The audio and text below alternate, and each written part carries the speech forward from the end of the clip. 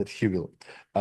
So I'm very happy to open the first panel of our symposium. And Irina Vladimirovna Reifman, my dear colleague, professor of Department of Slavic Languages of Columbia University, will moderate this panel, and she will introduce its participants. The title of the panel, Vaginov's novels, obviously. Thank you very much, Mark. Well, thank you for coming at such an early hour, but still. So I'm happy to see with everyone, and we have 4 presenters. I don't think I will necessarily read the entire curriculum leaders, but we have Paulina Barskova from Berkeley. We have then Harriman from Columbia. We have Vaginov from New York University, and we have Ivan Sokolov from Berkeley too. So the 2 courses, right? And I think our presenters can begin, and we'll begin with Marina. And everyone has 20 minutes, and then questions in this discussion. So that we will start. Thank you.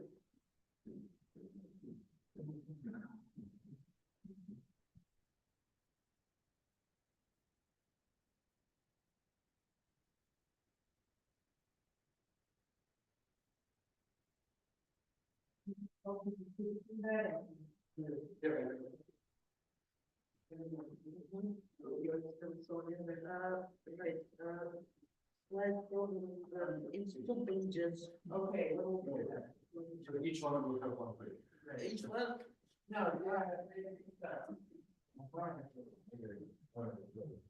That's the second. oh, you have to. No, I have yours. Each of us has the first and second.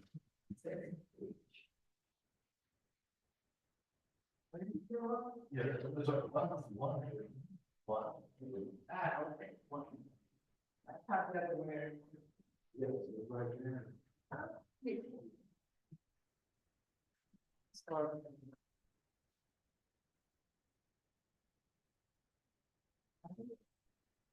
I think if you have Rudakov's poem.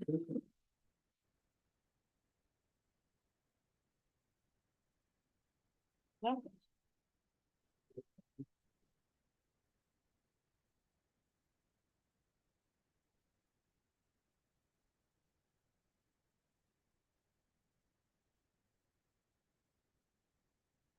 Vaginov and the Soviet decadent moment.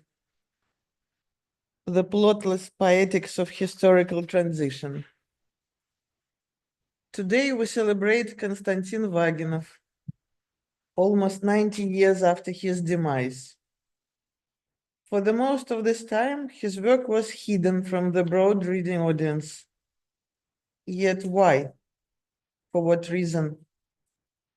My present remarks suggest that in his prose, Vaginov was able to formulate divorce from the ideology of his time, committed to the futurity, by inventing poetics of the productive бывшесть, within the sharp dialogue and contrast with the Soviet reality broiling around him.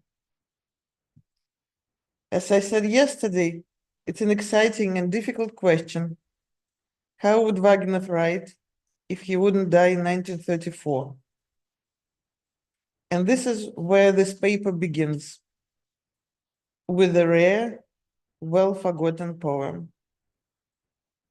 In 1935, the poet and literary scholar Sergei Rudakov, now remembered primarily as a close friend and rival of Osip Mandelstam, in the bitter period of that author's exile in Voronezh, wrote a peculiar elegiac text commemorating the burial site and process of his distant relative.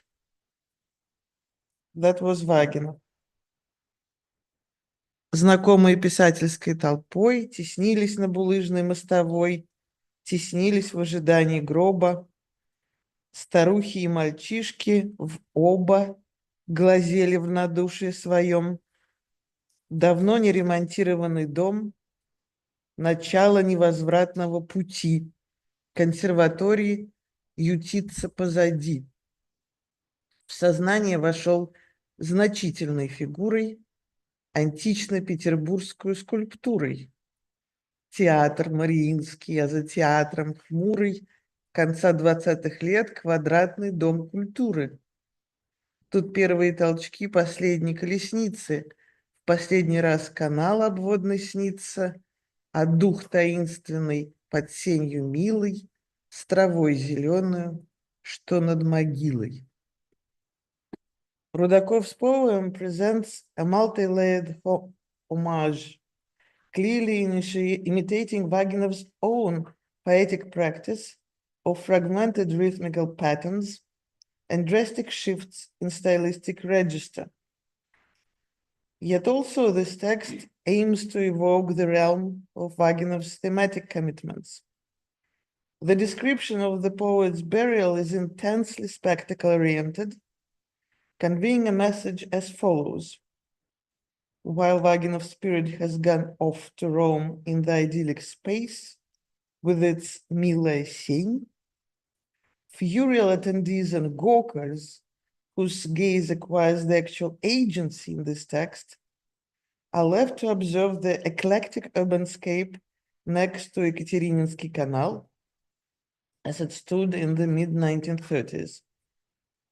The funeral procession passes dilapidated buildings of the Petersburg's imperial past, Conservatoria, Mariinsky, that stand now side by side with the хмурый constructivist glory of the Leningrad present, embodied in the giant Дом культуры, Дворец культуры имени первой пятилетки. The writer's final route is framed by the drastic contrast of the break in the architectural texts that had been central to his urban biography and his writing. Vaginov scholar Anna Gerasimova remarks with poignant sensitivity, a historical break split his life in half, and no matter how much the second half connected with literature strained towards the lost first half, no restoration of wholeness was possible. Born at the very end of the 19th century, Vaginov belonged to a generation stricken by historical turmoil and desire for transition. His life was split in two by the revolution and civil war. Prior to this historical boundary lay the gilded existence of a young prodigy in a well-off bourgeois family, a brilliant education, a vivid interest in languages and poetry, especially the visionaries of decadence. He himself insistently singled out his obsession with Edgar Allan Poe and especially Charles Baudelaire.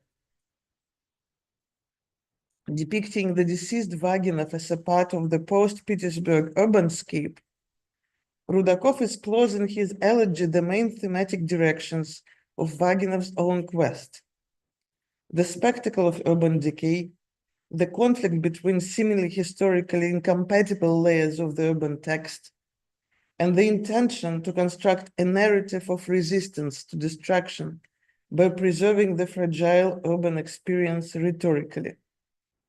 Crucially, in Rudakov's interpretation, the writer and his city space become one. The reader of the elegy remains unsure exactly who or what is being buried. The writer's post-mortem convergence with the city is also suggested in the memoir of Vaginov's close friend, the journalist and writer Nikolai Chukovsky, famous for his ability to observe and yet to miss all at once. Chukovsky writes, "It was an amazing spring day, warm and humid, and the sun was shining in the clearest sky, but the city was sunk in a misty haze from which its columns and spires suddenly emerged before the funeral procession. I looked now at Kostya Vaginov, who slowly rode in his coffin across the Neva by the way of Mos-Leitnante Schmidt. Why is this confluence of the creative persona and his environment was so central for Vaginov's contemporaries / readers? A gaze that savoringly follows funeral procession amidst melancholic architectural ruins ought to be theologically described as decadent in its stylistic genesis. Such representation problematizes the distinction between the temporal and spatial, between subject, environment, and artifice, and disorients one's sense of direction. The funeral procession literally moves forward, even as its teleology is irreparably retrospective, directed at memorialization of the past. That Vaginov was followed to his final resting place by the decadent gaze seems appropriate.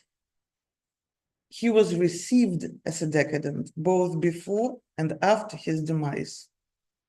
The contours of his funeral coincided with the mode he strove to invoke in his work. However, Vaginov's particular version of decadent writing was interpreted in strikingly various ways. Notably, both literary friends and foes agreed that aesthetic necrophilia, an intense attention to endangered historical material, was his central creative commitment.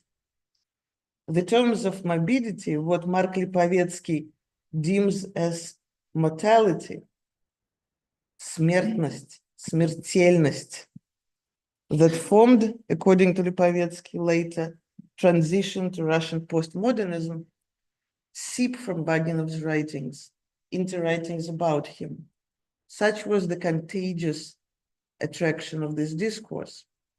The scholar Boris Buchstab, who left idea to argue perhaps the best reading of Vaginov's poetry, suggests that the function of decay and decomposition in the poet's work was not so much a mark of historical momentum and desire for historical inversion, but crucially a structural device.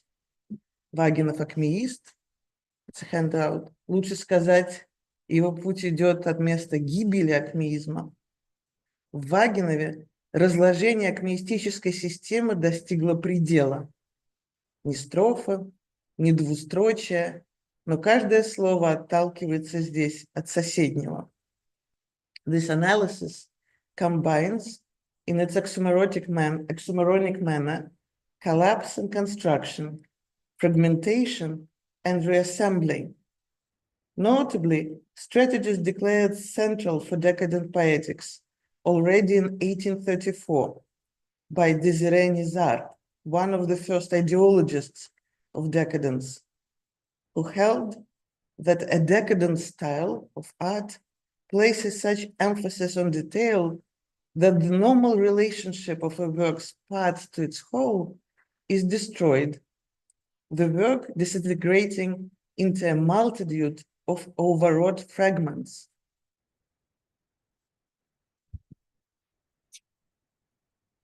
What readers congenial to Vaginov's quest treated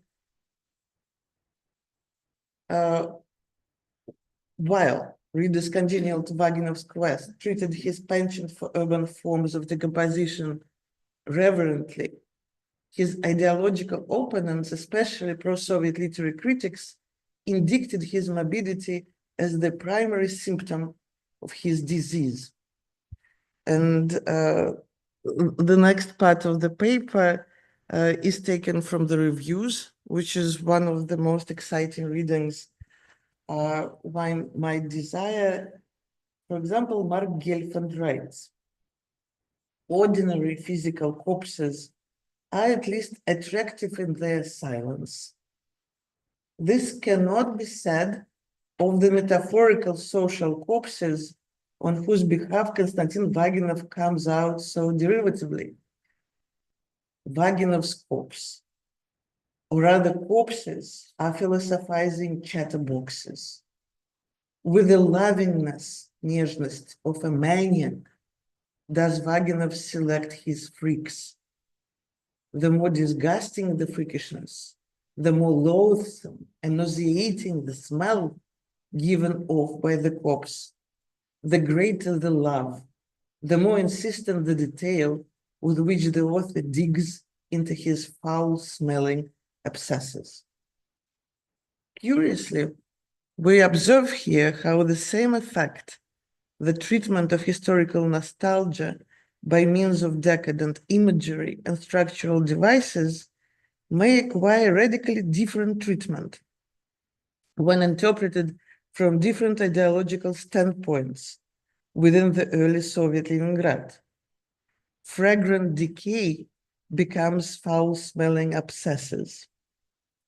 Gelfand piles up grotesque images, repeating the word corpse in his article 11 times with an almost hysterical frequency, in an obvious attempt to provoke abhorrence in Vaginov's readers. Contemporary scholarly literature about decadence emphasizes the enormous role played in the definition of this aesthetic mode by its opponents.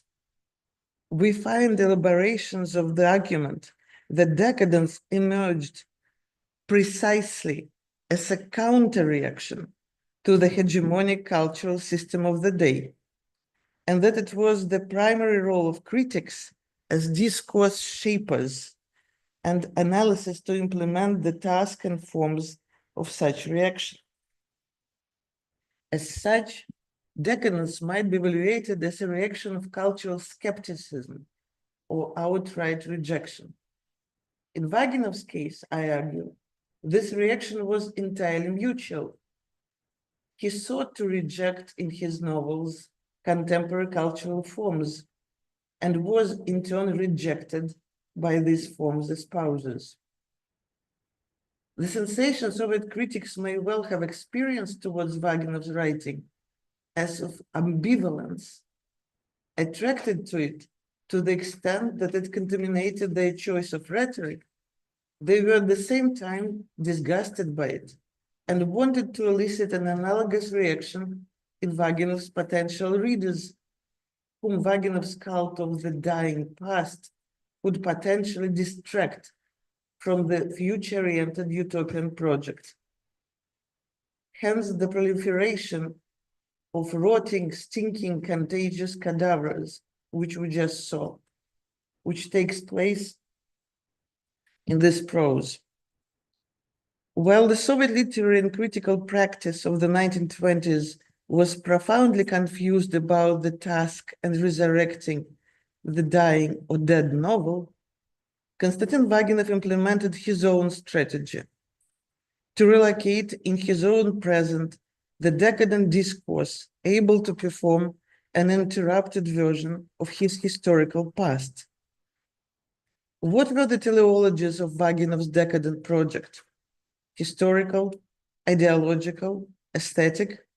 What were the specific mechanisms of translating old stylistic structures onto a new historical reality?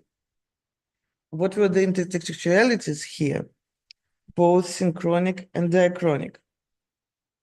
I begin untangling these questions with two of the writer's own pronouncements on the nature of the decay of the city, his culture, and his epoch, two formulations I consider emblematic of his task. So the first text I look at was read yesterday. There is no Petersburg now. There is Leningrad, but Leningrad does not concern us.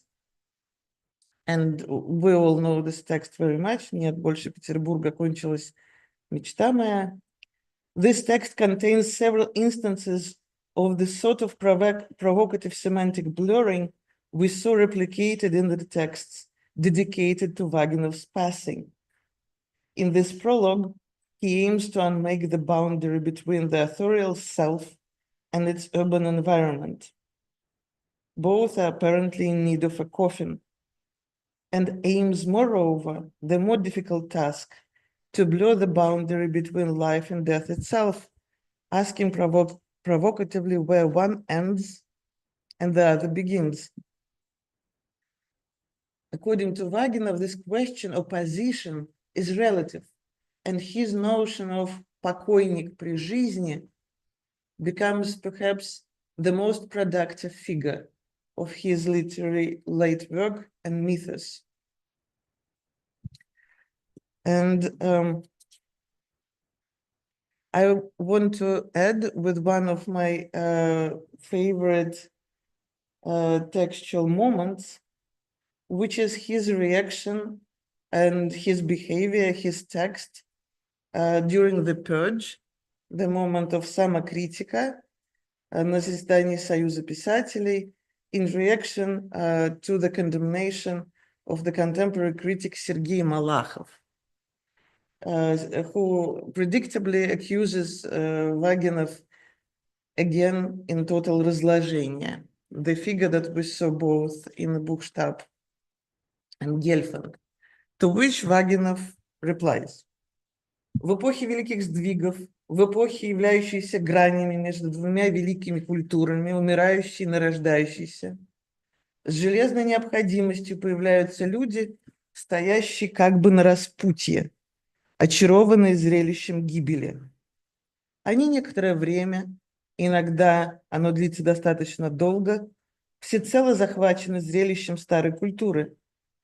Затем они начинают все пристальнее всматриваться в эту гибель, понимать, что она неизбежна и окончательна. The difficult passage is interwoven with figures and devices of rhetorical outstretching, deceleration, even at the level of basic grammar. In describing the two cultures, one dying and the other nascent, instead of using perfective verbal tenses, культура, которая закончилась, Vaginov uses grammatically identical participle forms that induce a feeling of duration, matching what another important critic of decadence, Weir, defines as crucial to decadence ongoing sense of ending, продолжаемость. On a different topological level, Vaginov invokes the crucial notion of death as a spectacle that actually we observed in a poem by Rudakov, entirely captivated by the spectacle of destruction, зачарованность зрелищем смерти, that becomes one of the most active leitmotifs of his writing. Death here is not an abrupt moment, but a mesmerizing process that is stretched out into 4 novels that we're discussing today. Thank you.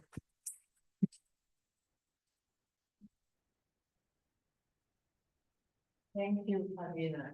I apologize for neglecting to read the title of your paper, but maybe it was for the best because you've changed.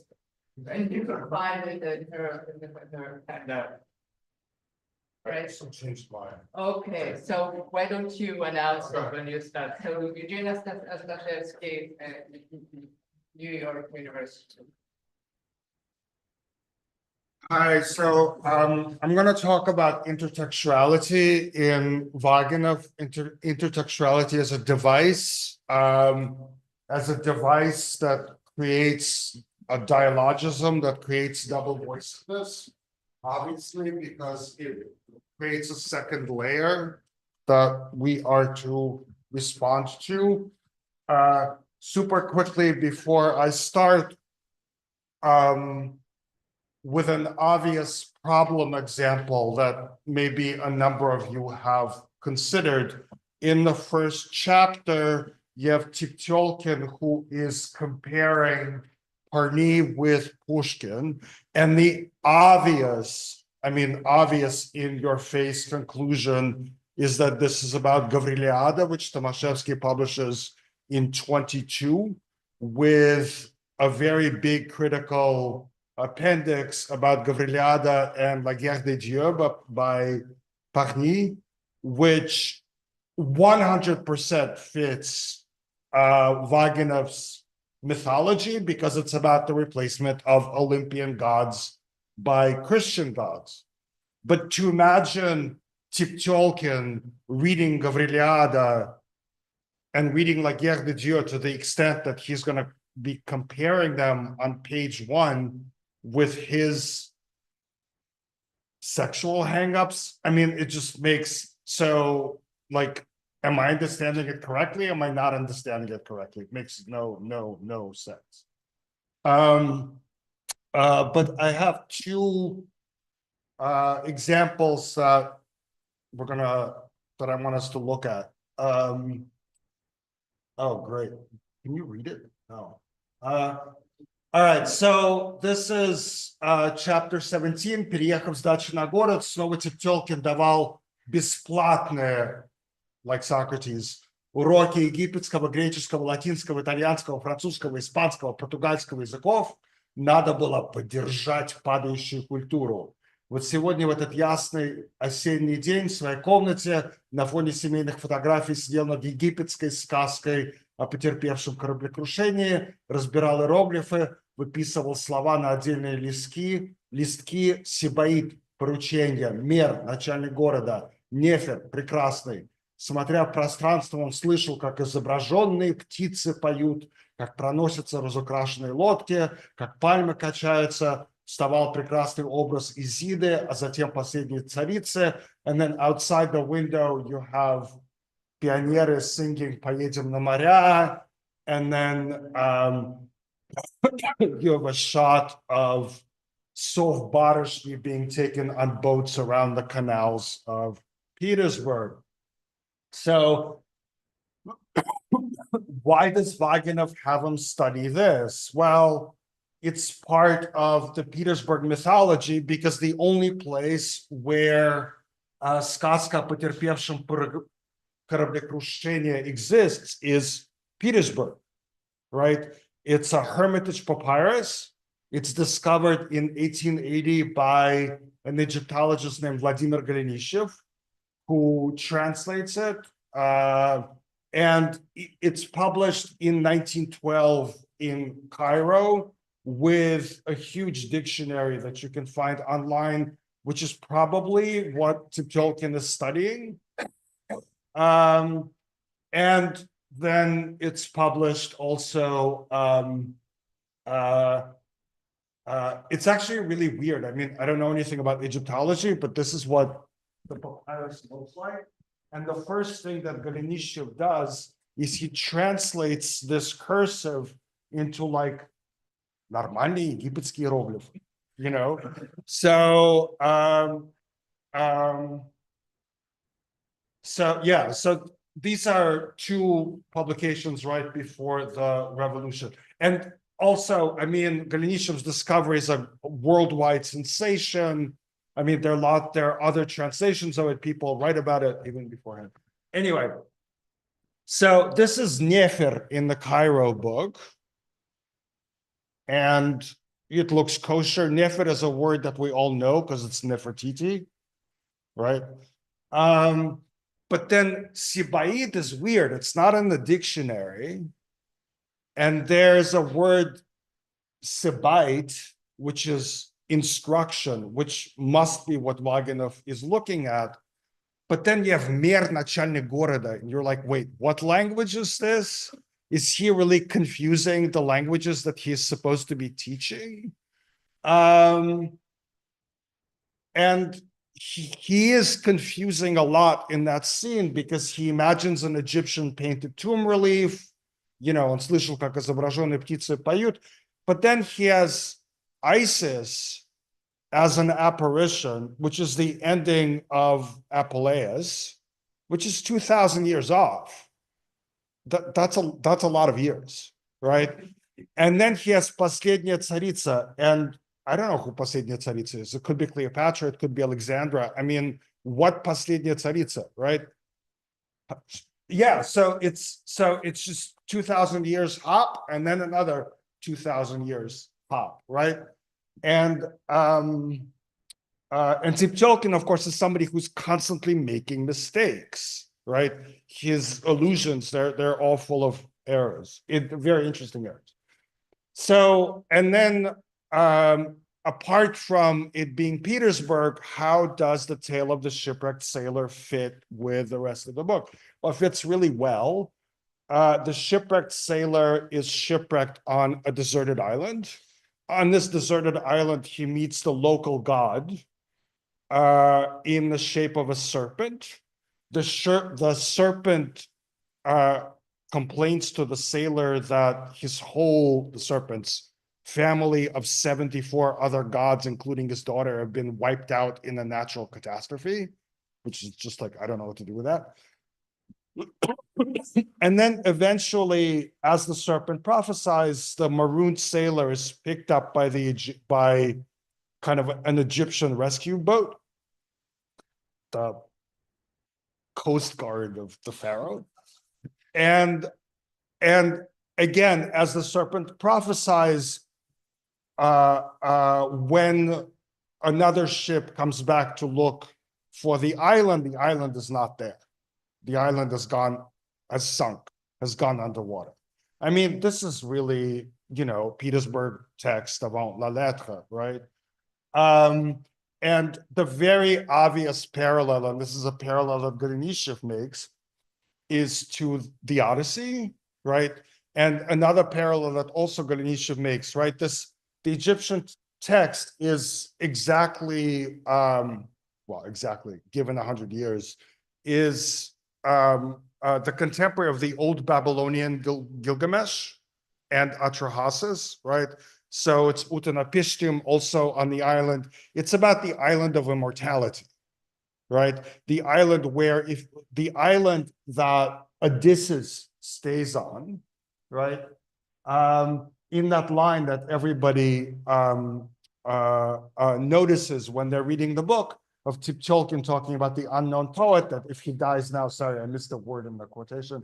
If he dies now, then people will, then the mourners will talk about him as a Hitraumne Odyssey who stayed on the island of Circe instead of wading into the sea of sociology. The island of Circe is art because she transforms everybody, but it's a mistake, right? Because if you look at the Odyssey, it's true that Circe and Calypso are total doubles, but in fact, it's Calypso who offers Odysseus immortality, right? It's Calypso who says, you can stay on this island, right? And he says, no, I want to be Odysseus, son of Laertes, husband of Penelope, king of Ithaca, right? So I want to go back into the sea of sociology. It's very similar with Circe, but the explicit part is Calypso, right? So, it's, and then obviously all the island theme, we're the last island of the Renaissance. And obviously the theme of the shipwreck, right? The theme of the island sinking under the water, the catastrophe theme. And finally, the island as the land of the dead, as Litiburg, right? So all of these things meet in just the single allusion, right? Okay, but that was simple. The really complicated stuff is this. It's the allusions to Philostrates or Philostratus. I don't even know how to say it anymore. Philostratus? Does anybody know? Philostrat. So the first thing is Philostrat into Russian is translated by Yegunov and published in 1960, published very late. And, initially I thought that it was like Yegunov who put Sadil Vaginov in the Philostrata, but I actually think it's the other way around. It's the other way around because Philostrat appears in Vaginov way before he meets Yegunov. And probably, I'm not sure, I don't know if anybody knows, but probably this translation that's published in the 1960s is actually an old translation or the reworking of a translation that Yagunov did before his arrest. Anyway, so who's Philostratus? I mentioned Galinka yesterday and Skidan as the people, kind of introduced me to this. One of the things I really remember about Galinka is we're talking about his poetics. This is way long ago. This is like 95, right? And he starts talking about Вторая Sophistica, right? That's what he likes, and that's kind of what he identifies with as a poet. And that's what Philostratus is. Philostratus is Вторая Sophistica, right? The second sophistic. In fact, the second sophistic is named after Philostratus, the Lives of the Sophist, which Gorgias does appear in there, but almost everybody in there is like sophists from the time when being a sophist, you couldn't make any real change. It's from the time of the Roman Empire, right? So you could like exercise in oratory, in Krasnorechia, and, people would say, wow, this is, very elegant, but your speeches would not affect any policy, unlike, 5th century, right? He is probably his son-in-law is the real author, but he was always interpreted as the author of the first book of ekphrasis, of descriptions of 64 paintings in Naples, because, wait, son-in-law or son, whatever. There's a whole bunch of there's Philostrates the elder, and then there's the younger. But most importantly, he's the author of the Life of Apollonius of Tyana, which keeps being referred to. The unknown poet asks for it at the Bouquiniste. And that seems to be the book that Vaginov is really interested in. So for me, this is exciting because somebody else that I'm really interested in is the first major translator of the Life of Apollonius of Tyana. And this is Blaise de Vigenère. Blaise de Vigenère was a brilliant diplomat, experimental translator who worked on everything from Tasso to the Bible to late Greek things to lots and lots and lots of different publications. But in the 1590s, he publishes the Life of Apollonius of Tyana. He publishes the images. But apart from this, he is the founder of modern cryptography, right? Because diplomats had to send letters in cipher.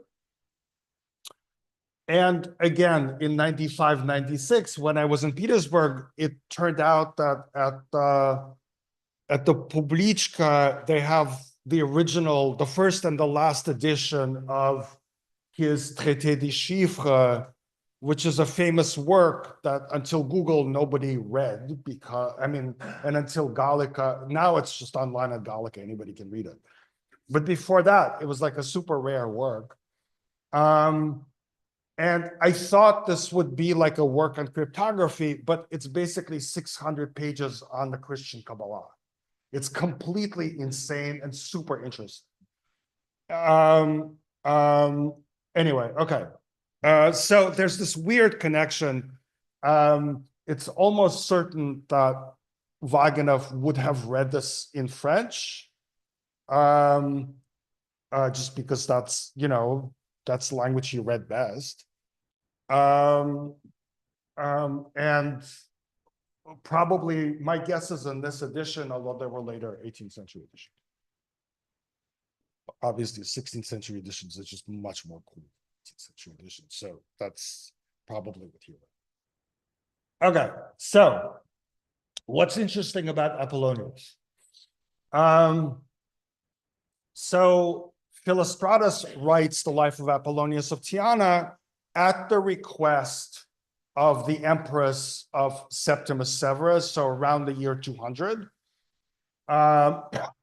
Um, and she asks him, this is like an Ezra Pound moment. She asks him supposedly to edit somebody else's life of Apollonius, a life written by somebody who was a student of Apollonius. Apollonius is a historical figure. He was a Neo-Pythagorean in the 1st century who traveled all over the world. I mean, all over that world. And all sorts of magical practices were ascribed to him. And the point of the Philostratus book is to say that this is not black magic. This is like holy, pagan, the gods like him. He's a very good-looking, charming person. And when Vaginov describes Philostrat, he's obviously talking about Apollonius and not Philostrat. Philostrat was like Tipcholkin, right? I mean, he was a scholar who, but it's Apollonius who's described in the book as incredibly good-looking with, hair and rings. Okay, so this book got an incredible blurb from Saint Jerome in a letter that was prefaced to the Vulgate throughout much of the Middle Ages and the Renaissance, where Saint Jerome basically gives you a summary of the book of Apollonius's travels. However, and this is the really interesting part. This is why Vaginov is so interested in him. Apollonius was a super controversial figure despite Jerome's praise of him, because in late antiquity, during the moment when everybody converts to Christianity, there was a pagan writer, and certainly not the only person, somebody named Hierocles, who compared Apollonius to Jesus as 2 miracle workers, but one of them was a Greek, educated, good-looking, and the other one was really, you know what I'm saying, right? So we don't have his book, but we have the book of Eusebius of Caesarea wrote just a whole diatribe against Hierocles, against this comparison. We know that there were temples to Apollonius in North Africa. So he was clearly a figure, he was clearly the way that Vaginov uses him, which is the figurehead of the transition of the old world of antiquity to the Christian world, right? So Vaginov doesn't make this up.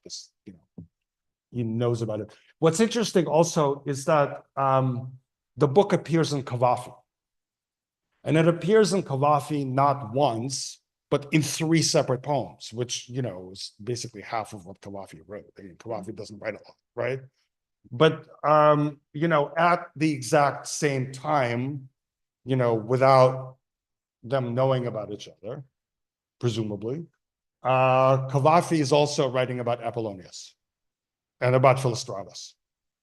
So Vaginov first publishes about Philostratus in Zvezda. He first writes about him in Zvezda Vifliema, which is published in Abraxas in the Kuzmin Emotionalist Circle Almanac, which is named another crossing with Cavafy, which is named after a Gnostic rooster god.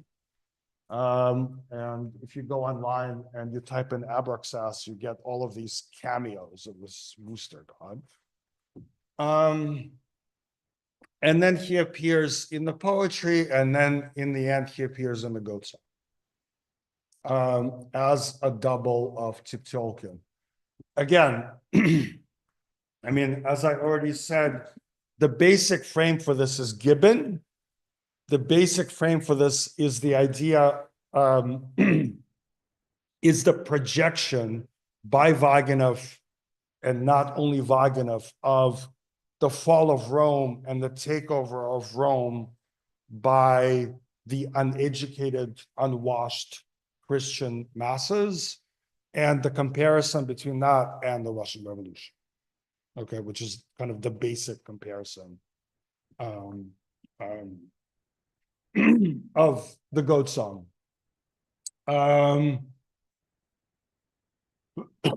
So, yeah, you can see it here, that the большевизм огромен, что создалось положение, подобное первым векам христианства, the reference to Gibbon. I mean, it's pretty straightforward, the projection. I mean, it just says so. And here, this kind of idea that you see in Gibbon here, if you look at nativity paintings from the Renaissance, like here, or from the Baroque, at one point in the 15th century, people started deliberately having Jesus be born in a ruin, sometimes the ruin of a temple-like building, because the idea that the Basilica of Maxentius on the Forum cracked when he was born, but also as a symbol of a new world succeeding the old world, right? So Vaginov, again, is tapping into, he's not making this up, he's tapping into lines of thought. I'm not doing great on time. Okay, I'm just gonna, the other stuff is stuff that, you know, people know. Я видел новых христиан, кто будут они, right? What else do I want to say? The whole doppelganger game, right? With Philostratus, with Tiptolkin, it's not so pronounced in there, but it's kind of pronounced in there because there's the author Philostratus, but then there's also Damis, who is supposedly, it's a bit like Don Quixote. There's Damis, who is supposedly the author of the original book, which we don't have, which is Philostratus. And Damis appears as a character who accompanies Philostratus on his travels, right? So this doubling of author character is already in there.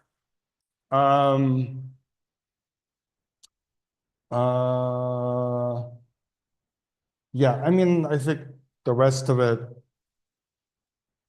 you know, we can pick up just by reading the book. Okay, and I think I need to finish because I think I took up too much of your time. Thank you. Is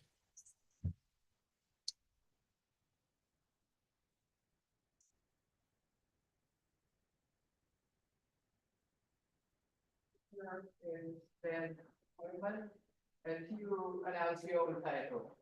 All right, yeah, I'm thinking of it a good place actually. So I am talking about the authorial doppelganger game in the text, and so I mean, I'm very glad that Evgeny was able to kind of give this like mythological background. I cut this down from like a 60-page chapter, and so I cut all that out.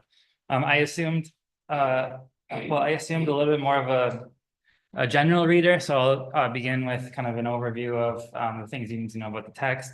Then I'll get into like different structural modes of the text. So I'll talk about a reading that was, I suppose, popular among some of Vaginov's less erudite readers, where they kind of just read it as a satirical takedown of Vaginov's circle. Then I offer a reading that kind of talks about the text as like this narrative ground that's contested between two different authors, the so-called author and the notion of Philostratus. Then I start talking about the way that each of these authors have their own doppelgangers, and then how Vaginov is using that to make a point about the way that sometimes authors and their characters are kind of co-creating, or the words and the things that they describe are co-creating. All right. So Gotsong's story primarily revolves around two strange men living in Leningrad in the mid-1920s. The first, Teptyolkin, is an erudite philologist suffering from a crippling fear of women and anxieties about his sexual virility. The second, the so-called unknown poet, is an idealistic wordsmith whose work stirs the imagination of young student enthusiasts and once aristocratic widows. The novel follows these two men in their endeavor to carry the torch of authentic culture through what they perceive as the profound intellectual dusk of the early Soviet period. A slew of minor characters join them in being dubiously adequate for this lofty mission, including Kostya Rotikov, a collector of Baroque art with a weakness for erotic kitsch, Misha Kotikov, a tireless biographer of a recently deceased poet, willing to sleep with the dead man's widow to gain more intel on the subject of his future masterpiece, and the philosopher, a ponderous man who lives up to the name and is said to be modeled after Bakhtin. So although Vaginov's cast of intellectual misfits are often too blinkered to see their own faults, Gotsang's monstrous author, a narrative presence, both creating and haunting the text, and a character in his own right, ensures that the reader is never afflicted with the same blindness. As Gotsang's dominant narrative voice, he is most responsible for the comic profanation of the intellectual's tragedy and will become the focal point of the analysis further into this piece. So given the main cast of characters are philologists, writers, and artists, it should be of little surprise that Vaginov's novel is intensely interested in the relationship between writing and the world being modeled by the writer's word. In this piece, I will attempt to make apparent Gotsang's underlying narratological structures in an attempt to articulate Vaginov's idiosyncratic exploration of the co-creative relationship between life and art. So upon release, the novel appeared to be one of many from the era calculated to capture the plight of the hapless pre-revolutionary intellectual as they tried to adapt to a rapidly changing Soviet cultural paradigm, albeit here with a pronounced autobiographical basis. So many of Vaginov's friends and contemporaries read Gotsang as little more than a thinly veiled account of Vaginov's cultural milieu, glossed over in a grotesque, highly uncharitable fictional veneer. Most strikingly, Teptiolkin, the sexually impotent academic who sacrifices his most lofty cultural ambitions to become a Marxist functionary, reads as an unmistakable fictional rhyme of the prominent philologist Lev Pumpiansky. And famously, Pumpiansky himself detected the parallels and distanced himself from Vaginov after the novel was published. However, I agree with contemporary scholar Nikolai Nikolaev, author, in my view, of the most thorough analysis of Gotsang's roots in reality, titled Teptiolkin and Others in Konstantin Vaginov's Gotsang, and seeing this fictionalized biographical reading as limiting and ultimately misguided.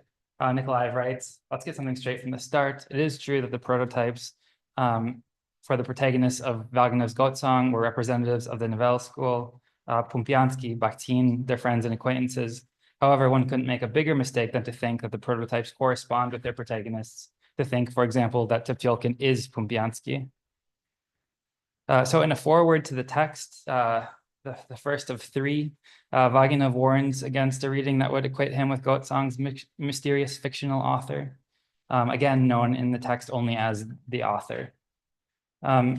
This foreword, the first of three, was handwritten and glued into only a few copies of the novel gifted to close friends. As far as I know, there's only this exemplar that survives, and obviously this is printed in a facsimile in one of the translations. So remember, reader, that the people portrayed in this book are presented not in themselves, in the fullness of their being, which is impossible, but from a contemporary's point of view. The author in the following forewords and in the book itself is another one of the performers, like all the other characters. If your mind is predisposed to compare every literary work with life, like most readers, and not with other literary works, then find connections with the era, with issues of class, compare with anything you like, anything except with the real author. Be civilized. Why is Vaginov so insistent on this point? What is the purpose of all the grotesque transfigurations of himself and his circle? Not to make a mockery of them all, each in their own way, starkly out of touch with the rapidly transforming Soviet reality.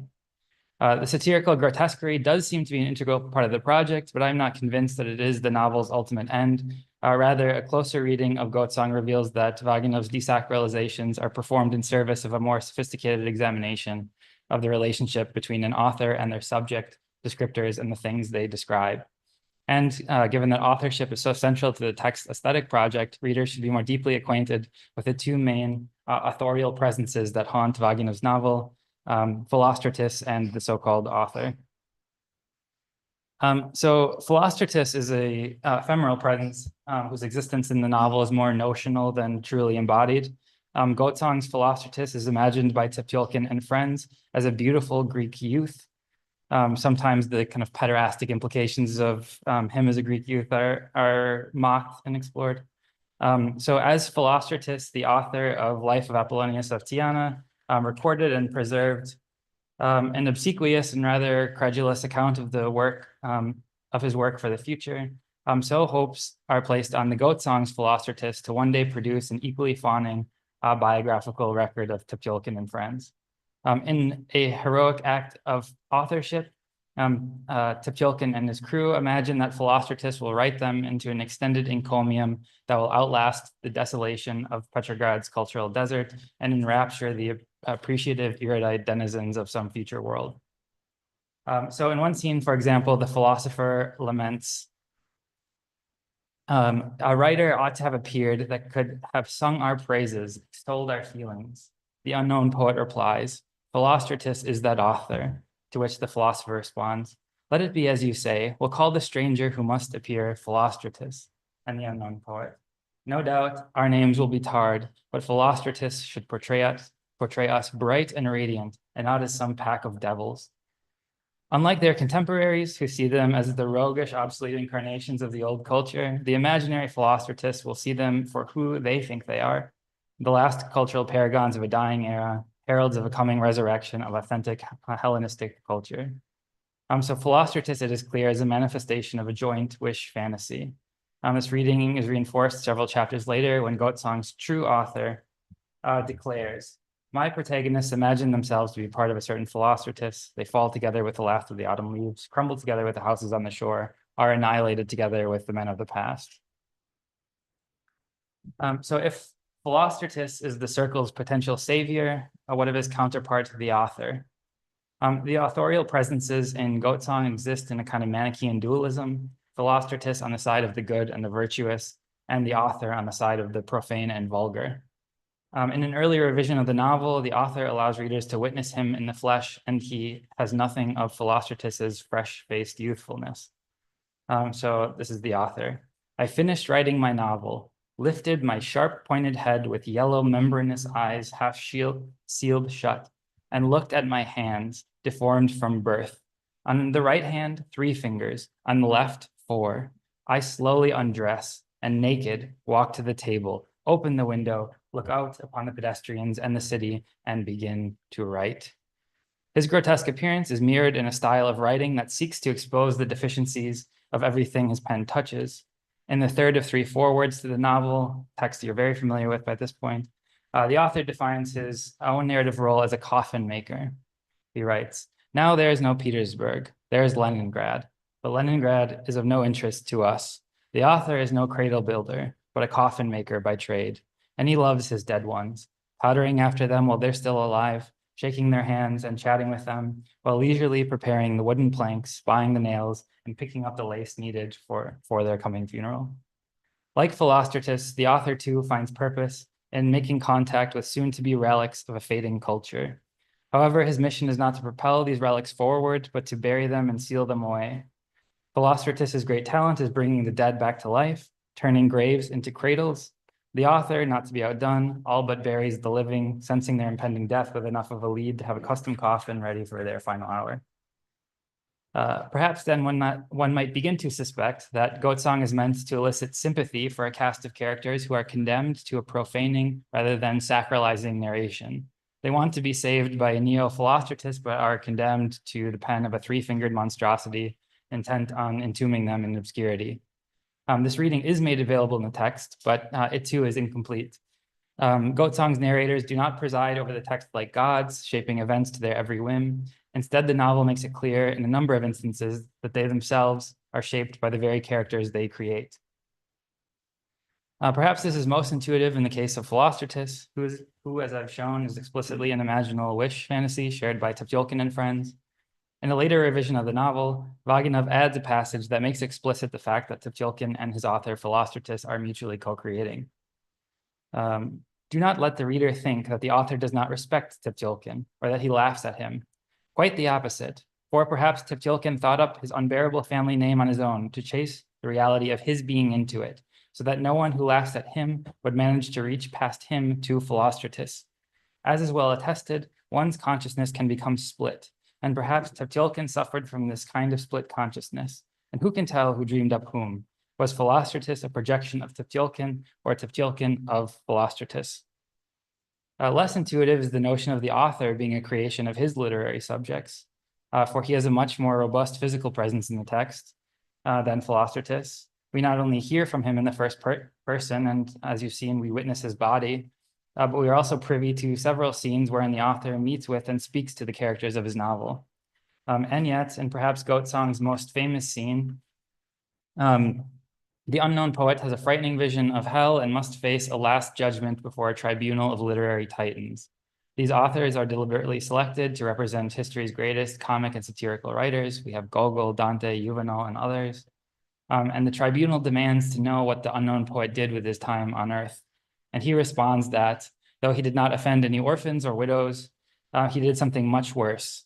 He writes, I gave rise to the author, ya paradil authora. I corrupted his soul, I replaced it with laughter. I allowed him to submerge us in the sea of life and laugh at us. And for this, the tribunal condemns him. In short, then, Goatsong is constructed such that the so-called author and Philostratus are both instrumental in giving rise to their protagonists, Teptiolkin, the unknown poet, and crew, while also being shaped by, even created by, the protagonists that they themselves formed. If Vaginov's contemporaries were to read him as the author himself, it would compromise the central co-creative structure between writer and the word that lies at the heart of what Goatsong appears to be preoccupied with. But then just what is the theory of authorship that Vaginov is trying to articulate here? So in a few key passages, I believe that Goatsong's characters venture to articulate a more or less direct answer to this question.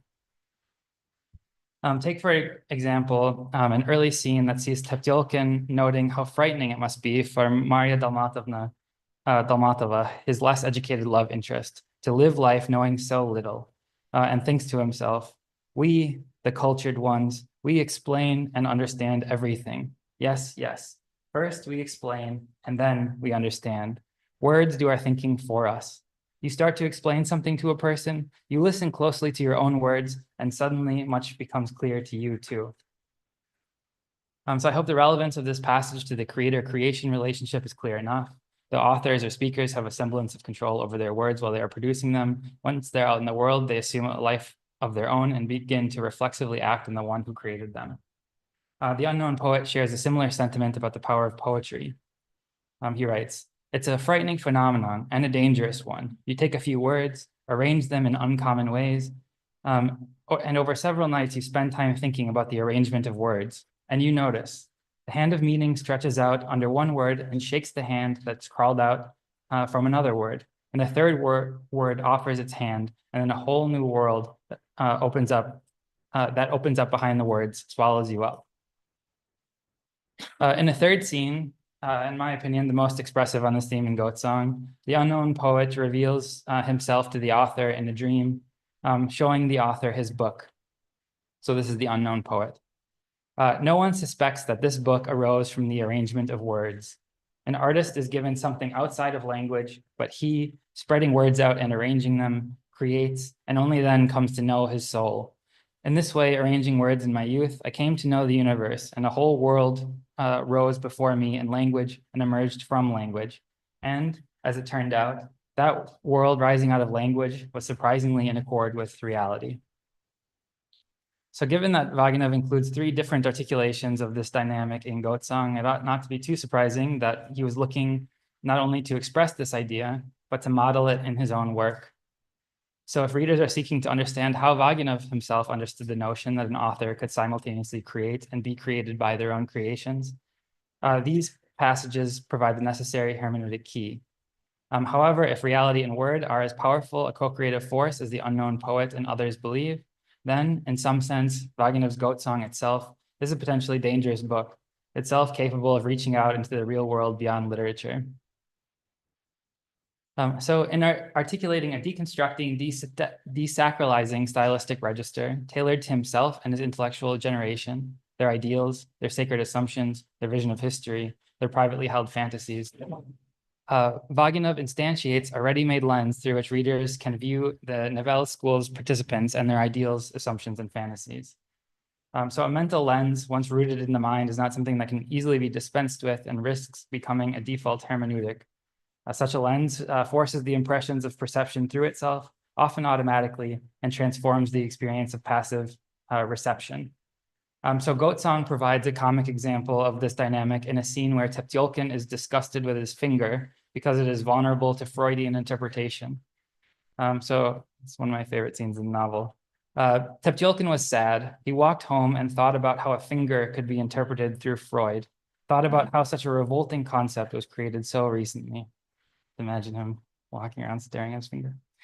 Just as Teptiolkin is disgusted by the Freudian lens's ability to transform the outside world into an infinite gallery of phalluses, so too might Vaginov's contemporaries find good reason to be anxious about what Goat Song's lens might do to them. At the very least, Pumpiansky's decision to cut ties with Vaginov is a real-life echo to Teptiolkin's Freudian revulsion.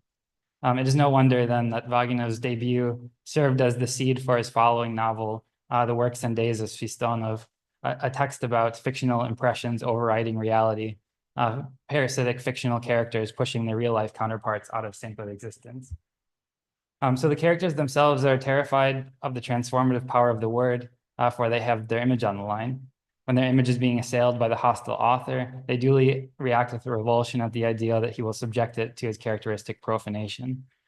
So the horror of the word's co-creative potential is felt in text as characters realize the narrativization of their lives is not simply an innocent act of writing, but a method of corrupting image and memory.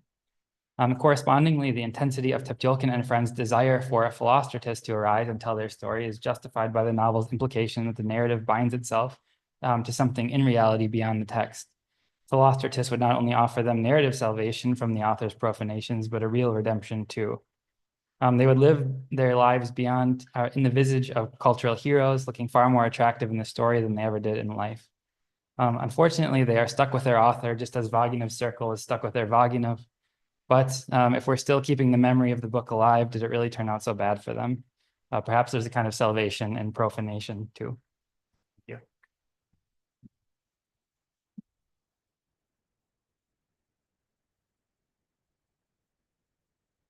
So our last speaker today is Master Fellow of UC Berkeley, and his talk is called Wiedemeyer Vaginov's Neck Poetics. Tell us the short page.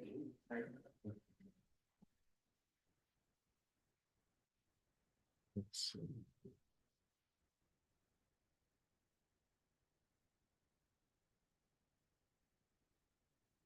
So I hope the PowerPoint is coming up. Maybe this is better. Can you hear me? Like, yeah, there's a bit of a drone. Okay, thanks. Actually, is there a way to shut it off temporarily? Maybe no. Oh, never mind. So I like it that this first panel is sort of really split in half, and we have a West Coast approach and an East Coast approach, in which the East Coast approach was to focus on, well, let's say the mythological and the pre-modern to some extent in the novel, whereas we on the West Coast think about the modern.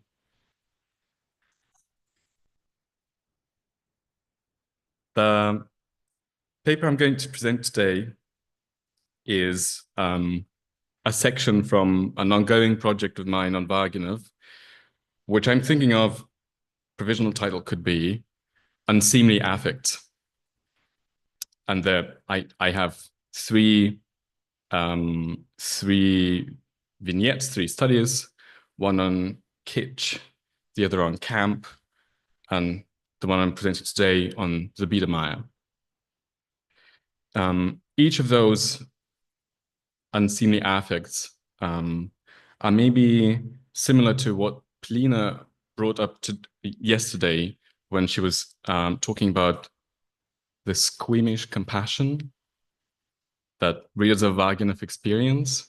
And I like that formulation quite a bit, the squeamish compassion, which presupposes both identification as well as alienation, as well as repulsion, an identification that is impeded. I find the same in my figures, in Kitsch, Campen, the Biedermeier, and today's papers on the Biedermeier is a somewhat more historical sort of provocation on how to approach these affects in Vaginov.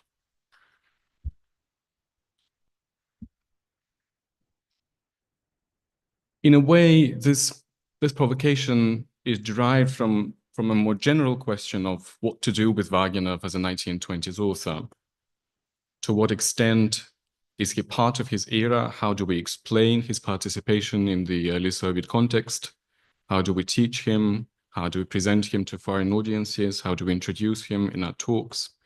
And so very often in Vaginov's reception, in precisely those people that read him in the same breath as they do the life of Apollonius, we find the motif of Vaginov being completely out of this world, being not of his time. Whereas my approach, or at least the question that's been haunting me, is how to see Vaginov within his era, but maybe as someone presenting a different outlook on the era.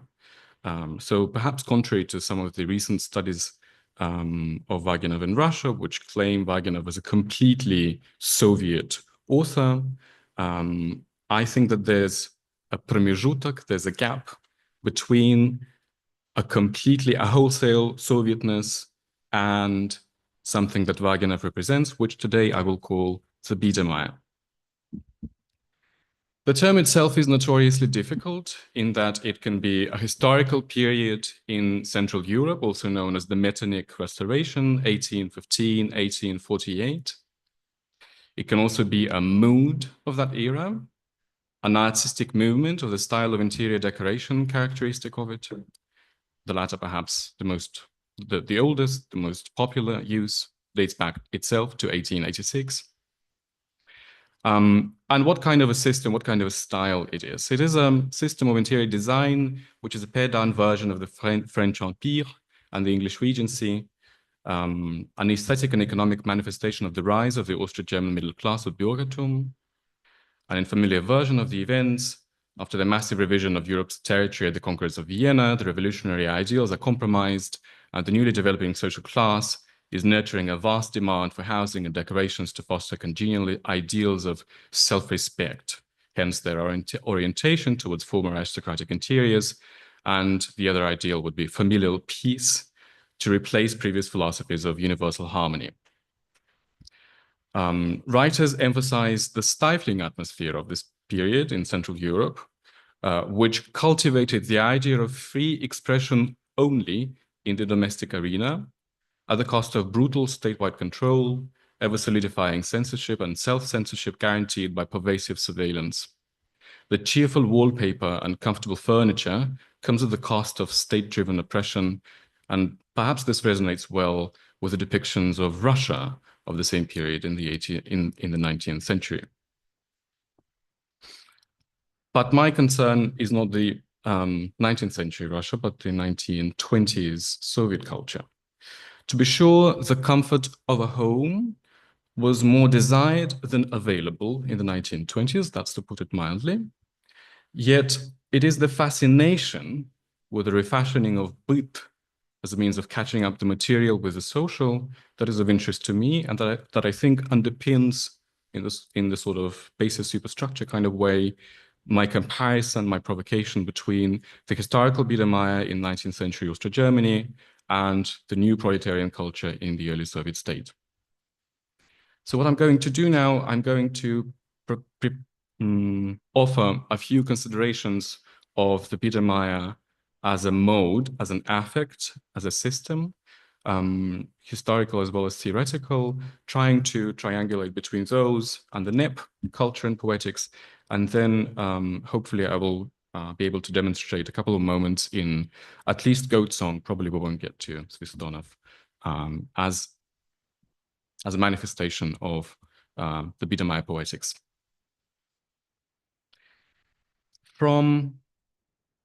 We have different descriptions of the Biedermeier as a style. interesting words that come up in those descriptions: thrifty, quiet, simple, industrious, spirited. So there's a respect for material artifacts. There's a perfect balance with open, uninterrupted, flat surfaces. And there's an interesting idea of the natural, to which I will also return.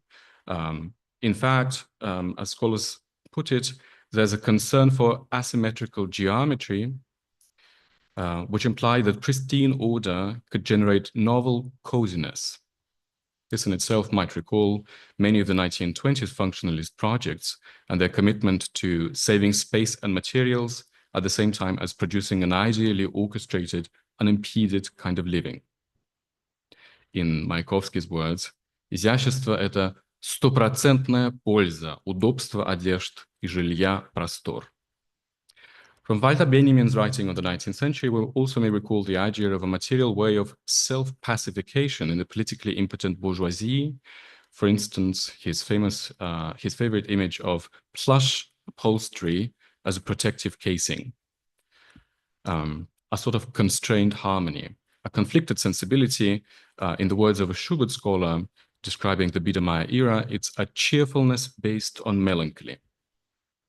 And yet, of course, this was not a quiet era, even as it cultivated a quietist mood and a quietist attitude. This was an era of rapid industrialization that came to eventually to upset the Metternician balances. This was also the era of an unprecedented social mobility of the bourgeois, which led to a steady decline in the living conditions of lower class workers.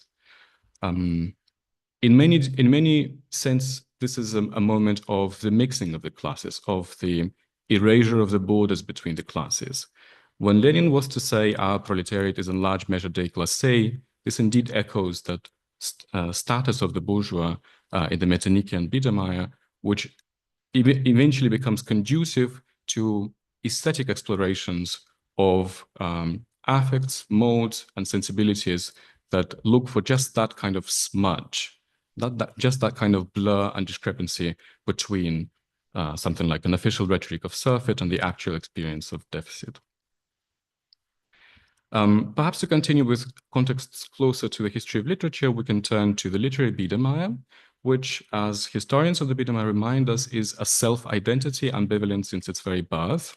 The word Bieder, honest, simple, and virtuous, was already polemical during the second quarter of the 19th century, and quickly became so obsolete and at the same time affirmative that it became essentially a deflated national image of former heroic patriotism. Writers who came down in history as creators of Gottlieb Biedermeier, their names were Adolf Kussmaul and Ludwig Eichroth. And they created this sort of Swabian poet, himself a very parodical character, a comic one, a good chap who experiences this bourgeois nostalgia for heroic deeds and heroic affairs, themselves already gone, themselves already part of the previous epoch. And I'm interested here in this reduplication of irony. So those writers create the Biedermeier himself already an ironic figure, but very quickly, and they also have in mind the popular literature of the early 19th century, but very quickly their ironic tool itself becomes inadequate in the face of the changing historical conditions. There have been a few attempts as well to suggest the presence of the Biedermeier in Russia. Let me just give you a few examples so as perhaps to, this is not intended as a construction of an alternative genealogy for Vaginov, but at least as a sense of this being already a somewhat well-trodden path and this consideration being part of the scholarship on the question. So, for instance, already in 1968 study by Czyżewski, Vergleichende Geschichte der slawischen Literaturen. Czyżewski proposes Karolina Pawlova and Fyodor Tyutchev as authors of the Biedermeier. Obviously, we also have art historians, above all, Dmitry Sarabyanov, who has a whole chapter on the Russian Biedermeier, specifically in Venezianov. But to stay with the literary, it is perhaps most common in scholars to turn to Gogol, to different moments in Gogol. Sometimes it's the Gogol of the mid-career. There's a nice paper on Gogol's Roman writings as the Russian version of the Biedermeier. Alexander Mikhailov offers Weltmann, with Gogol only turning to the Biedermeier poetics later in his career. And maybe one of the most recent turns to this problem was in Oge Hansen-Dürver, the Schwangere Musen, rebellische Helden, where Hansen-Dürver offers us Goncharov and Turgenev as the Russian counterparts of Adalbert Stifter. So what exactly would this be, the literary Biedermeier, as something separate from familiar accounts of Romanticism seeping down into realism? A study that I found the most helpful for my considerations of Vaginov on the historical Biedermeier is one by Virgil Nemoiano. The monograph is titled Tamed Romanticism.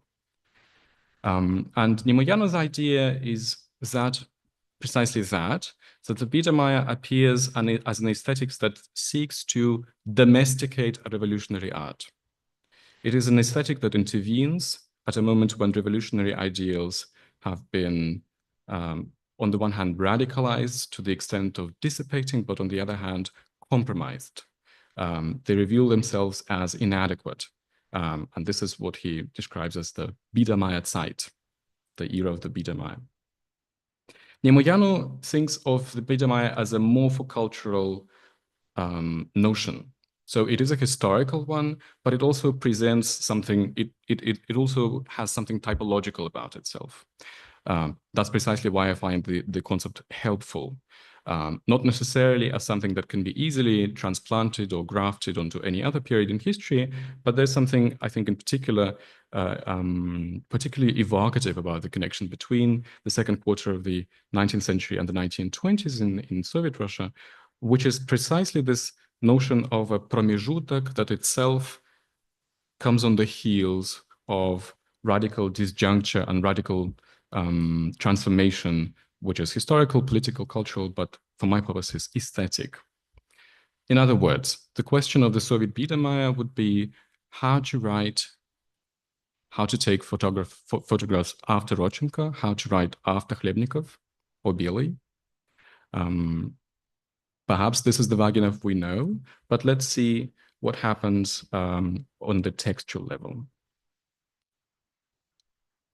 One interesting motif that comes across in discussions of the historical Biedermeier is the problem, as I mentioned, of the natural and of the domestication of nature as one of those romantic universal absolutes that the Biedermeier writers in the second and third quarter of the 19th century feel as absent with the new, with the onset of the conditions of bourgeois byt in Austro Germany. This is a dynamic of transition from radical tensions to accommodation. It's a retreat from the absolute. It's a secularization, a withdrawal into idyllic domesticity, a loosening up of the dialectical integration, a compromise. This compromise in the natural context within the 1920s is perhaps present the most saliently in the topos of dacha.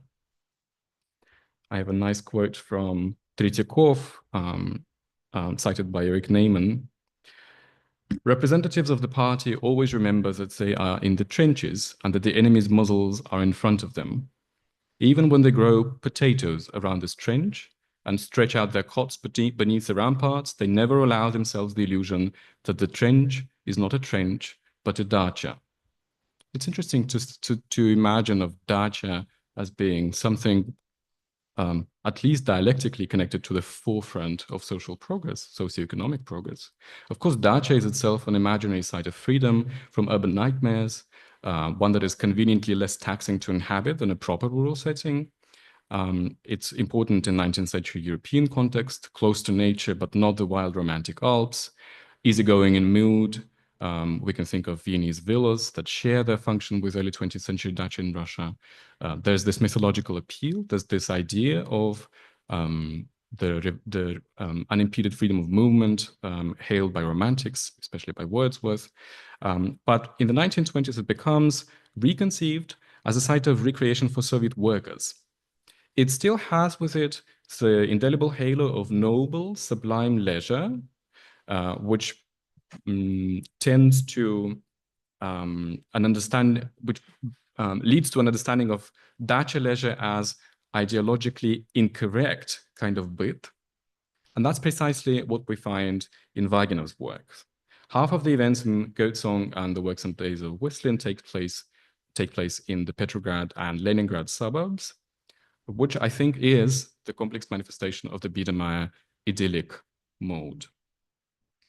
Of course, there are contexts, there are pretexts that Vaginov also draws on that are not necessarily Biedermeier in origin. There's the Silver Age problem of the dacha, something that we find in Bloch, in Kuzmin, and Mandelstam. Dacha as something that they use to negate the flight from culture in the suburbs. They draw on the suburbs as the site of transcendent aesthesis, one framed by culture, one framed by this scene of listening to music at the Pavlovsk Vauxhall.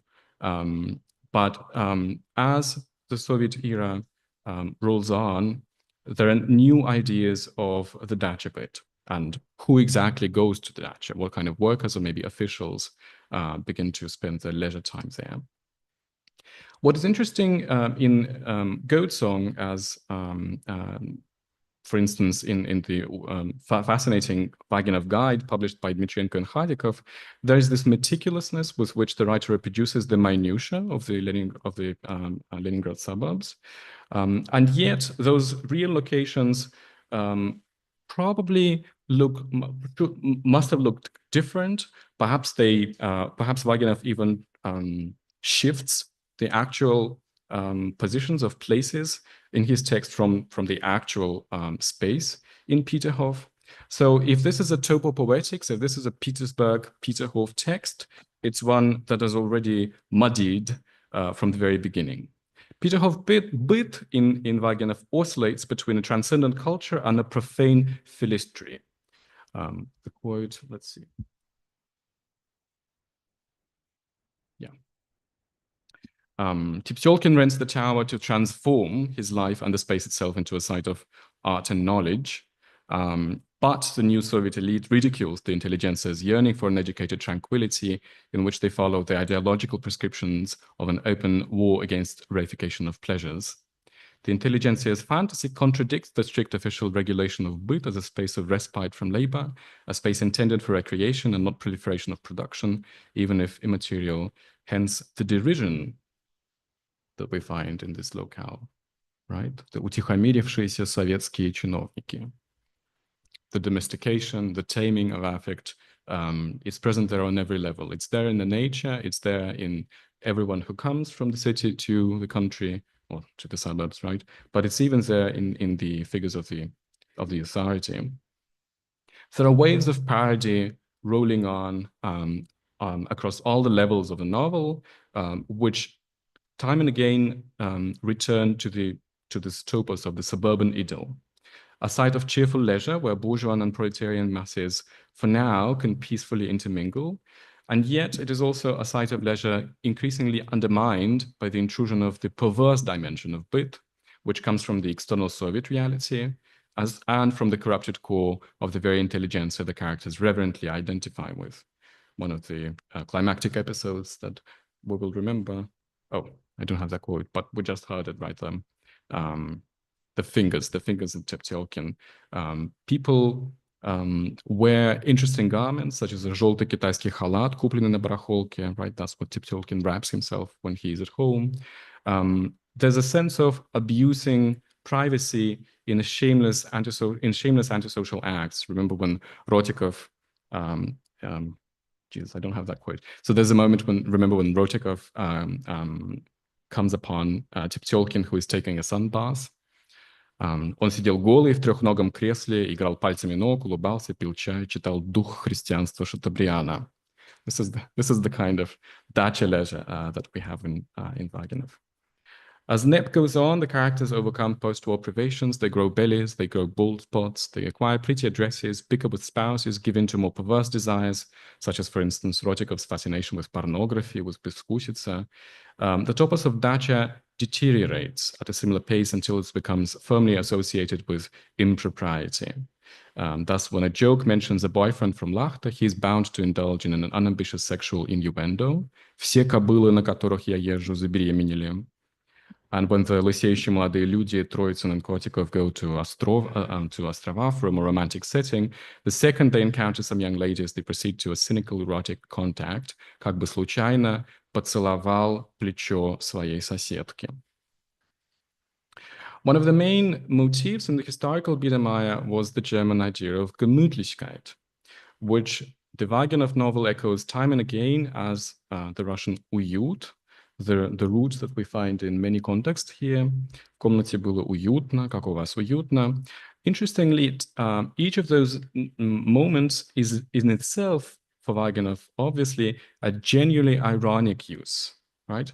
That essentially undermines or estranges the very idea of comfort. How about Марья Петровна гадает на картах, кем она будет. Она видит Тептелкина, он стоит внизу, жалкий, озябший, смотрит на освещенное окно комнаты, где сидит она и гадает. Влюблен, конечно, влюблен, ей становится тепло и уютно. Right? The idea of Gemütlichkeit somehow is derived from watching the lover in the жалкий and озябший sort of state. And then, right, we have the железные уборные времен царизма, более уютные. So there's this materiality of everyday life with this corruptive axiology that eventually destroys intelligentsia ideals as a form of absorption in byt, in a perverse form of byt. Perhaps it might recall the classical models of the Russian 19th century Biedermeier. My example here would be, I'm running out of time, so I'm just wrapping up here quickly. My example here would be Gogol's Starosvetsky помещики, with their own submersion in the materiality of the everyday. It becomes not just comical and idyllic, but also perverse, really, by the moment. This is the dialectic of byt. This is the dialectic of constrained harmony in this era. For maybe one final moment, let me just show you a few wonderful examples of the diminutives in Vaginov. And I think that those fascinating usages in Russia really betray a Gogolian mode in Vaginov here, right? Ложечки, рюмочки. There are so many of them. In Svistona, there's even more. Here it's just юбочка and ленточка.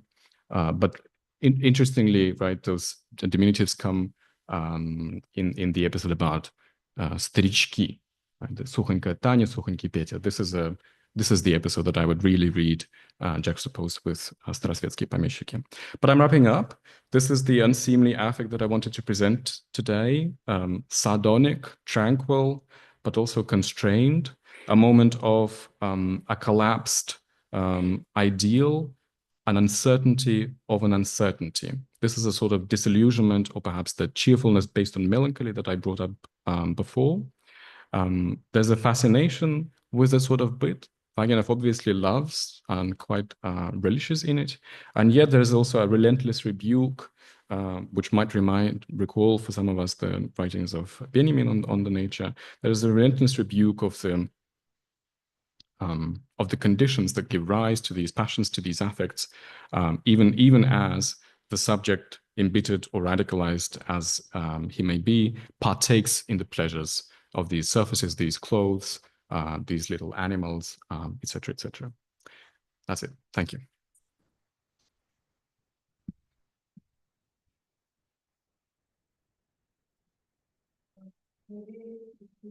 Come here and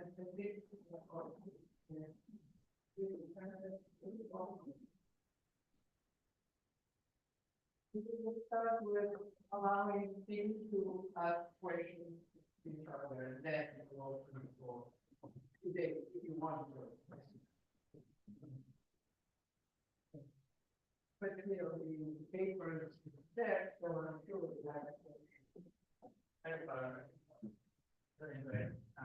very honest. I was reminding of the scene that I like a lot in the beginning of Michelle Finaglia, where he imagines like it's very like simple provincial narrative. He's imagining what like a social utopian future would look like. And so you understand that there has to be this like period of austerity that everybody goes through. Then what should the social utopia look like? Well, there's a character in Theodore, another one, Amadeus, and they're resting on couches reading like romantic poetry to each other. So I wonder what you think of the idea of a temporality is privileging of comfort meant to like disappear and privilege of something else. Is there a kind of future of comfort? Is there like a different model of comfort that can be running more? Well, the future comes to go back into the voice of class. After a question, can we hear us? No? The mic goes. I'll speak up. Yes, just use the voice. Right. For the temporality of this affect, I do think that it's the idyll that provides the answer. Because the idyll, right? The idyll is always dynamic. Oh. Even when we think that the idyll is frozen in time.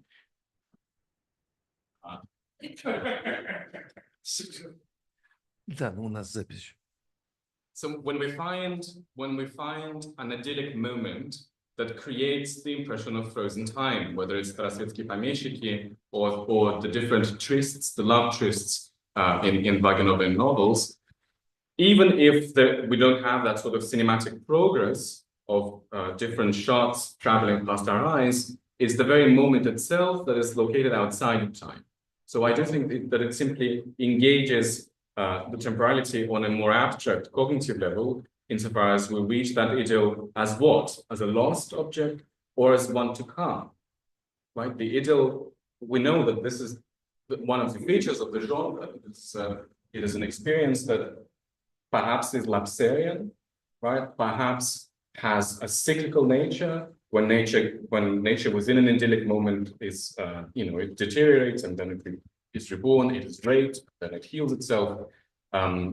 Whether or not socialism changes that equation, you were asking about socialist utopia, that might be a bit separate from the 19th century overtones that I was trying to evoke in the novels.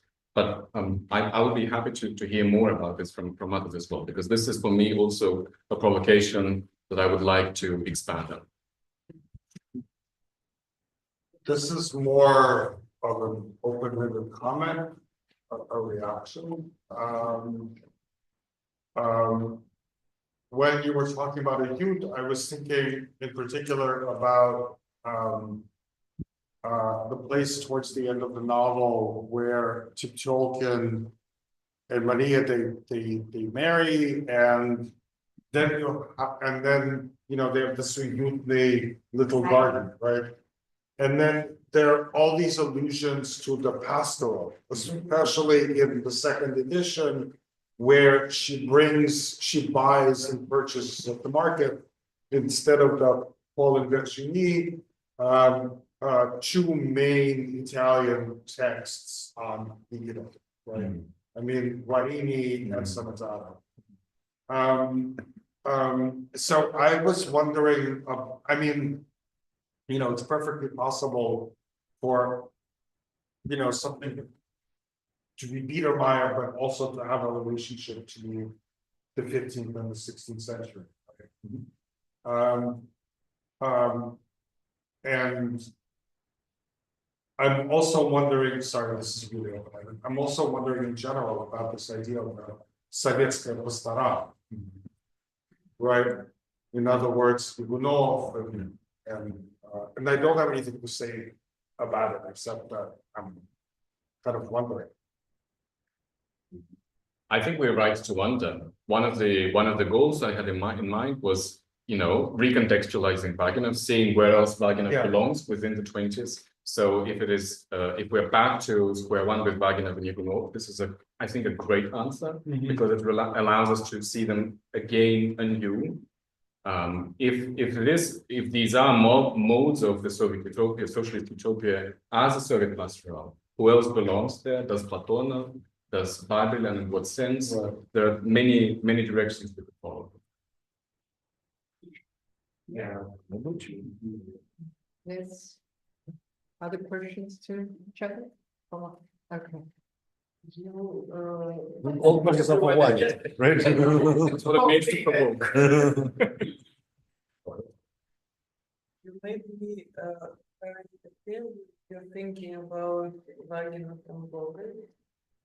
This is the moment in Leningrad where everybody is obsessed with Gogol.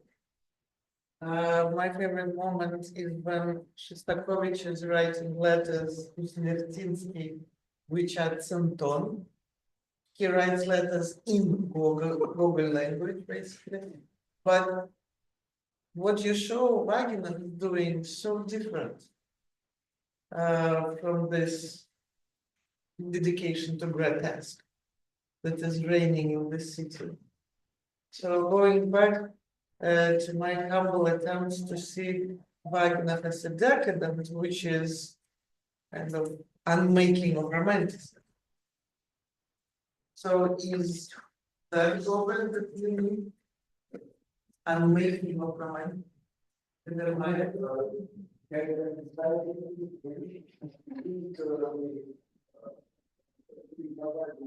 I mean, it's this along this way.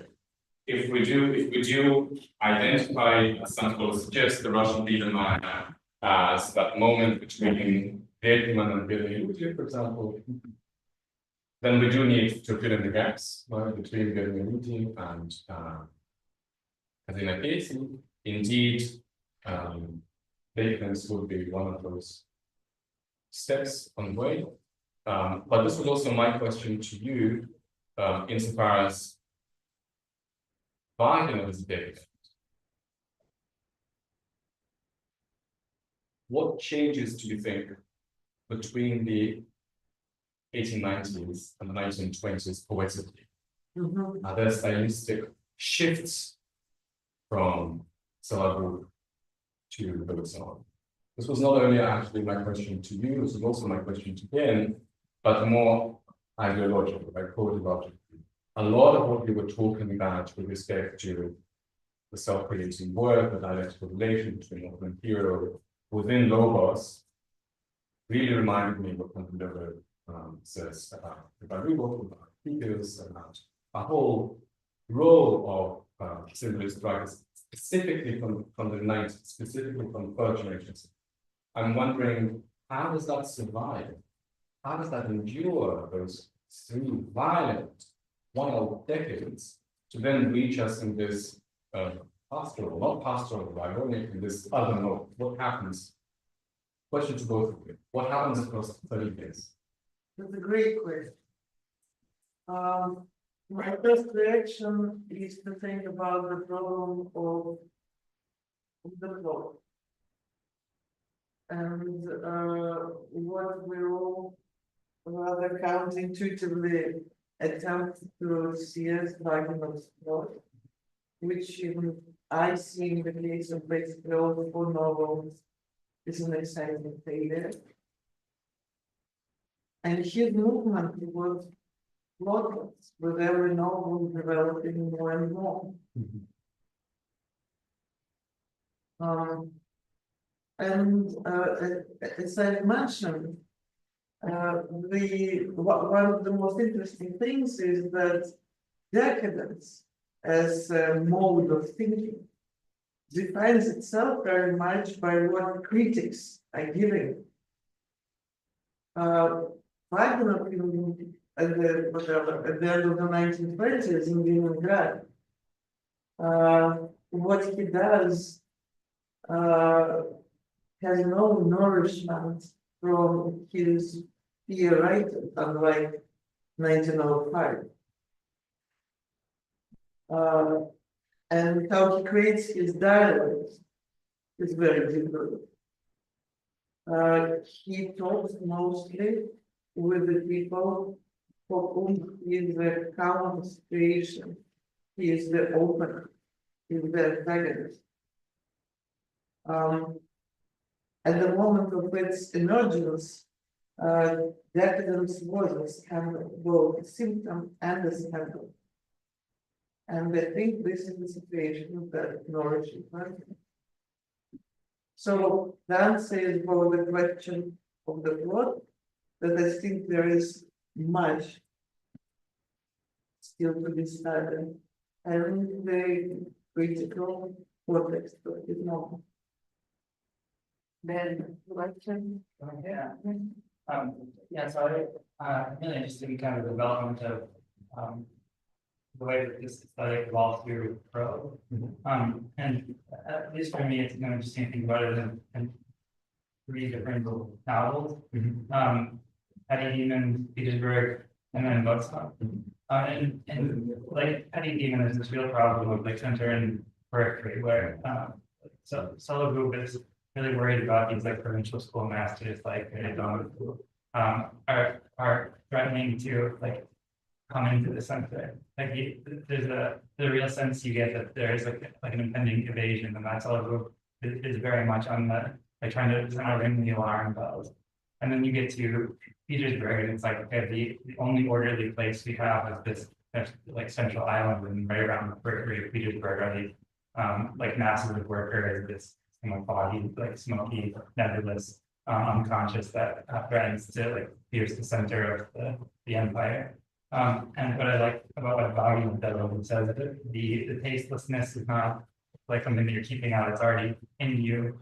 And that's I think like one of his transformative moments is he kind of overturns this dynamic center and periphery and kind of locates the nexus of like tastelessness and grotesquerie. I think in very individuals who are worried about like keeping it outside of themselves. All right, maybe we should open for questions, but you know, doesn't preclude you to ask questions from each other. Please, are there any questions? Yes. Well, Yeah. No? Okay, first you, then you.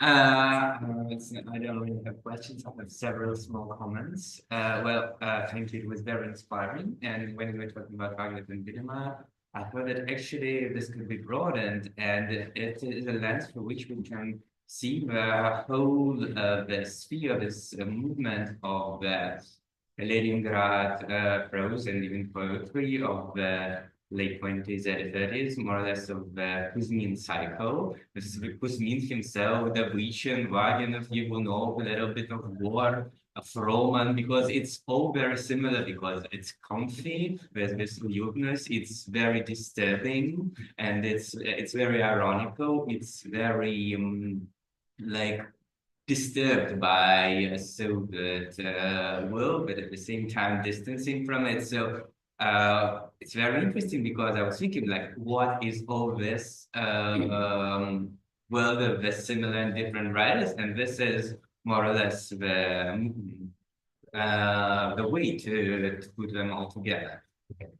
Yeah, even for Ale and late prose, so Kuzmin is absolutely this cool, of course. And yeah, I have small comments for Zena, because it's very interesting, because Vaginov has this technique of shifting and of substitutions, like small, more almost meaningless substitutions. And I didn't think about it before I heard that in English, but it's quite obvious why it's Circea and not Calypso, because the logic of sound transformed the logic of sense, because Circea and sociology sound the same. And you can ask, why sociology? And again, because sociology sounds like Circea. And the second is why it's not, why he puts Philostratus in place of Polonius. Oh, yeah. It's more or less connected because with what Ben was talking about, because he's not a really interested in magic or anything, or because he's interested in writing. And Philostratus is the writer who depicts this transformation, historical transformation. So the writer becomes a true magician. And yeah, that's why he puts them together. And the third small comment is just that I took a photo and sent it to my closest school friend, who is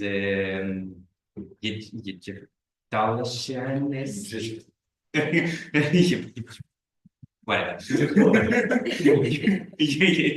And he said that the three words actually exists, but Vaginov and Nefer is the only word that actually is in the tale of the shipwreck, and the other two words Vaginov puts them wrong, but they mean what they say, and they are like the words that you have in the second paying the second chapter of the school book of ancient Egypt. Which there is Yeah. It's he said it's not mere, it's mere something.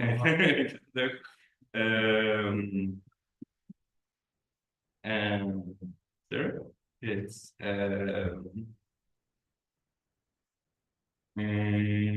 mere nude, and it's not Sabaid, but it's Sabaid. But I mean, that's all. You want to ask or respond? I'd like to respond. Okay. I love the suggestion of expanding the framing and including the entire cuisine circle indeed.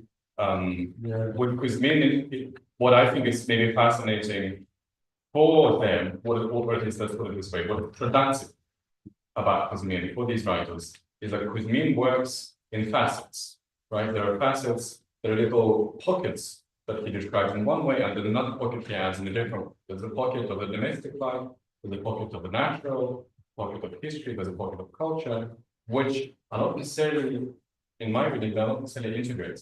Yeah. And that's in a way why you can give rise to such different followers, right? Such different aesthetics coming on the heels of his art.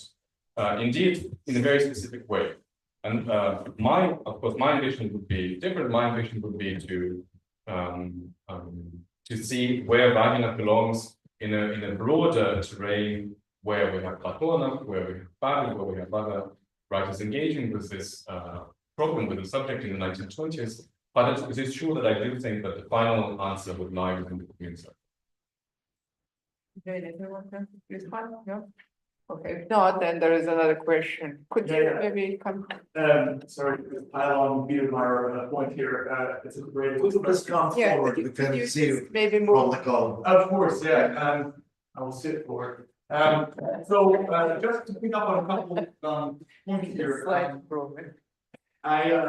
I'm interested in this. I think you give a really nice, capacious definition of Biedermeier, and even just the idea of Biedermeier being portable is, I think, really useful as a sort of starting point.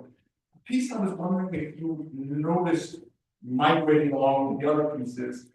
It strikes me the kind of crucial aspect, at least in the more extreme versions like Schifter, and like the Natsoma, also in Rubinstein, is this notion of, you mentioned Benjamin, so of course, someone who likes collecting things. Not only that the things have this kind of reasoning, really quality, but also that the things are examined. And I was wondering if the one point that sort of got me thinking is the Volvikala, that's the Volvikala. If the materiality is portable as well, or if maybe in the question of trying to move or reframe this sort of, as you mentioned, relationship between realism and romanticism, then in fact some qualities, maybe the way in which material is treated, sort of falls to the wayside. I realize that that's maybe both too broad a question and too pointed one, but I was too excited to see a chance to bridge Schifter and Pavlov. Then if you have any thoughts on that, and I'd love to hear. Selection and collects. That's also something we studied with. But those would be different, right? The Stifter collection and the Benjamin is far more mystical, right? The collection in Benjamin intends to complete the world, whereas I don't think that the Stifteri and the Biedermeier's collection actually have a whole in mind. They're like, as I said, right, their utopia is valuable precisely because it's on a minor scale, right? It's a minuscule sort of utopia. On the question of the Chalad, in fact, my reading of the Chalad is far more pedestrian. I think it's the Oblomovian Chalad that finally meets Etidim, because it's a role big test Chalad, but that's just it. No big reveal. No, the first question. Okay, I don't have a very complicated question about just quick small ones. For Zhenya, I was wondering if the famously negative reaction of Konstantin to his partial depiction, also prevented in that sense, if it had to do with all of the mistakes that Tolkien makes, in part as a kind of a dig intellectually, but then also I was thinking about the Russia variations and whether there is anything, or I think there's the very brief overlap of findings for the other with them, and whether that could be in any way significant. Although what you have just said suggests that it may have just been finding. Well, I mean, as far as the first question, I think we have no idea. Right? As far as the second question, I think that Vaginov has much more in common with the Avianuka is generally thought. That's my take on it.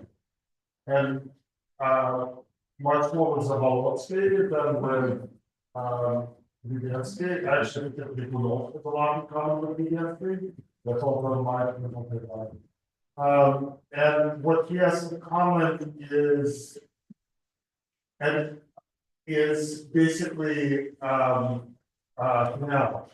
right? It's basically the semantic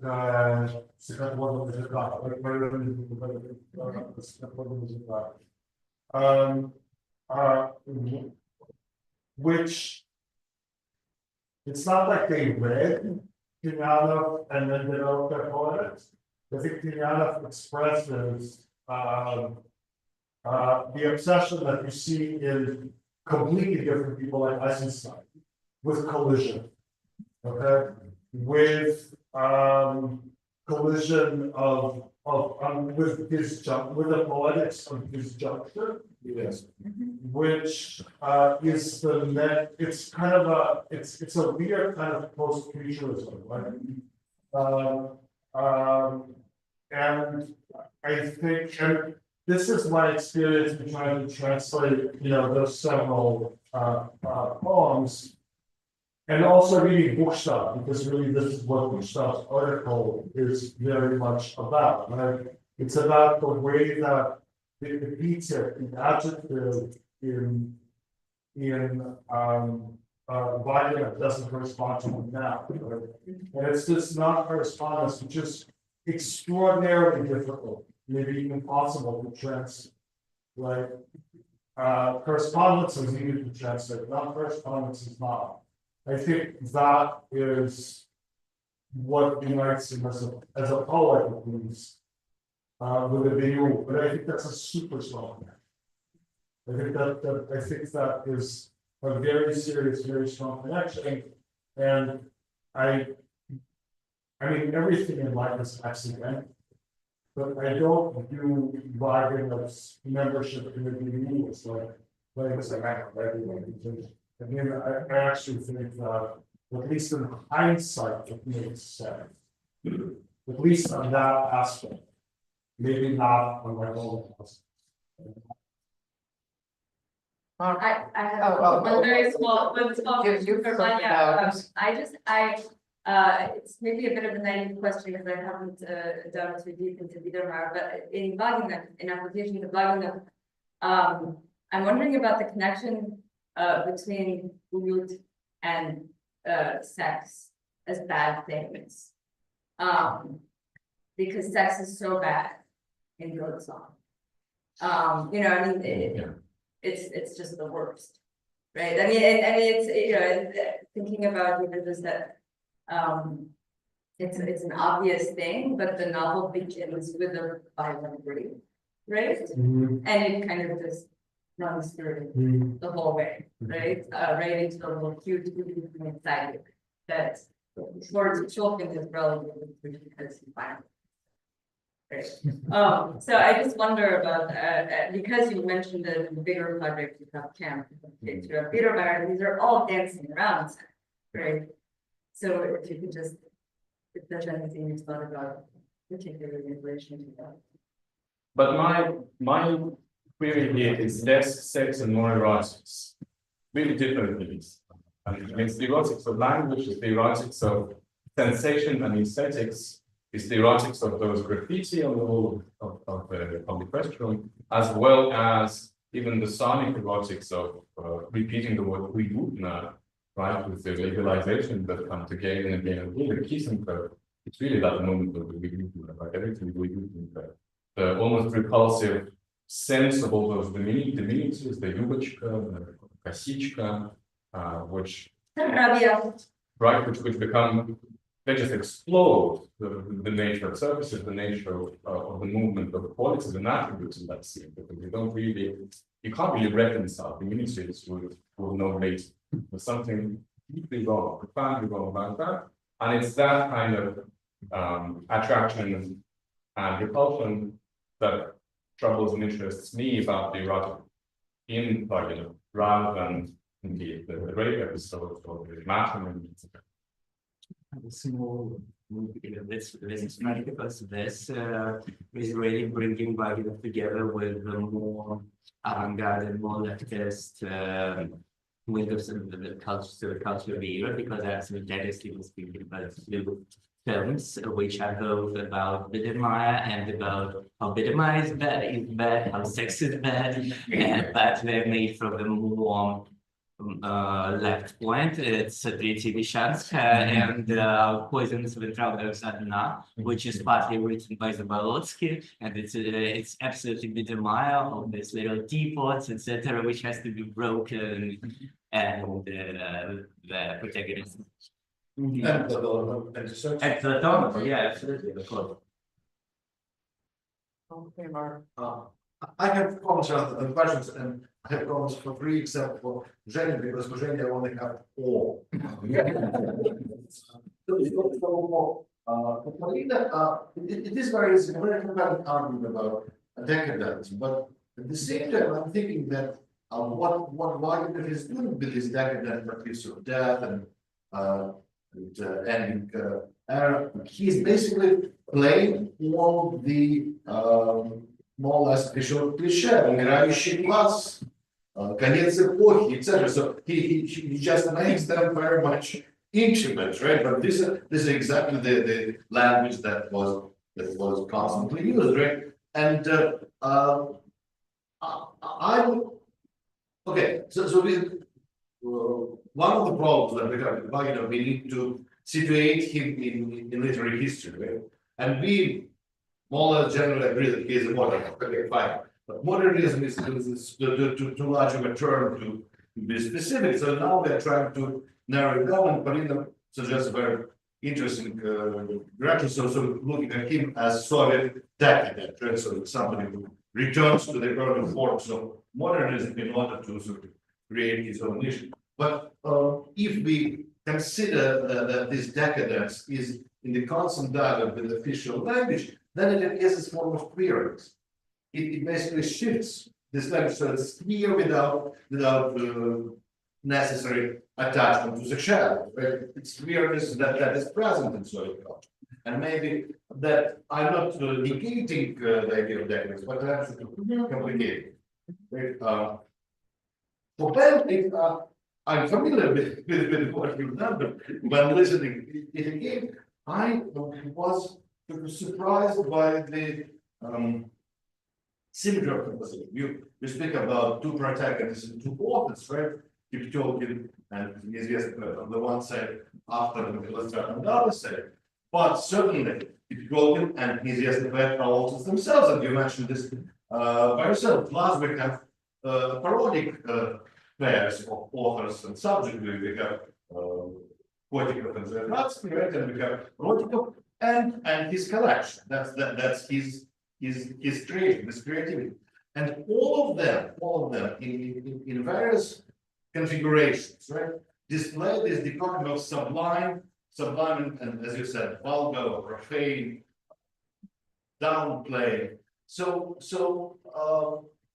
maybe it makes sense to look at them all as mirroring each other. All these sort of couples, so to speak, they create this multiple perspective, and they all create this double vision. The things are simultaneously sublime and vulgar. Very how this goes. So that's just one. One is paper, of course, is exciting, and I really, in connection with Kemper, in connection with me, I would like to hear more about Kemper. But Biedermeier, indeed, you sort of trigger something and start thinking about Biedermeier after you, and I think that in your genealogy you may mention Goncharov and Ostrovsky, who are especially you mentioned Goncharov after all when speaking about the blonde row, and then we had Dablichin from either Stas or Igor suggested, but of course also Rosenberg, who creates the ideology of Biedermeier, что делать при измерении, etc. On the other hand, what is curious, I think, is that Biedermeier becomes a very prominent part of social streaming. It really grows into it, and if you watch, for instance, Soviet films of the 30s, even such, what I says, I should get the you will see cozy interiors. You will see this interrogator who is going hunting and with these hunting jokes. In the film of the 40s and 50s, with this, big apartments, big chairs, it will be all the way through. It will be going through. In the 40s, of course, what unifies Biedermeier is mainly the emotional satire. Very exhaustion. Right, and even Dablichin is not entirely solid about it. But Paustovsky, that's the reason why. And Paustovsky really creates and you're talking about affective imagine. I think that important in addition, not instead of it is also meaning. It's softness of feelings surrounding this aspects of life. And when you mentioned dacha, I started thinking about Veda,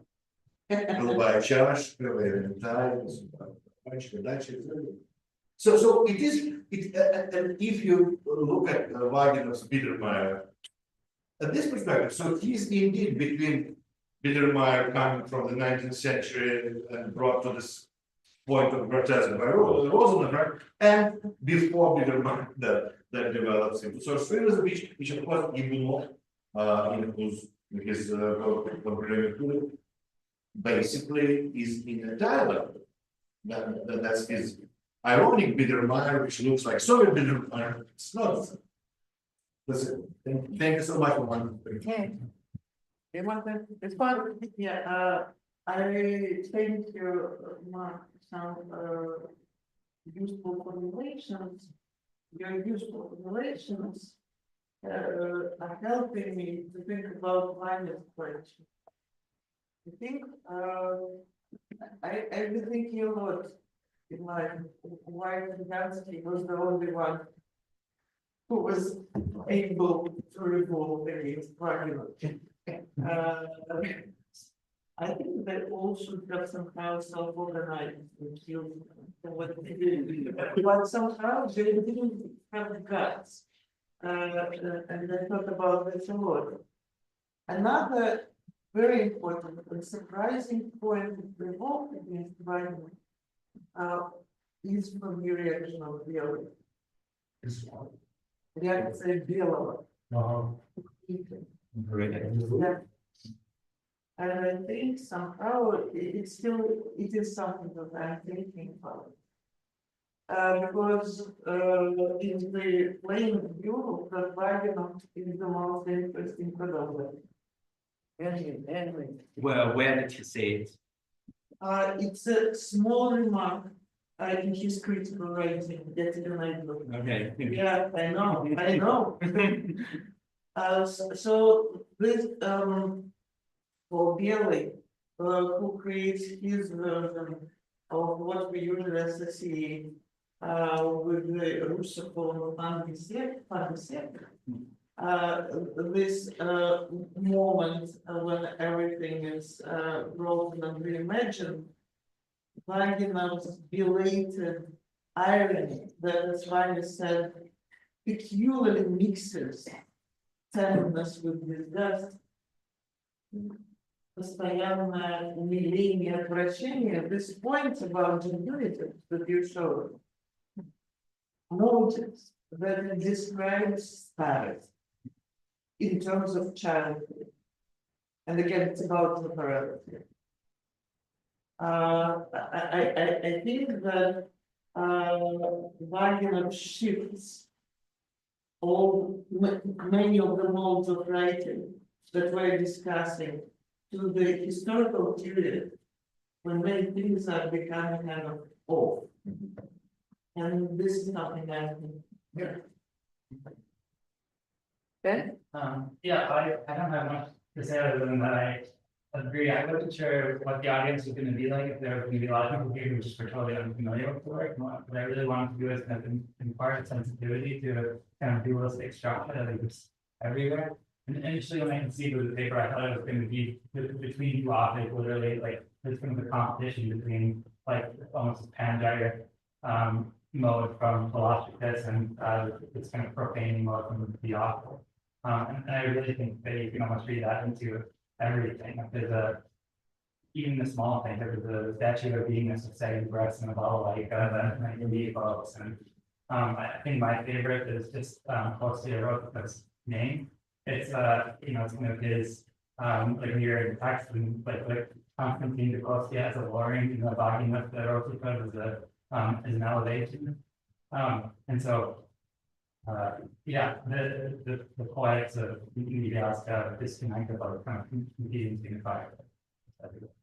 I have a small guess, I'm not sure about it, but the spare Rosikov and Koskov, they come actually from Bielek because he has some he has a poem where there's a very good marriage, two pair of girls and something, and there's a line like "Хочу получать свой ротик." I'm not sure about it, but maybe because there are lots of allusions to the Bielek. You want to respond? Oh, I'm very grateful for these suggestions, in particular for Rosman. I think Rosman is really the missing link for my puzzle. This should be like a subject for a whole other different thing. With regard to the difference between Vaginov's Peter Meyer moments in the 20s, specifically in those novels that grow out of Neff, they come from the heels of Neff, but they really embody the controversies, the ambiguities of Neff on the one hand, and the latest sort of history on the other. There's a very simple answer to that, namely the development of wit, which simply becomes completely different understanding. There's a new conquer of materiality, there's a new mode of production, new mode of distribution, new mode of even marketing that within social economy, which is just not part of the world that Vaginov is describing in the 20s. But what I really loved about what you said is the idea that there may be indeed a whole timeline, a whole genealogy that exists before Vaginov, that comes after. In fact, some of the studies that my publication comes after are, in addition to Mikhailov, something that is very prominent in Petersburg, the studies of Ivan Chichot, his explorations of stagnation era plastic arts, the avoid form of clipper. as the Soviet version of Biedermeier, might present a new chapter of precisely what you're talking, and maybe as well with regard to the early Soviet cinema, but then that devolving to those four monumental forms in the book of Grigori. There's also a fun paper by Kukulin on Dimenya, right, as the epitome of the Soviet Biedermeier, sentimentality affect, but one, presented to the masses. Where I think Vaginov is different from all of that, and even from Zoshchenko as a satirist of it, is that Vaginov really inhabits. He presents this disgusting, perverse affects to us, but he's never separate. And that's, I think, the difference with this fluid. Я нашла коротко. Белый пишет о Вагинове очень поздние заметки, которые называются автобиографические свободы. И какая Не указано, какая какой год? 31-й? Да. Yes. Yeah, a small comment to Darren, Polina, and Mark, because your analysis of the real talk is very similar to mine, and it's nice to hear the same stuff. Yeah, it's just I actually think that all of the figures, real and not real and semi-real in the novel, are doppelgangers. So that, like, you can find that everyone can be parallel, every figure can be parallel to every other figure. And for me, it's very interesting how this plays out the genre of romantic life, because actually it's not a romantic life, because he takes all of his friends, relatives, loved ones, etc. But it's not that a certain character of the novel is a certain real person. He divides their real life parts and distributes them among the characters. So this makes this sort of spooky, uncanny relationship with the reality of the novel and the social reality, because they are all doppelgangers, because real people are collaged and distributed among the fake people. And actually, I also was thinking about why Konstantin was the only one who said, "What the fuck?" And I think that it is just that he was the most clever one. He understood what it is. And no one did. Yeah, but I think Konstantin was sharper. But again, I think what you're saying, I'm sorry to be writing the same post time again, but really to me it sounds like symbolist theory of art. Absolutely, of In course. 1896 theory of art, the natura naturans natura naturata, the doubling of images, the creation of the creation, and which reality we are creating, what is reflecting what. I wonder if there's a deeper, philosophical, theoretical layer to it, as opposed to simply prototypes or monarchy that really doesn't give us. Yeah, I was going to speak about it maybe later. The doubling also comes from Biedermeier in Germany. Right, but not in the first paragraph itself, right? It's a different sort of doubling. All of that is speculative, as opposed to this, which really juggles the levels of reality, the levels of perception, the levels of ontology. Okay, And also this recently published Two Rebeccas by Kuzmin. Have you read it?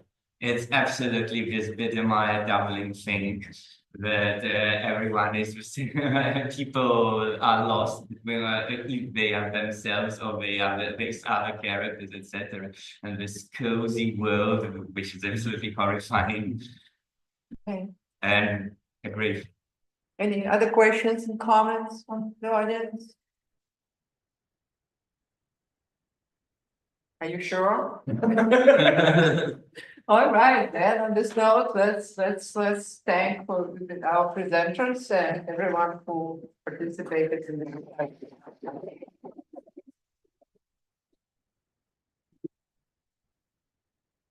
So we have a break until 1:30. And the lunch, I assume, is already there. So the way for 15, 10, but.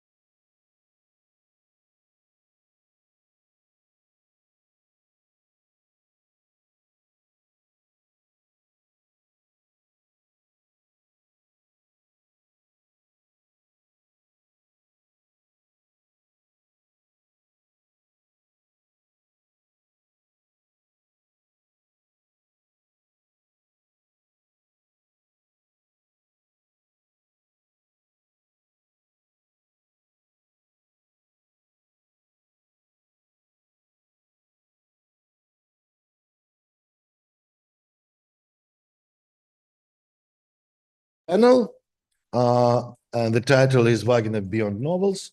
I'm happy to introduce the moderator of this panel, Yulia Kim, the PhD candidate at the Department of Slavic Languages, and she will introduce all participants, and probably participants better move into the neighborhood of this table.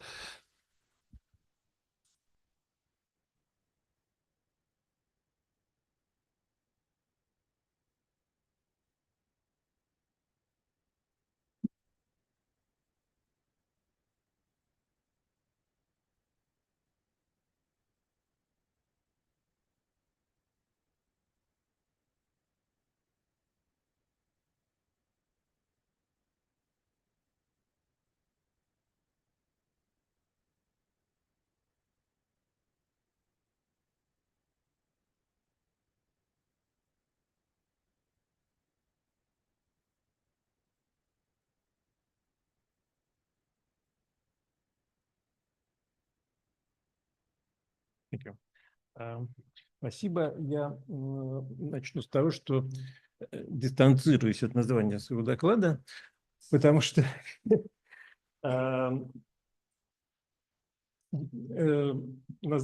формула, которая использована в этом названии, формула известной книжки Беленкова про Алишу, она важна не сама по себе, то есть у нее буквально оценочный смысл, который имеет свое место в системе, в концепции Беленкова. В данном случае нам сейчас не совсем для нас актуальный, а как знак проблематизации Беленковым самой проблемы, как актуализации Беленковым, самой проблемы поведения писателя в советское время. Да? Потому что самоопределение, если угодно, автора. Потому что неорганичный, насильственный, если угодно, извращенный характер литературной жизни в советское время, начиная с 1917 года, привел к тому, что вещи, которые, явления литературные, которые в исторической синхронии были совершенно различны, в исторической диахронии представляются нам как похожие, схожие, родственные. И здесь лишь обращение, восстановление, реконструкция исторического контекста позволяет увидеть необходимые и принципиальные различия между авторскими стратегиями. Если говорить о Вагинове, то его имя появилось вновь после долгого перерыва в эмиграции в русской в конце 70-х годов и уже в Советском Союзе в самом конце 80-х. И это было, его как бы реактуализация произошла в контексте возвращения к наследию группы Абериу. То есть Вагинов как член группы Абериу наряду с Хармсом, Веденским привлекал внимание, и в этом же контексте вот таких явлений потаенной советской музы по определению Филиппова и был как бы вот реопубликован или опубликован впервые, потому что какое-то количество текстов у Вагинова сохранялось неопубликованными, в отличие от его коллег по Абериу, это была меньшая часть его литературного наследия, но тогда на это особого внимания не обращалось. И, собственно, в исследовании Вагинова, на мой взгляд, важнейший этап начался в 2013 году,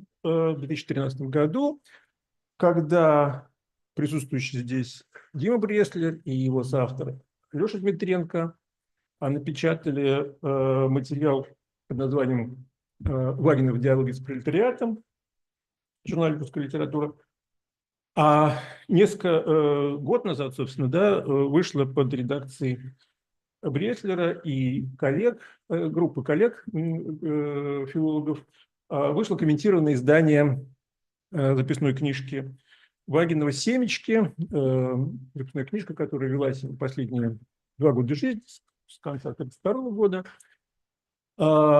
И эти публикации позволяют как раз и представить Вагинова в том как бы органичном и аутентичном для него литературном контексте. Если говорить вообще о советской литературной жизни, то важнейшим таким концептуальным моментом для разговора о персональных стратегиях, в целом о проблемах советской литературной жизни является проблема, сформулированная Эйхенбаумом в 1927 году в статье о литературе и литературном быте, которая звучит так. Эйхенбаум говорит о том, что проблема того, как писать, собственно, проблемы поэтики, сменились проблемами литературного поведения, проблемой того, как быть писателем, как сформулировано в этом тексте. Текст Эйхенбаума к 1927 году, собственно, текст Эйхенбаума уже результировал целый пласт материалов, где этот вопрос поднимался в крайне острых формах, и это не только текстами ограничивалось, потому что важно понимать, что 1917 год начал для русской литературы новую эпоху не только в том смысле, что были введены новые темы и так далее, а были корни изменены внешние условия существования литературы. И это не, так сказать, очевидное изменение цензурных условий, да, а это изменение самой экономической модели существования писателя, как она сложилась к этому моменту в русской истории.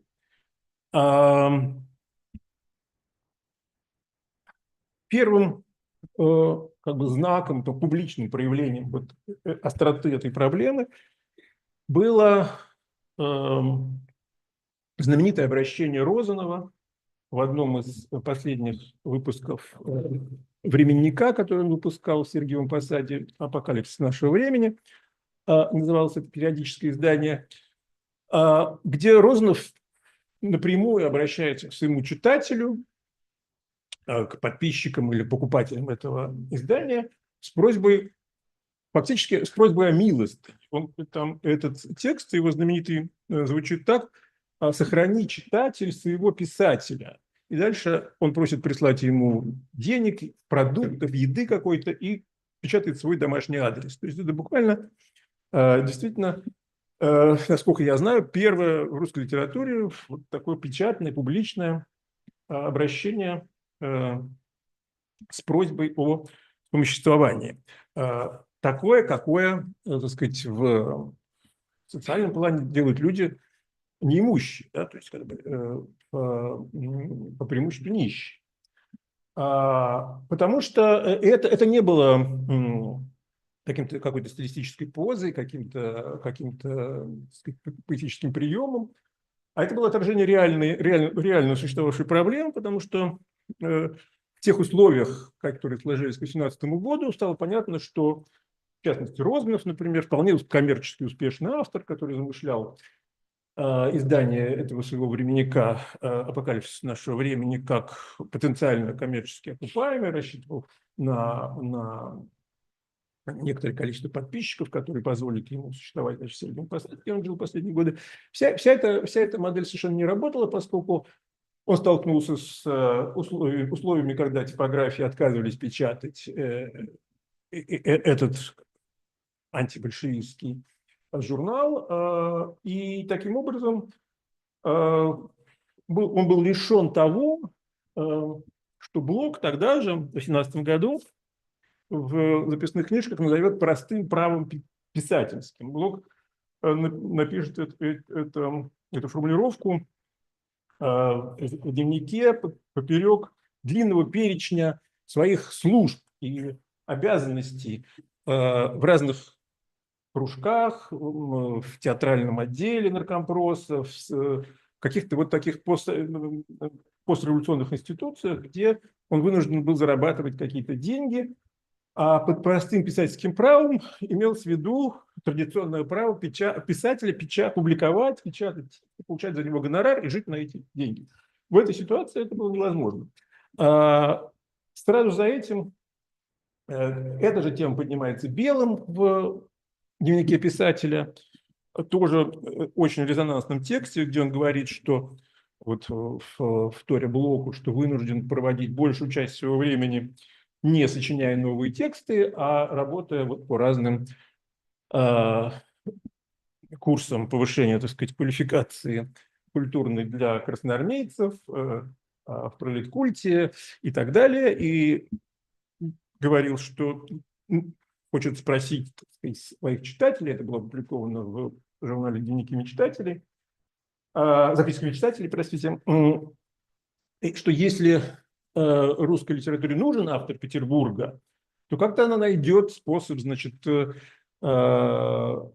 обустроить его жизнь так, чтобы он мог писать. А если автор Петербурга ему не нужен, а писать он его не может, он лучше бросит литературу и перейдет, например, в дворник. Вот здесь впервые появляется мотив оставления литературы как профессионального труда, депрофессионализации. Писатель оставляется литературой, и будет обеспечивать свое существование вне литературы. Да?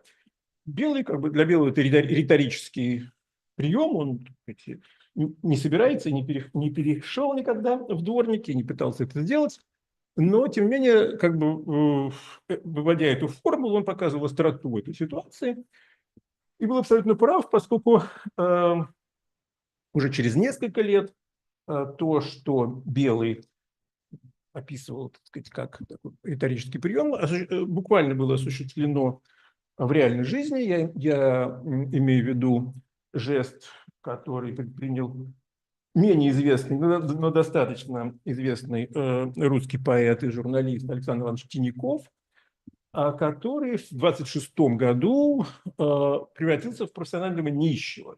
Он встал у входа в одно из крупнейших кооперативных ленинградских издательств на Литейном проспекте с табличкой на груди «Подайте писателю, впавшему в нищету». Этот жест произвел и действительно стал в течение нескольких лет практиковать такой способ заработка. Ему подавали деньги, и, в частности, он действительно не случайно стал в таком месте, где проходили бесконечно писатели и журналисты.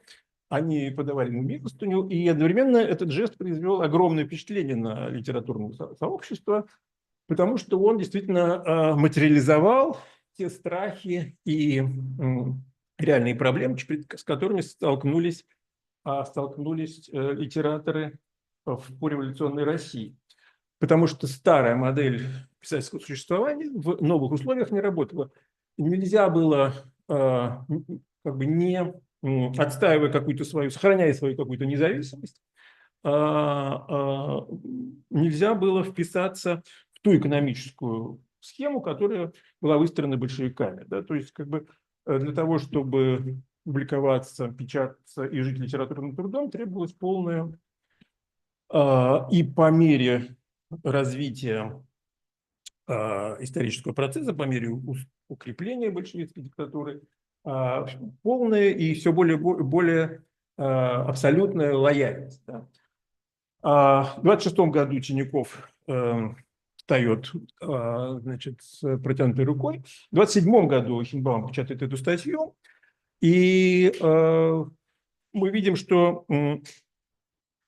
эта же проблематика становится главной в обращениях, испытывавших какой-то персональный кризис авторов, кризис, вызванный не внутренними, а внешними причинами, обращениях к власти, потому что именно о нищете пишет советскому правительству, ну, то есть фактически Сталин и Булгаков в 30-м году. Он говорит, что или он будет выпущен за границу, или он не лишенный возможности печататься в Советском Союзе. умрет, потому что, цитата, «впереди у меня нищета, улица и гибель». Этим заканчивается его письмо. Об этом же пишет Сталину в 1931 году Замятин, когда он говорит, что он обращается к правительству или с просьбой предоставить ему работу, которой он последовательно был лишен, под работой имеется в виду возможность зарабатывать литературным трудом, или отпустить за границу, опять же. И вот здесь вот к началу 30-х годов авторы уже поставлены перед необходимостью выбирать какие-то модели литературного поведения, и мы уже можем посмотреть, каким, так сказать, каким практикам они прибегают. И мы увидим здесь, что те писатели, которые вот в нашем представлении о них, сформированном литературной диахронии, кажутся нам близко стоящими и дружественными, синхронно занимают совершенно разные позиции. Например, Ахматова и Мандельштам, да, которые представляются такой как бы литературной парой, да, единомышленников, соратников по движению акмеизма и всему тому, как бы, что поздняя Ахматова сформулировала в своем тексте «Нас четверо», да, как бы, имея в виду себя, Мандельштама, Пастернака и Цветаева, как некое такое поэтическое единство над историческими обстоятельствами. Если мы посмотрим, попытаемся реконструировать их синхронные литературные стратегии, то увидим, что они занимают абсолютно полярную позицию, начиная с 20-х годов. Ахматова придерживается позиции неучастия в советской литературной жизни, причем делает это не столько под внешним давлением, сколько по собственному выбору. Там, с 24-го года примерно она отказывается от литературных выступлений, куда ее часто приглашают публичных чтений. Она не предпринимает никаких усилий, чтобы напечататься, и не как бы способствует усилиям других, которые институции, издателей, которые пытаются публиковать ее стихи. И это продолжается, в общем, до... Это позиция неучастия до 1939 года, когда, опять же, она не по своей воле вынуждена была эту тактику изменить, а именно в 1939 году, как мы помним, значит, после неожиданного замечания Сталина про, значит, судьбу Ахматовой, Союз писателей предпринимает экстренные усилия по ее как бы реинтеграции в советскую литературу. При этом, что очень забавно, люди, которые, значит, по заданию партийных органов и Союза писателей реализуют это как бы имплицитно высказанное пожелание Сталина, они помнят позицию Ахматовой в 20-е годы, в частности, Федин, и они страшно боятся, что Ахматова не отойдет от этого принципа, а в 1939 году, так сказать, ее отказ от инкорпорации в Союз писателей грозит уже не только ей с точки зрения, а их собственным биографиям, как людей, как чиновников, не справившихся с партийным поручением. И есть замечательное письмо Федина Зощенко, значит, Федин уже в Москве, значит, Союз писателей занимается всеми этими делами, значит, делегирует Зощенко, который в Ленинграде, значит, необходимость вот всю эту оформить, значит, во-первых, материальную помощь Ахматовой, ее прием в Союз, и он пишет, что главное ничего ей не говорить заранее.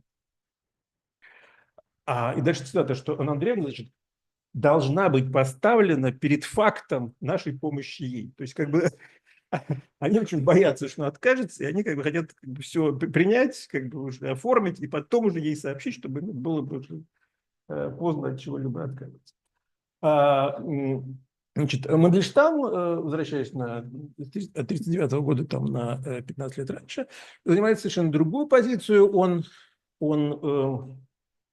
принципиально настроен на активное участие в литературной жизни, и у него возникает другая проблема. Он, как лирический поэт, а не беллетрист, испытывает проблемы с зарабатыванием денег. И здесь, после, собственно говоря, необходимость содержать себя приводит к этому скандалу с переводами, поскольку вся эта переводческая деятельность, в которой Мандельштам, значит, с легкой руки Бенедикта Лившица, значит, вовлечен в 20-е годы, это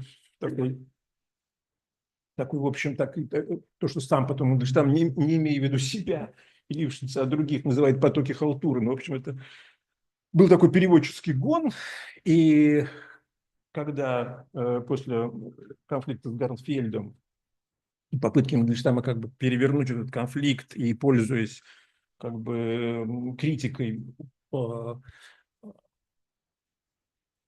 положение дел в переводческой отрасли в Советском Союзе, как бы устроить ее так, чтобы занять какое-то руководящее место в, опять же, государственных, регулирующих переводческую деятельность органах. После неудачи этой истории Мандельштам отказывается от этой паденщины, как бы оказывается перед проблемой материального существования и обращается, как ни странно, вернее, характерным образом, буквально к розновской формуле, потому что в написанном Надеждой Яковлевной, ну, я думаю, что при участии в ближайшем Мандельштамом письме Молотова в 1930 году, собственно, эта розновская формула сохраняется. Там речь идет о том, чтобы государство сохранить поэта.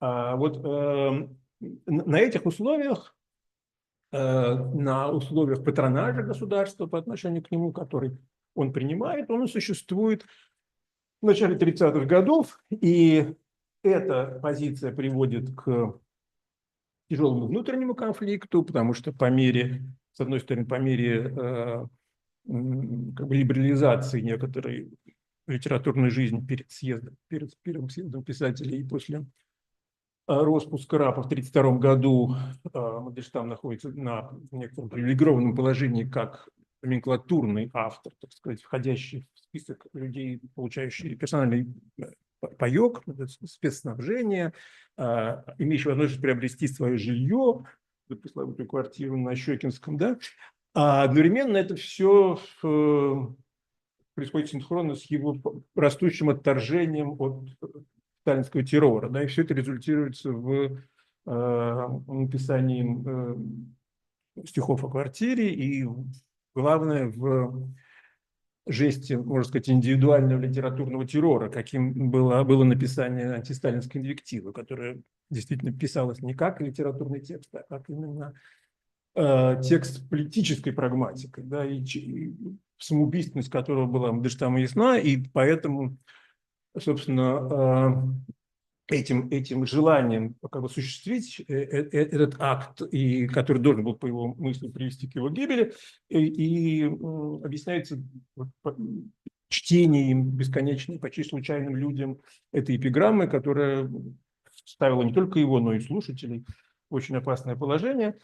Тем не менее, все это им осуществлялось.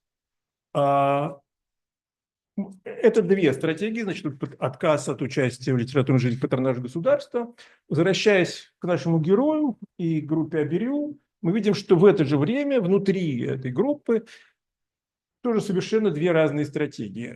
Хармс и Введенский придерживаются стратегии, которая с нашей сегодняшней точки зрения выглядит наиболее адекватной, и потому что потом она широко практиковалась, особенно в послевоенные годы, а именно они четко разделяют с самого конца, в общем, 20-х годов, начиная с 30-го года уж точно, они четко разделяют свое взрослое творчество и детское творчество. Да? Детским творчеством они зарабатывают деньги, а значит, взрослое творчество они не предполагают публиковать, не делают никаких попыток этой публикации. Оно существует как рукописное, домашнее, то, что позднее назвали бы самоиздатским, да, во второй культуре. Вагинов, который вот в этой кратковременной истории Аберю соседствует с ними, значит, по членству в этой группе, представляет собой совершенно другой случай. Вагинов, несмотря на то, что он известен как лирический поэт, он билетрист, романист, и он живет литературным трудом, живя на выпуск своих книг. И здесь возникает другая проблема, что если представить себе такую метафору, как бы представить себе социальную реализацию в культуре, как такую метафору исторического вагона в поезде истории, то Вагинов как бы в какой-то момент всегда у него получается вскакивать в этот уходящий вагон возможностей. Да? Так, в 28 году он печатает «Козлиную песнь», в 29 году ее второе издание, которое намечено в издательстве «Писателя» в Ленинграде, уже не выходит, то есть как бы компания против Пельника и Замятина делают это издание, переиздание этой книги, казалось бы, выпущенной год назад, невозможным. В 29 году выходят «Труды и дни Свистонова», в 31 выходит «Бомбачада», а дальше в 32 году он заканчивается последний роман «Гарпаганян» и приносит его вот в дружественное ему издательство «Писатель в Ленинграде», где получает отказ. И в этот момент, это моя реконструкция, поскольку я считаю, что в этот момент он начинает эту записную книжку «Семечки», и я считаю, что именно начало этой записной книжки позволяет нам, на самом деле, передатировать окончание Гарпаганианы. Считается, что там, к сожалению, у нас нет точно датированных документов, которые бы позволяли как бы, вот, документально подтвердить конец работы над романом. Но я считаю, что то, что сейчас принято обозначать 1933 годом, это конец 1932-го. Я считаю, что осенью 1932 года он приносит в издательство рукопись, получает отказ, уезжает на зиму в Крым и в Абхазию, и там начинает «Семечки», потому что ему в издательстве говорят, что та редакция романа, который он принес в издательство, не публикабельна и нуждается в доработке в смысле приближения ее к изображению современной жизни, то есть к основному требованию тогдашней советской эстетики. Да? То есть как бы, та минимальная дистанция между автором и лирическим героем, которая существует в «Козлиной песне», и которая все больше и больше увеличивается в силу внешних обстоятельств, на самом деле, в вагиновской прозе, потому что если в «Козлиной песне» эта дистанция, этот зазор как бы минимален, фактически не видим, да, то в «Трудах и днях» он уже больше, в «Бомбачаде» еще больше, а в «Гарпаганиане», которая, видимо, по задумке Вагинова является второй частью «Бомбачады», он как бы такой же, как там, достаточно большой. Между тем, как главный герой Гарпаганиана Локонов, конечно, это такой альтер-эго, это как бы персонаж, имеющий в виду самого автора. Параллельно писанию последнего романа Вагинов пишет стихи, которые потом, после его смерти, Александра Ивановна Вагинова, вдова его, собрала в сборник звукоподобия. И мы видим, что, и на самом деле мы видим, что как бы лирический сюжет последнего сборника и лирический сюжет романа описываются на самом деле одной и той же формулой, которую Вагинов использует как объяснение замысла Гарпаганиана в письме Казакову, вот этот известный, который датируется 1933 годом, на мой взгляд, до 1932. Он пишет, что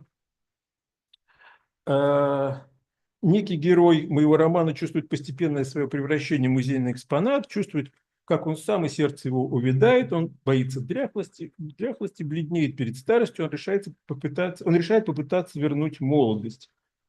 Это то, что происходит в стихах, где этой дистанции сатирической, отстраненной, которая есть в прозе, нет, потому что на самом деле любовь, молодость, взятые не как в буквальном своем значении, а как такие символы, да, такие семантические гнезда, которые сохраняют свою константную семантику по всему поэтическому корпусу Вагинова, они формируют поэтический мир звукоподобия.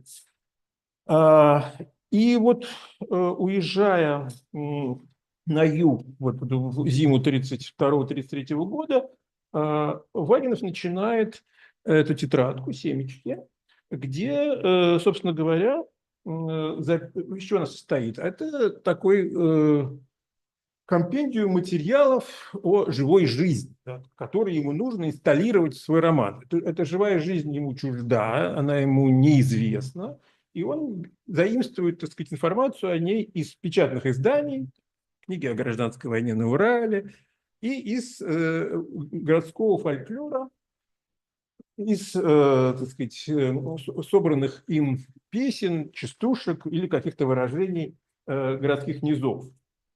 И в декабре, вернее, в январе, 12 января 1933 года, вскоре после своего приезда на юг, формируя уже эту вторую редакцию Гарпагняна, он пишет Николаю Чуковскому: «Мой новый роман похож на медузу, всасывает всякую дрянь. Если его вытащить на солнце, от него ничего не останется». Под всякой дрянью, несомненно, имеется в виду то, что он пытается через семечки, пропустив, засунуть в вторую редакцию Гарпагняна, вводя нового героя, клешняка, такого как бы революционера, да, который, значит, отвечает там за репрезентацию современности. Авторское отношение к этому видно из этого письма, на самом деле. Искусственность этого приема Вагинова самим осознается. Забавнее другое, что помимо вот этого, как бы, на мой взгляд, пласта такого мертвого, документального, никак Вагинову не препарируемого материала, в семечках встречаются вещи, где видно, что Вагинов как-то обрабатывает тот материал, который заносит в эту тетрадь. И здесь вот действительно в этих небольших фрагментах видно, что эта идея живой жизни и вот фиксации ее каких-то ярких, небанальных, связанных с какой-то городской маргинальностью проявлений, она не так далека от Вагинова, от его интересов, от его поэтики, как может показаться. Потому что эта пресловутая живая жизнь, если мы вспомним, она была одним из эстетических направлений, тезисов кузьминской группы эмоционалистов и кузьминского манифеста эмоционализма.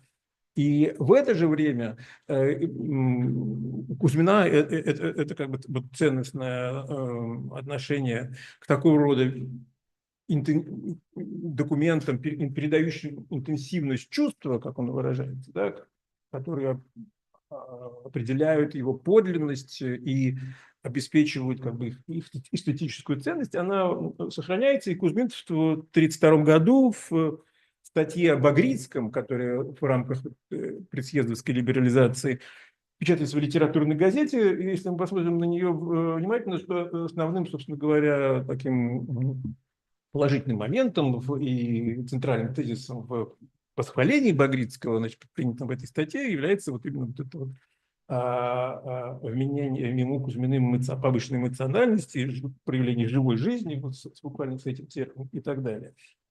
И Вагинов, значит, в этих своих заметках, если мы прочтем часть фрагментов, с этой точки зрения, часть фрагментов семечек, мы увидим, что они сильно напоминают позднюю прозу Кузьмина, которую Вагинов, несомненно, знал. Например, вот я прочту два кусочка из семечек. Например, такой: красивая баба, фартовая, нога еще красивее, никелевые планки такие, посмотрел на ногу, все зло прошло. Там, кстати, в печатном варианте пришло, мне кажется, это опечатка. Все зло прошло. Был трезв, что называется. Идет со мной, думаю, ботинки скрипят, а у нее протез. Утром проснуться, смотрю, вся ляжка у меня в крови и подштанники порваны. Что же, говорю, не могла снять? Я бы подумал, что ногу загнула. И второй фрагмент. За Мариинским театром у Чернышова моста оборванцы сидят в люках и язык показывают. Одна женщина не выдержала и плюнула туда. Утром выползают оттуда взрослые люди, За ними менее взрослые. В третью очередь выползают совсем маленькие. Один выполз босиком с сапогами в руках. А уже солнышко, произнес он, на рынок продавать идут. А если сопоставить вот эти фрагменты, например, с фрагментами из «Печки в бане», например, есть там такой фрагмент под названием «Страшный случай». За неимением места и всю природной стеснительности я его цитировать не буду, но, поверьте на слово, структура его абсолютно идентична, а именно некая бытовая фантасмагория и такой, в общем, абсурдизм бытовой, нарастающий по мере описания, в конце, как бы, в итоге сводится на нет абсолютно ординарным словоупотреблением, такой ординарной фразеологии, которая как бы показывает, что для лиц, вовлеченных в эту социальную ситуацию, ничего неординарного не происходит. На этом как бы строится вот этот вот эффект комизма, который, который работает в этих текстах. Но, к сожалению, такого рода фрагментов в этих семечках немного. И мы не знаем, так сказать, во что этот материал бы вырос, если бы Вагинов не умер весной 1934 года. И мы, в общем, не можем... Тот вопрос, который Полина вчера подняла, на самом деле, перед которым мы не можем не останавливаться, что было бы с Вагиновым, если бы он весной 1934 года не умер, да?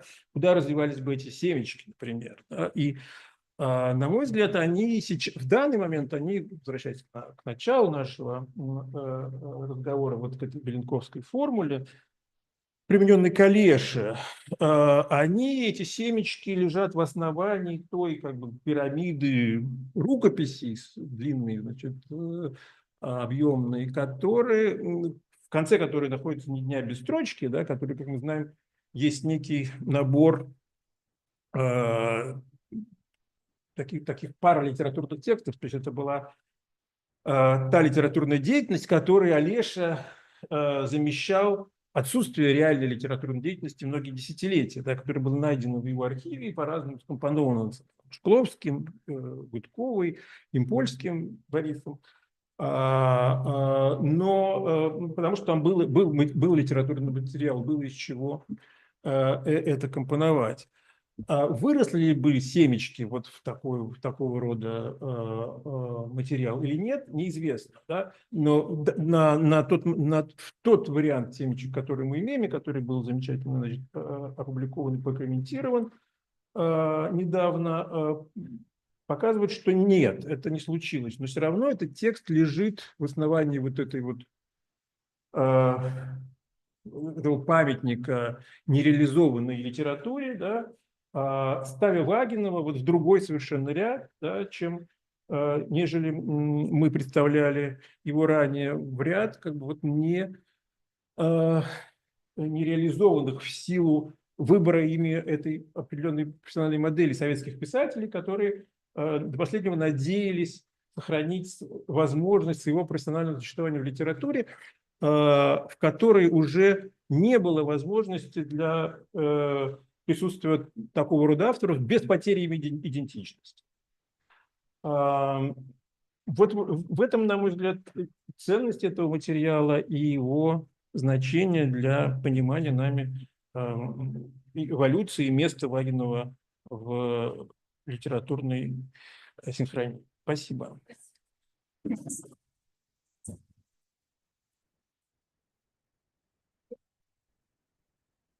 Our next presenter is Mindy Bradford, independent researcher focused on research and author related to particularly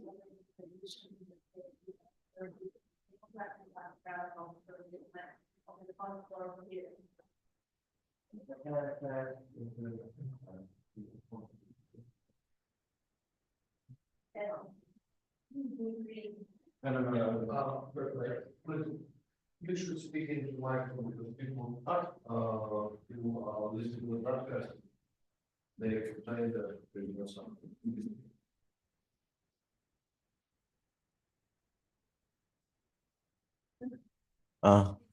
Да.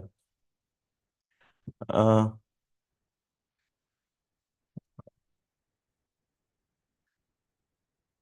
Да, я хотел бы начать с того, что я тоже хочу отойти от названия доклада, и в большей степени я буду то, о чем я сегодня хочу сказать, не вполне соответствует какой-то, да, истории рецепции Вагинова в конкретный период, там, 80-е и 90-е годы, сколько я хотел бы сегодня ответить на вопрос, почему и зачем кто-то снова читает Вагинова, и кто-то пользуется текстами Вагинова в своей творческой какой-то активности. Давайте следующий слайд.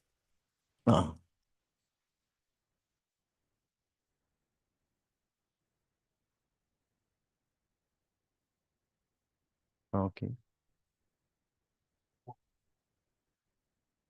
Да, собственно, заглавие моего доклада цитата из цикла Александра Скидана, который написан был в 2017 году, а издан в 2018 в журнале «Волга». Этот цикл называется «Труды и дни Даниила Ивановича». И это действительно некоторое продолжение такой традиции советского анекдота псевдо-Хармса, да, который начато в начале 70-х годов в недрах редакции журнала «Пионер», как это принято считать, и затем распространялось в качестве самоиздатской машинописи под заголовком «Веселые ребята». Ну, как бы разные литературные анекдоты, все мы знаем и помним их, и любим, да, Достоевский очень любил детей, и дальше, значит, там, Толстой, вот Скидан начинает свою работу с строчки «Даниил Иванович очень не любил детей», и дальше, в частности, есть несколько фрагментов, в которых участвует некоторый Константин Пиздов. Да, я хотел бы разобрать эту цитату. Мне кажется, она сама по себе прекрасна. И, конечно же, вы все прекрасно понимаете, что за значит, фрагмент здесь Скидан описывает. Это как бы такая пародия, да, как бы, может быть, саркастическая, даже, может быть, максимально вывернутая наизнанку, но это реально вечер 3 левых часа, произошедший в конце 20-х годов в Ленинграде. Это вечер выступления БРИУ, где Вагинов принимал участие. Но здесь, как вы видите, некоторое количество деталей и совершенно разного свойства, которые, значит, требуют, наверное, комментария. Ну, понятно, что, да, значит, Константин Пиздов, известный поэт, значит, опыты совокупления слов посредством эвритмии, все это отсылает к каким-то, значит, да, как бы вагиновским текстам и к самому Вагинову. Значит, другой есть, значит, вот это вот там действие, которое происходит, выкатили физгармонию, значит, это тоже важно, потому как, давайте следующий слайд, значит, я воспользуюсь переводом Энсли и Джоффа, значит, потому как Вагинов описывает в своем романе «Труды Дни Свистонова» эту сцену, значит, он говорит о том, что мальчик, значит, ездил на трехколесном велосипеде, вот как бы он выкатывается, так же, как выкатывает самого этого поэта, который, значит, вот у Скидана присутствует. Можно вернуть? Значит, теперь обратим внимание на балетную пачку, да, и, значит, теперь на третий слайд. Да, и вот здесь это описание Бориса Левина, значит, описание реальных событий, которые произошли в 28 году. Значит, там действительно на фоне Вагинов читал на фоне того, как Милица Попова, балерина, танцевала, вот, значит, в пачках, в пуантах и так далее. Можно теперь еще раз вернуть на Скидана?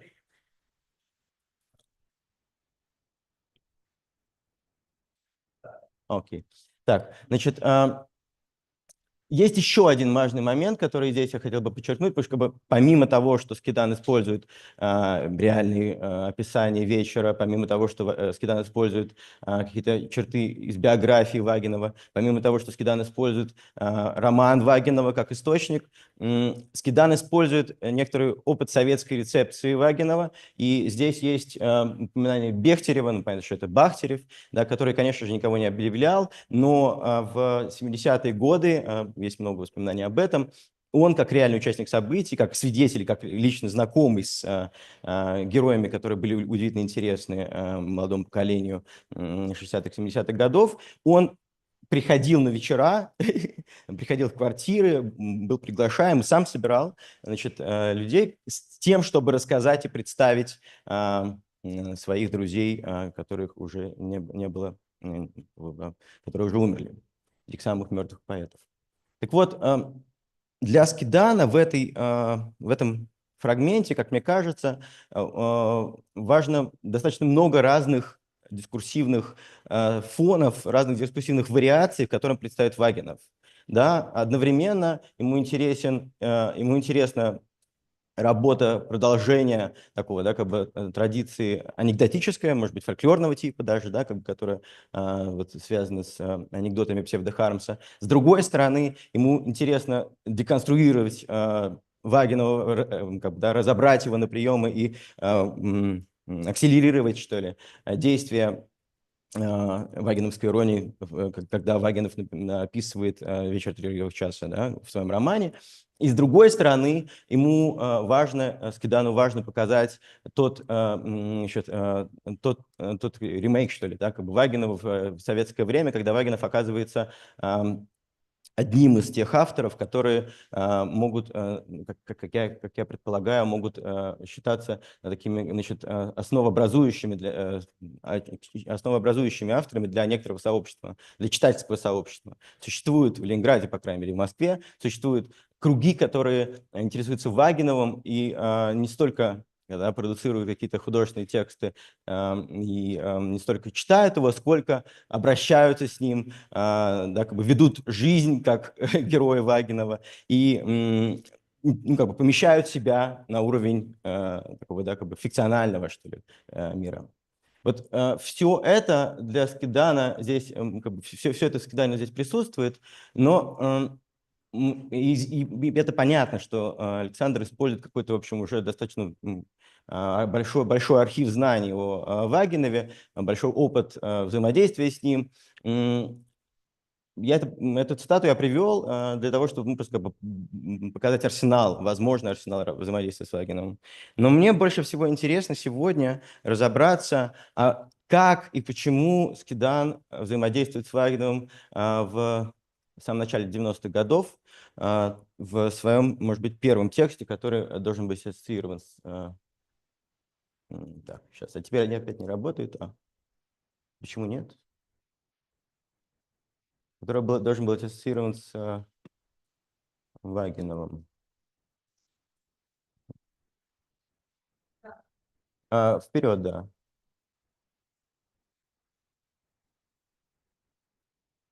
Так, немножко нет. И дальше. Вот.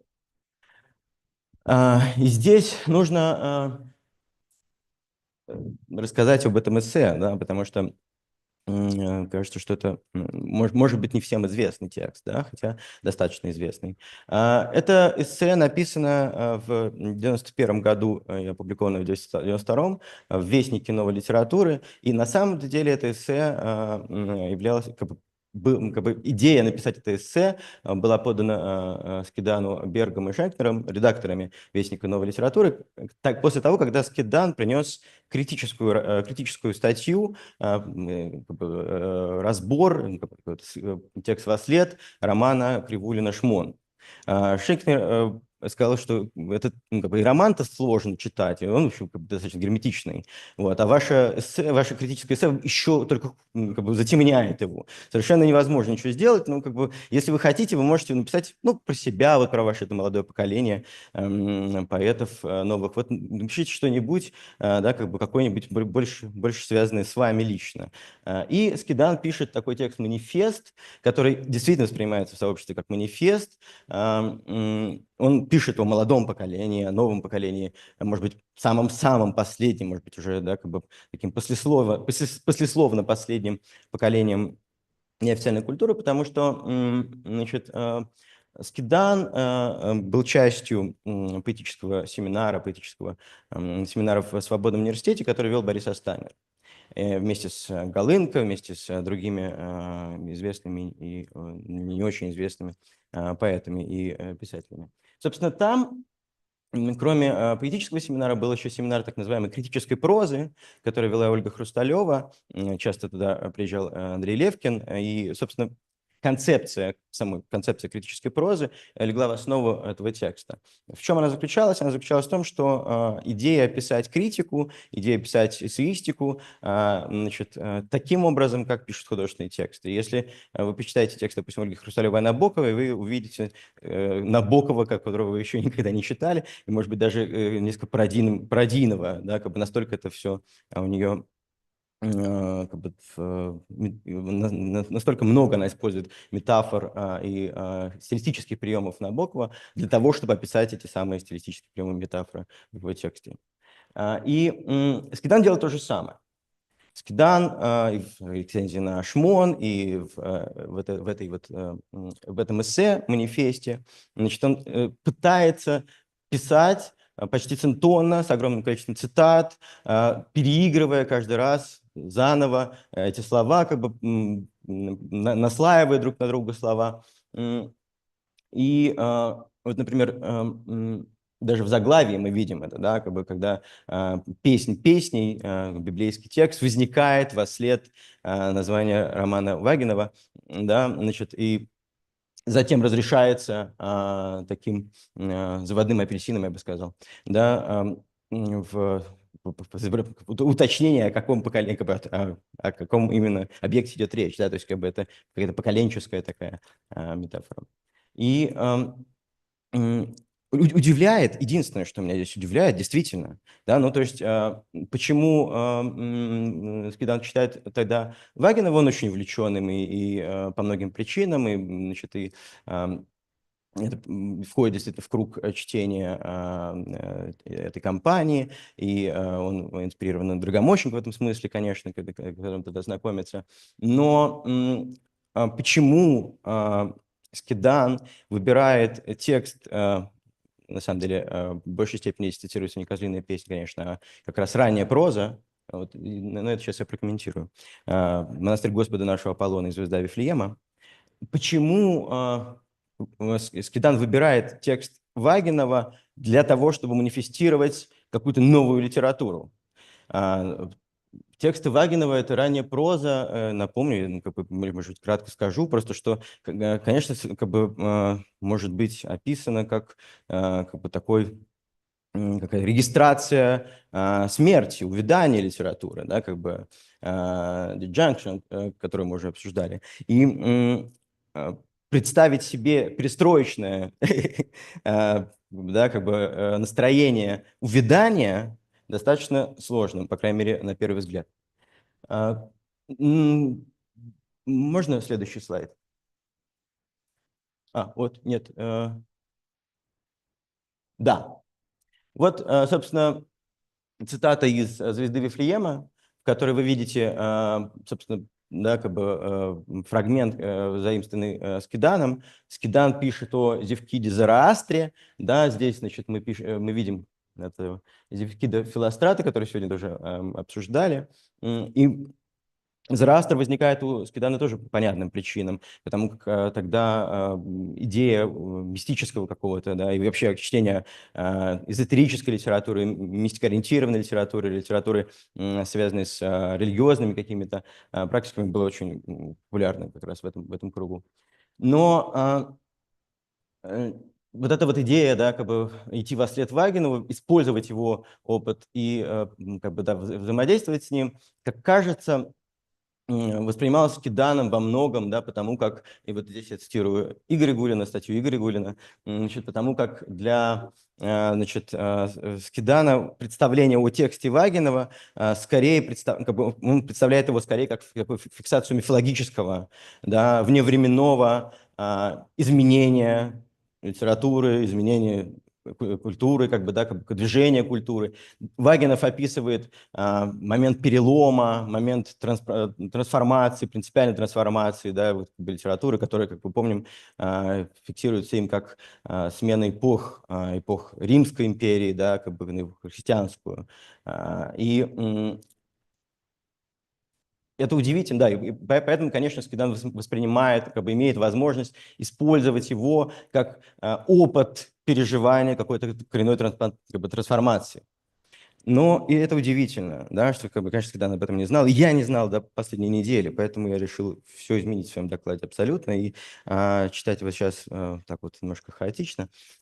Все дело в том, что я обнаружил, что текст Вагинова, в свою очередь, а именно «Монастырь Господа нашего Аполлона», вполне соответствует жанру критической прозы, если угодно, и фиксирует не абстрактную, не timeless миф, а вполне конкретный, более того, даже газетный спор между Александром Бенуа и Казимиром Малевичем.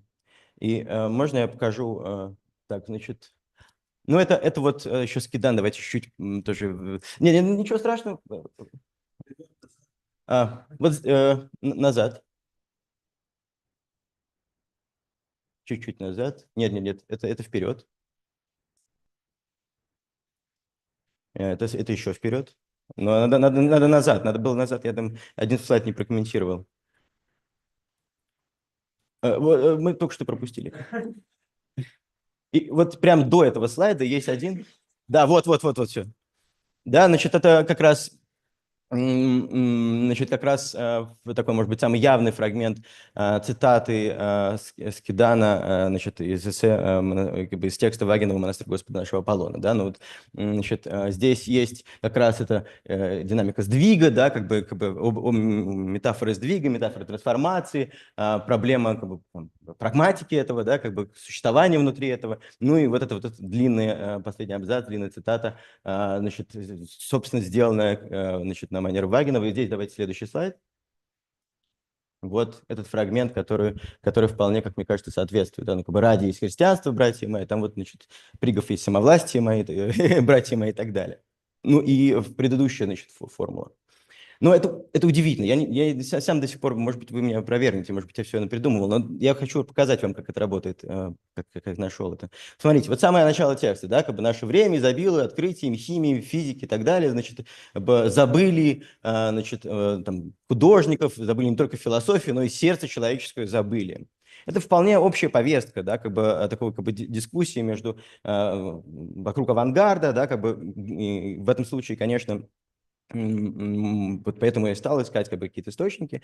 На одной стороне, значит, мы можем сказать, что есть какое-то авангардное искусство, которое условно примыкает к концептуалистскому представлению об эстетике, да, о возможности выразить, возможности передать посредством образов некоторые фрагменты реальности, некоторые как бы, возможности передачи. Да?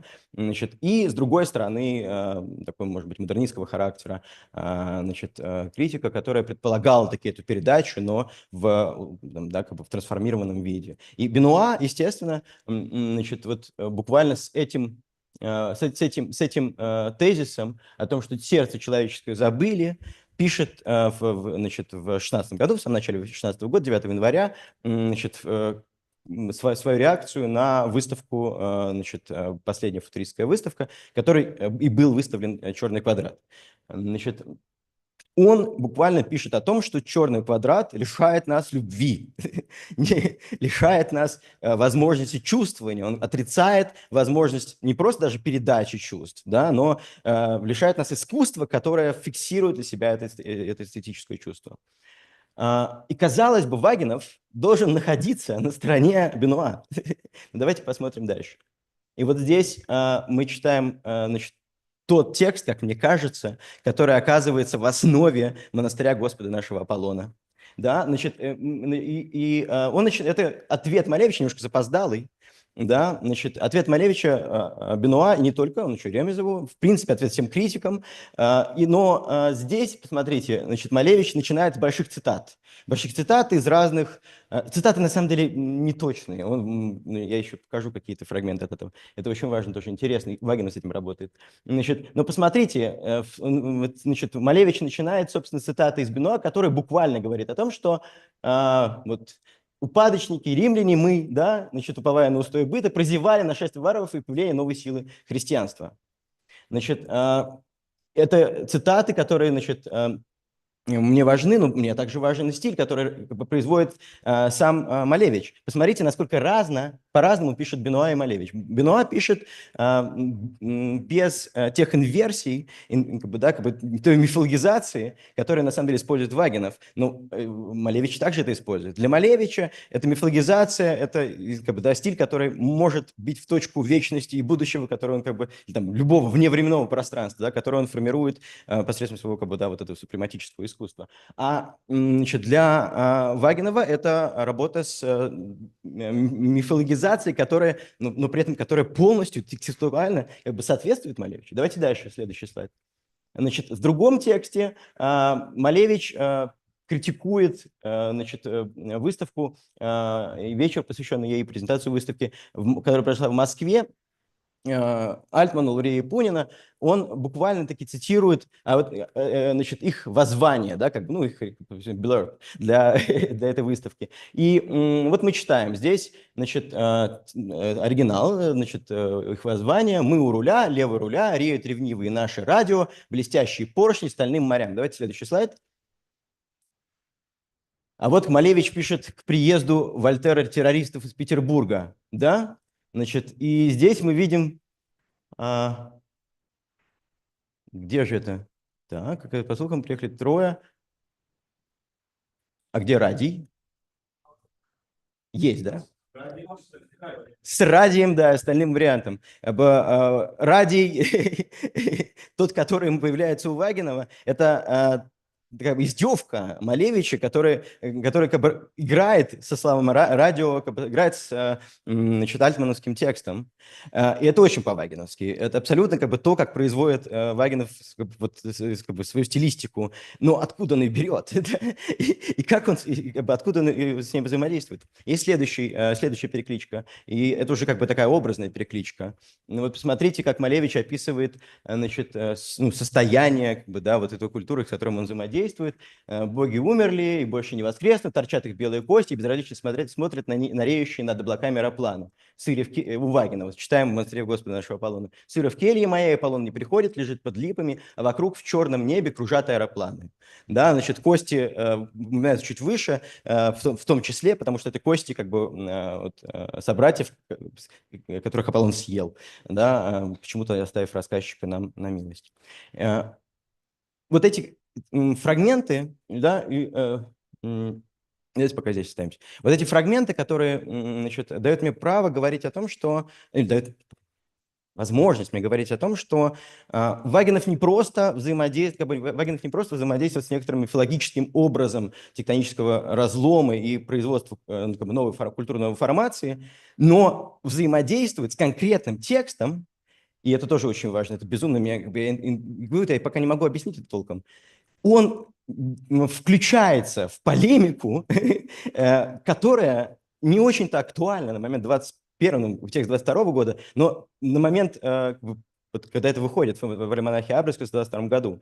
В 21 году даже сама вот эта работа, как бы сама текст Малевича 18 года государственником от искусства написан, конечно же, как бы, да, как воззвание уволить Бенуа с руководящих постов, значит, в Петербургской академии художеств. И в 21 году происходят процессы, которые, значит, в результате которых братья Бенуа в тюрьме, Гумилев расстрелян. Есть дневник Бенуа, который опубликован в 2005 году в журнале «Звезда», в котором мы видим, как он описывает свою как бы, ну, как бы, беспомощность.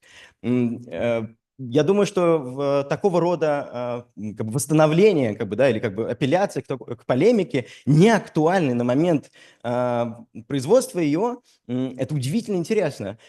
Нет никогда, у Вагинова, как кажется, да, в итоге мы не получаем этого приближения к моменту тектонического разлома, проживания катастрофы.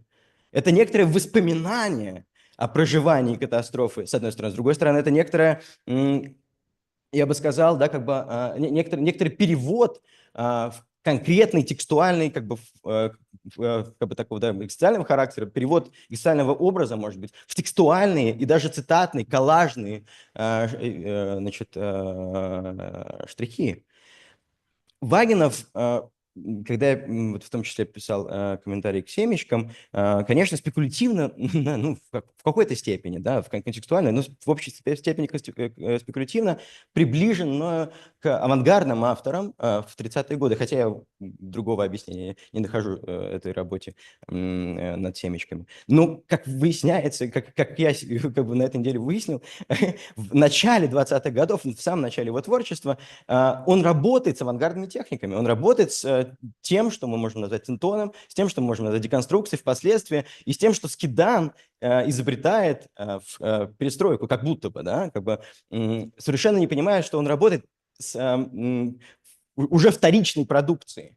Скидан в начале своего эссе спрашивает, как бы, да, а зачем еще раз снова начинать эту литературу после конца, да, как бы, значит, снова писать что-то, апеллируя к Вагинову, который как бы пережил этот конец, как будто бы, да, но удивительно, что в тексте, к которому происходит эта апелляция, нет этого проживания. Это уже некоторые, как бы, да, тоже как бы мизонобим, фигура как бы отказа от переживания, отказа от изображения, вполне авангардного характера, отказа от, значит, какого-то референциального свойства текста в пользу некоторого, ну, концептуалистского, что ли, да, как бы представления художественности, авангардистского, может быть. Хотя я в большей степени думаю, что нужно приближать к второй половине 20 века технику Вагинова. Она больше там понятна и больше востребована. Мне, наверное, сейчас не удастся воссоздать контекст той самой полемики в 2021 году, и мне не удастся, наверное, в точности как бы так распространенно сообщить, что, как бы, какого рода сарказм, а здесь это точно присутствует, и ирония, значит, использована Вагиновым, значит, в 2022 году, да, в игре с репликами Бенуа и Малевича. Но мне кажется, что это очень близко к тому, как он работает с Тептёлкиным. И вот он мог бы быть застрелен своими друзьями еще до «Козлиной песни», если бы Малевич и Бенуа внимательно читали «Монастырь Господа нашего Аполлона». Наверное, я вот сейчас закончу.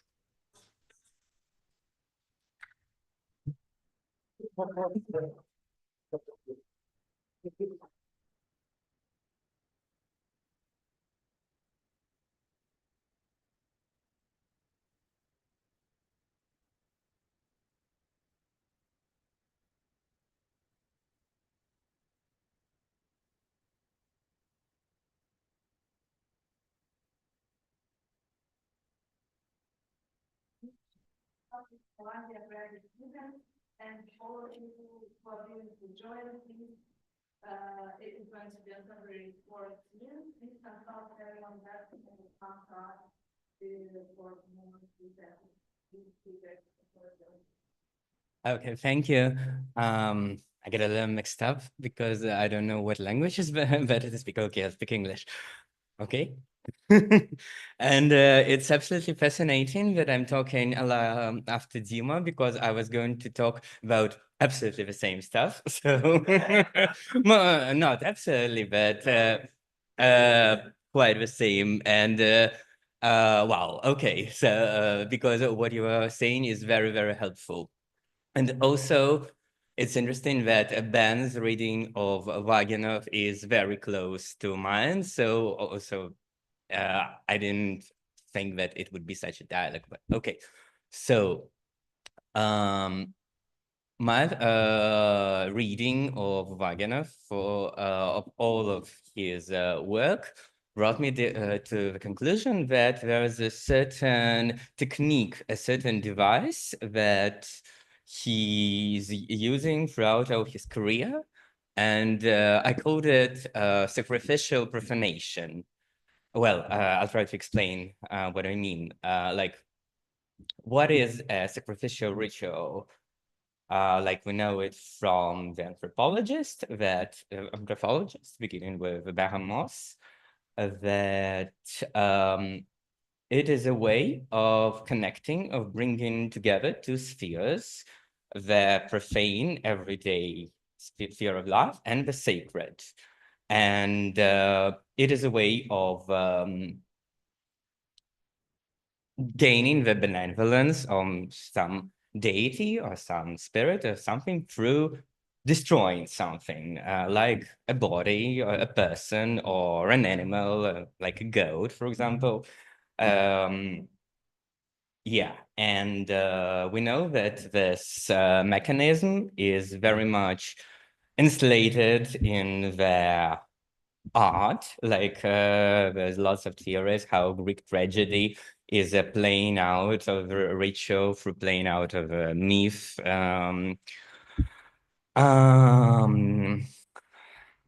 Goat song, etc.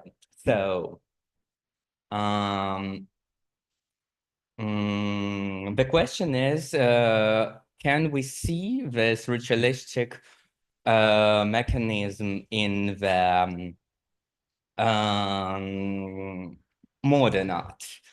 And yeah, like if we take, for example, how does modern art deal with the sphere of sacred? Because like we know from Benjamin and all the other guys, that the aesthetics categories like sublime, beautiful, etc., take place of what used to be sacred in the pre-modern world.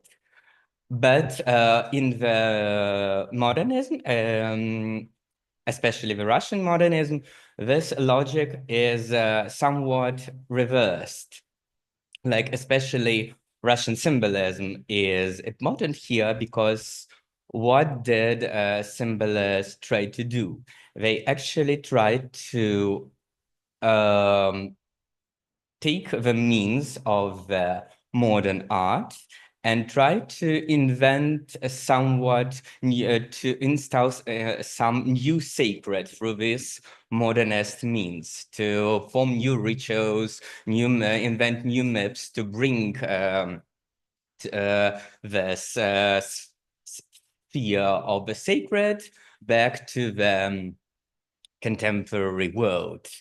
And Vaginov, though he belongs to the cycles of Gumilev, Kuzmin, and other authors who supposedly are the antagonists of the symbolist, actually he works with symbolist techniques. He is the disciple of symbolists. He uses, makes all sorts of allusions to Blog, Bialy Sologub, and all the other guys like that, showing us that this is the tradition where his texts are to be read. But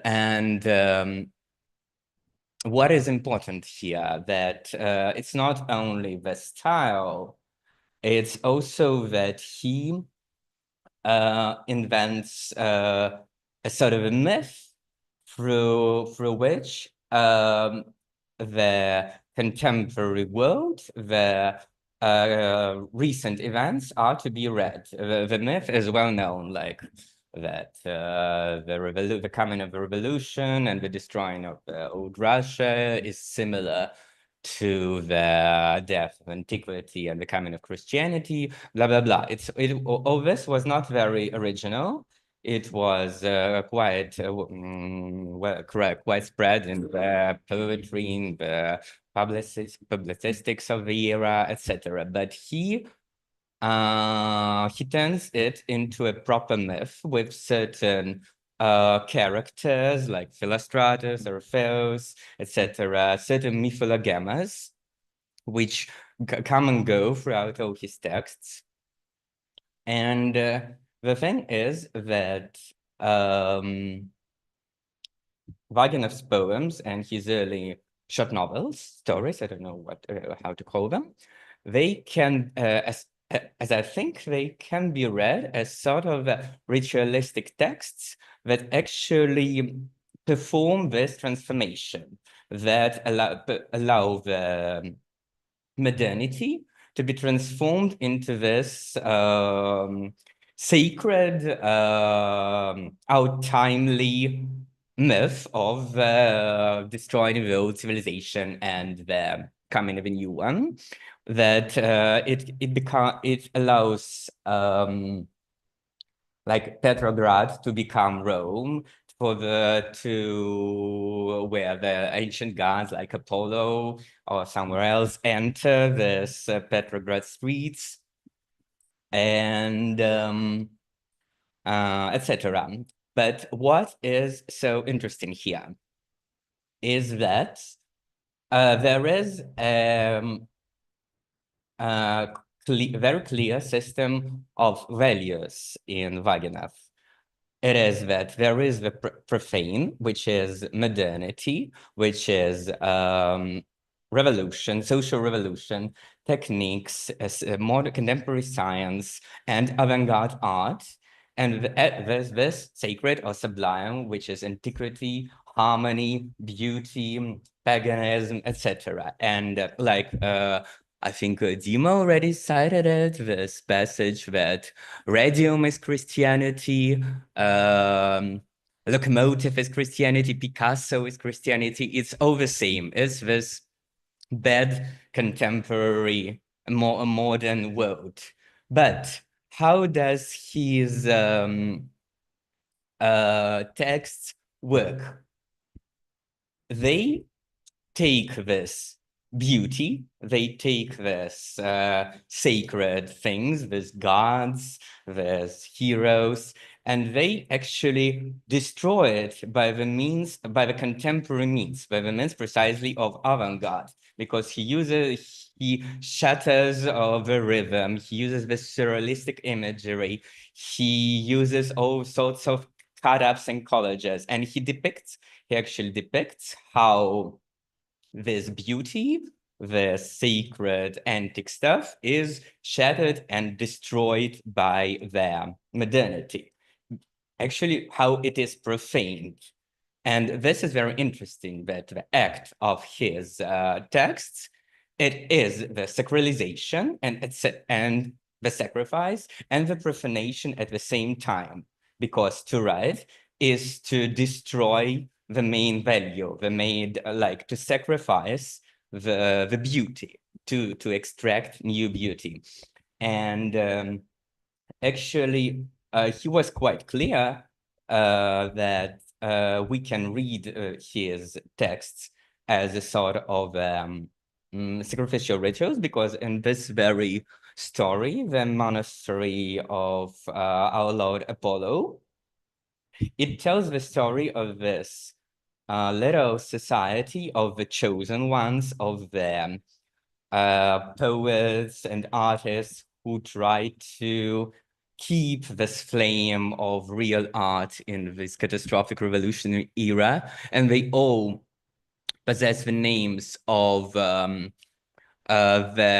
characters of Sophocles' tragedies, which is also important. And they want to revive Apollo, and Apollo is depicted as brought down by the modernity. He is depicted as if he is a Picasso painting or something, like a part of the locomotive in his leg, blah blah blah. And in order to bring him back to life, the narrator, he actually feeds his friends to the gods. He sacrifices them, but at the same time, as Dima has shown us, the story itself is absolutely an avant-gardistic text, and it uses avant-garde techniques. It used to show this struggle with the only way to show this struggle of the classic beauty with the avant-garde is to use the means of the enemy, is to write an avant-gardistic text. And this is the very like paradoxical nature of all the Vaginov. Actually, like another important thing that like in the symbolistic text, as we think of it, it may be seen of a ritual of theurgy, like Bielian, Solovyov, and others and Ivanov called it, of this mystical transformation of reality. But for Vaginov, his visions are also clearly profane, because he explicitly depicts them as just drug trips, which is also a very contemporary thing associated with Baudelaire, etc., like trips on opium and cocaine. And his body is also it's a body of a drug addict, and at the same time, it's a body of this mystical, sacrificed, self-sacrificing figure. And thirdly, it is an avant-gardistic montage, because he has this constant tropes of how a part of his body belongs to the other world, like my finger shines with the Star of Bethlehem, or I sit with the piece of Rome in my leg. And this is also very ambiguous, because is it this mystic ritual, or is it just like that trip? And yeah, and what is important is that this method, which I call sacrificial profanation, actually fascinates him so much that it becomes a method, and then a method, because what he does in the Goat Song, he does this early mechanisms of his poetry and prose doesn't already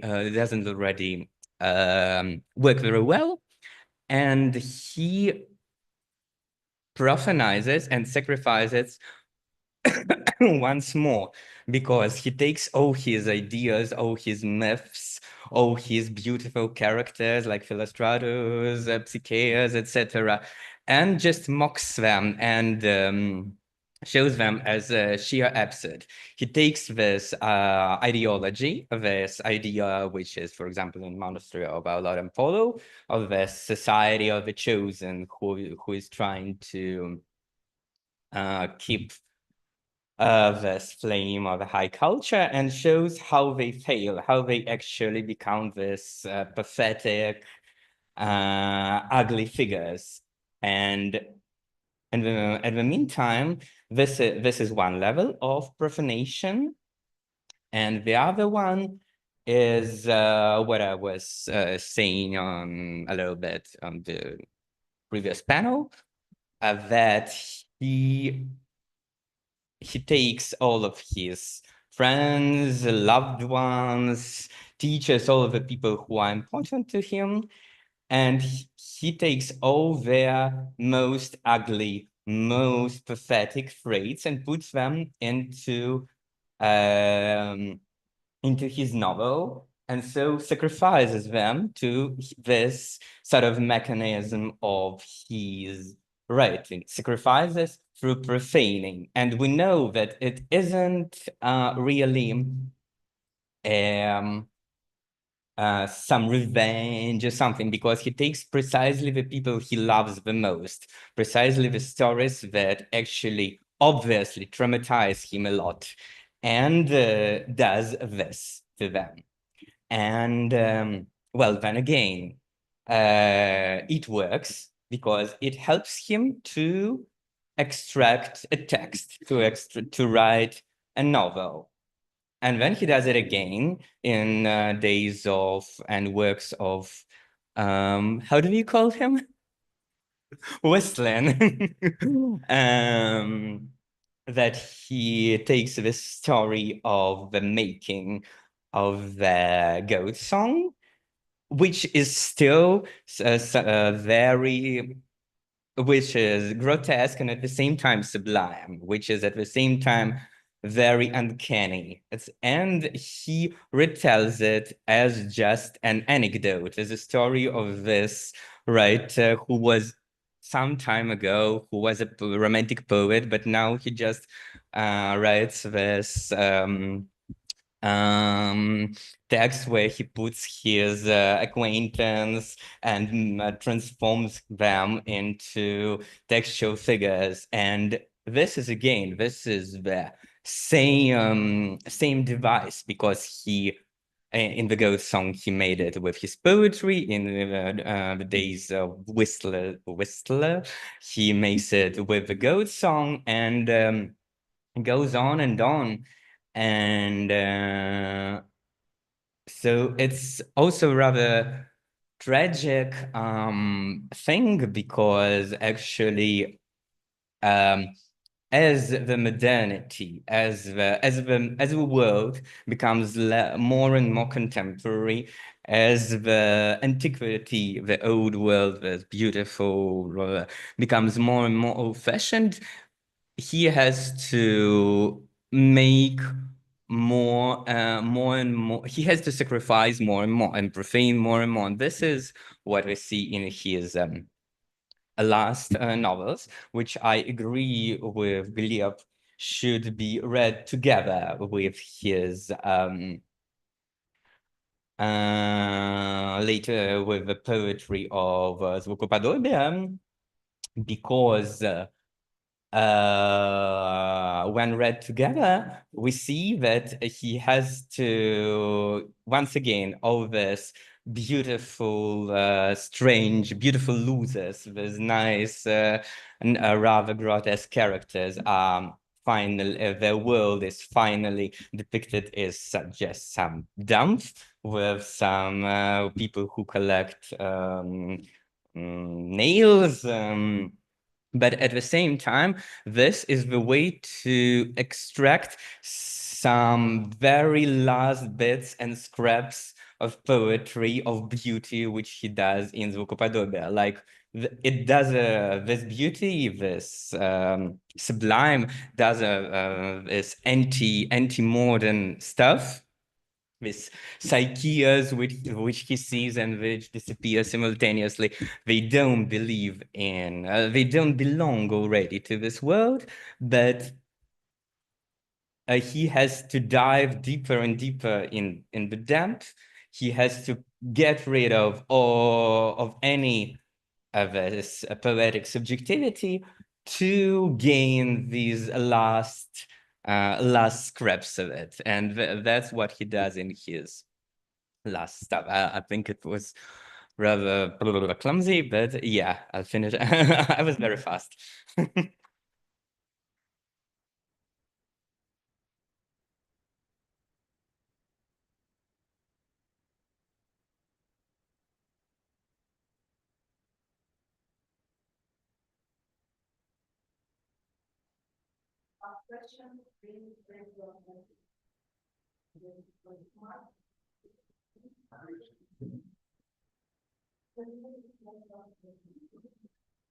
Thank you very much. Fascinating, fascinating papers, each of them, and I have questions for all. For Gleb, my question is, so you are building, thank for this program of scenarios, of accommodation, assimilation, survival, etc. And so sort of, if I understood correctly,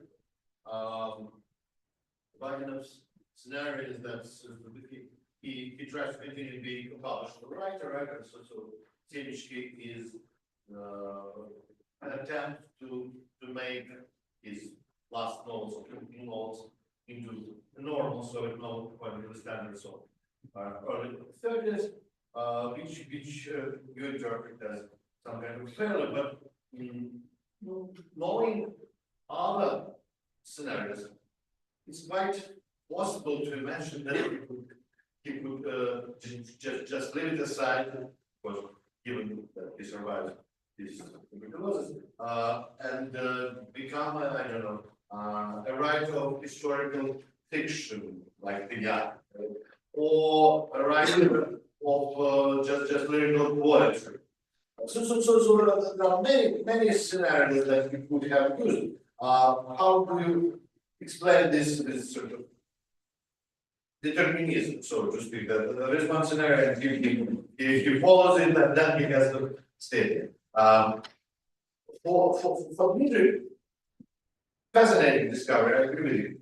But from, of course, I didn't read the entire text.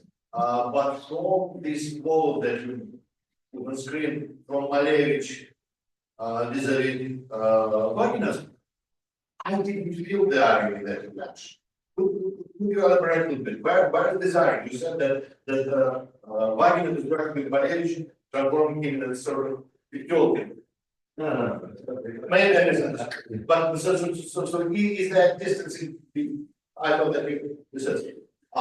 To either, I have the following. So this is a very simple one, right? But basically, you're telling in your own way, but it's model of character. Sort of sacred has to be sacrificed in order to be rejuvenated. Here we go. That's basically the first mention of Vaginov in Konstantin's conversation with Gubakin, Mysteria Космической силы. What's the difference, right? That's one sub question. And the second sub question: would you consider using, I don't know, Agamben's interpretation, profanation, not as the destruction of the sacred, but as the distribution of the sacred that stops being isolated and is open for the world, and of course it's tested in this interaction and in this transport, but nonetheless, it lives a new life outside of the monastery or whatever, as opposed to secularization that basically reappropriates sacred for the needs of the secular authority, secular platforms, which is a distraction that needs. Okay, thank you. Спасибо за вопрос. Но, знаешь, наше представление о том, что советская художественный язык был креативен, то ты не можешь писать социалистический роман на ситуацию довоенных, потом значит, ты пишешь первую критику или поэзию, оно не работает, поскольку вся как бы текстовая реальность была в это время чрезвычайно идеализирована, гипертрофирована. Если не справиться с этим заданием, то есть в одной области, в другом жанре, значит, что доверие к тебе нет, я пришли в другой жанр, писать лирическую поэзию, лирическую поэзию, проблему не меньше, а больше, с кровью.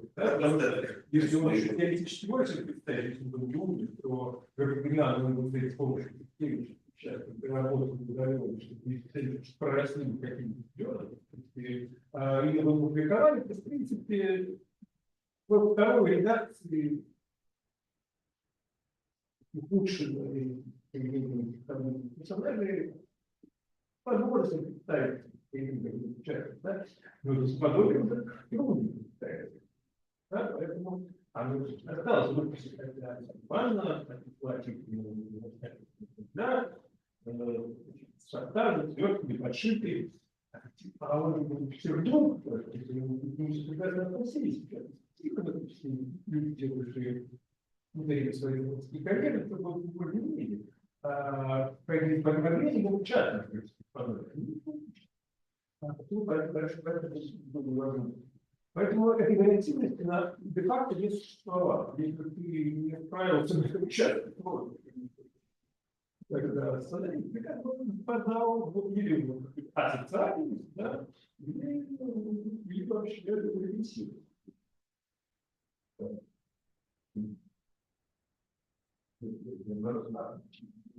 Не помню, что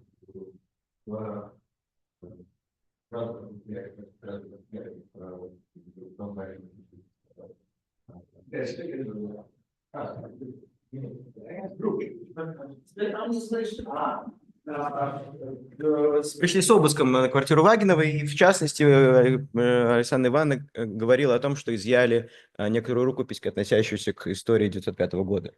То есть вот сценарий исторического романа про 905 год, ну, может быть, Вагиновым вполне не просто рассматривался, а уже был в работе. Это, ну, мы ничего не знаем об этом. Но как бы мы знаем, что там было что-то, какие это были материалы, что это были выписки, как бы, ничего не знаем. Но как бы, я просто пытаюсь, ну, коль скоро, ну, скорее, как бы, да, это, я пытаюсь как бы фантазировать, и здесь я больше на стороне Марка в этих фантазиях, хотя бы потому, что, ну, я, естественно, читал в разных вариантах Гарпаганиану в машинописи, да, как бы вот эти вот использование семечек в Гарпаганиане, как вот он делал, как бы технически даже я об этом немножко писал, но представить себе, что с помощью семечек он мог написать Гарпаганиану так, как хотели, вы знаете, писать в Ленинграде, я не могу. Это, ну, это, и потом те фрагменты, к сожалению, мы просто очень мало знаем о второй редакции. Она не существует как бы как редакция, это отдельные фрагменты, как бы есть написанный роман, замечательно написанный, все как бы закончено и так далее. Как бы. А дальше потом есть разобранные некоторые куски его и чуть-чуть вкрапленные тексты, как бы какая-то вставная глава, 7, да, почему она 7, как бы, ну, то есть, значит, какие-то есть еще 6, наверное, да, как бы, ну, то есть, предположить, что как бы, что мне нравится идея передатировки Гарпаганиану, но я ну, не знаю, у меня просто нет этому никаких свидетельств, а у Эрли были, когда он датировал, его не спросить. Вот, то есть, но как бы в этом случае мы должны просто доверять, как я понимаю. Вот, хотя, ну, это логично, да, значит, но вот эта вот прагматика семечек как подложка как бы для новой версии, ну, не знаю, это как-то очень оригинальный был бы роман, может быть, хороший, но явно не вполне соответствующий требованиям, я бы так сказал.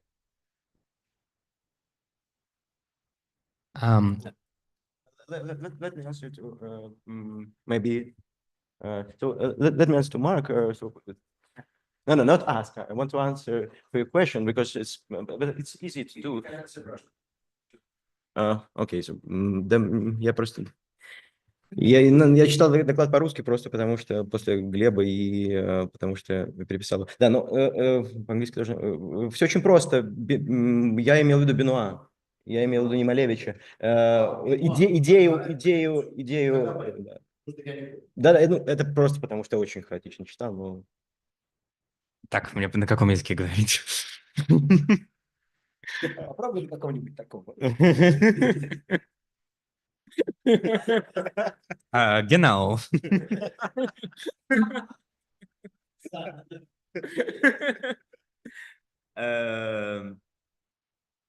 Короче, про Бахтина абсолютно, да, конечно, это, конечно, надо было об этом побольше поговорить, конечно, абсолютно это бахтинская, в смысле, близкая к Бахтину модель, но разница в том, насколько здесь важен исторический уровень, вот этот исторический момент.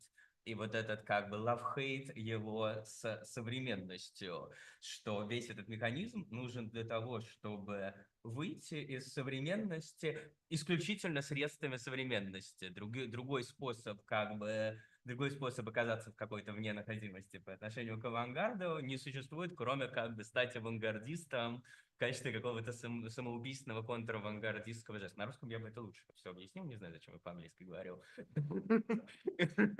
По поводу Агамбена, конечно, я думал, что есть какая-то проблема, что я использую его термин, как бы с ним ассоциирующийся в совершенно другом регистре, никакого отношения к тому, что он говорит, то, что я говорю, не имеет, потому что для Вагинова, как я это понимаю, профанация – это не некая ревитализация, не некое как бы возвращение в то, что, о чем ты говоришь, человеческое пространство после из вот этого как бы полумертвого, стрёмного сакрального, это именно убийство. Это как бы тоже метод разрушения, саморазрушения, разрушения и так далее. Потому что именно из-за его отношений с современностью, что там можно только умереть. Ну, это, да, конечно, к Батаю это гораздо ближе, да. Да, гораздо ближе к Батаю. А можно я спрошу, и буду туда вопросы? Сейчас Да, у меня требовал обратиться, у меня маленькое дополнение на наш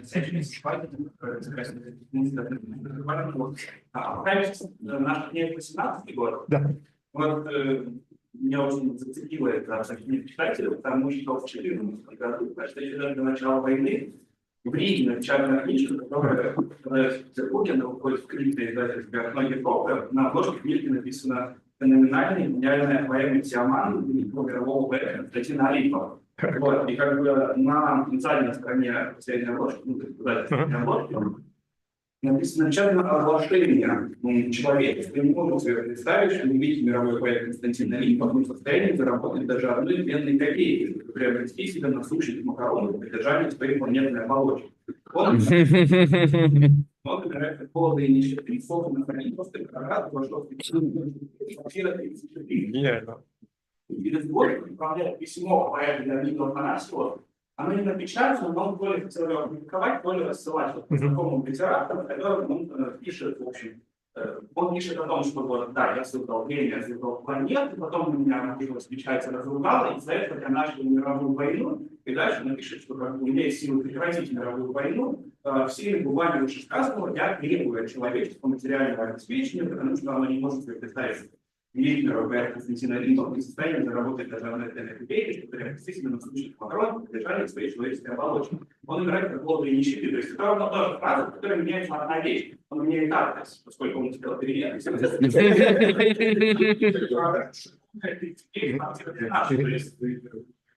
И цель видно, что это не ход, а не атомную прагматику. И это было эволюция. То есть, говоря о том, что литературный язык не нуждается в революционной крахе, все-таки, как минимум, маргинализованных писателей еще до этого уже есть такая потребность, и вот здесь все как бы которые видят, но я думаю, что это связано вообще с изменением модели писателей-читателей, их отношения, которые становятся куда более прямыми, и появляется некая диалектика домашней литературы и большой литературы, да, там, домашние тексты Вячеслава Иванова, там, или, например, мои читатели, миллионов, которых буквально перечисляются читатели вот, не по именам, но по типам. И это как очень не похоже на традиционную модель поэта толпа или на демократическую идею просветителя народа. Это именно такое обращение по имени практически, которое создает какую-то новую интимность. И революция в этом смысле, она тоже не начало интимного глаза, а как бы уже продолжение какой-то существующей тенденции, которая, конечно, появляется в жизни романа с ключом, разбитной песни, заканчивается, я думаю, где-то правильно без героя, потому что потом самоиздательство другая модель. То есть мне кажется, что здесь это не только с эволюцией связано, но и как-то вот вообще такое большое изменение эпистемологии отношения писателей и читателей. Ну, большое спасибо. Ужасно интересный пример с Олимпом. Замечательно, ценный прям. Но есть одна важная вещь, которая... Как бы... Дима, посмотрим абсолютно работу. Записываем.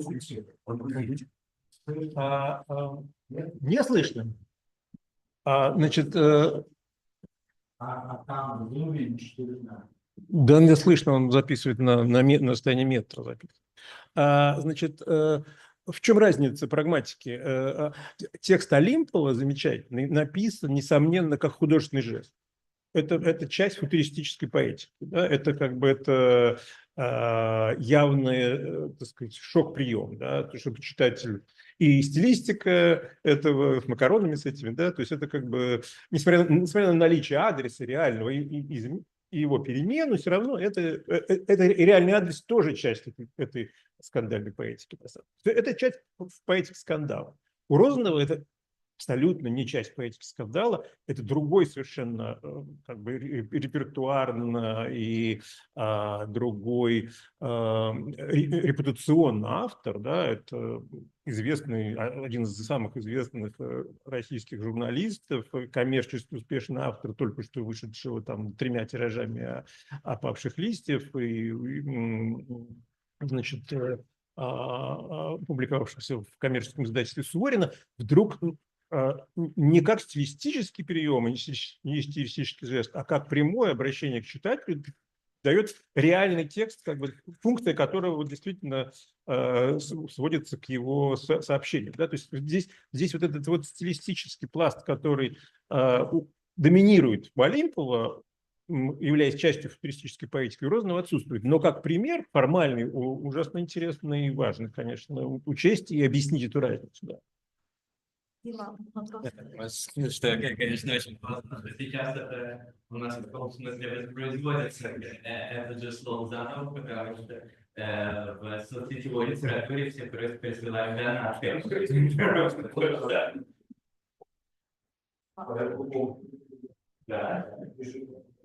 Да, я на самом деле хотел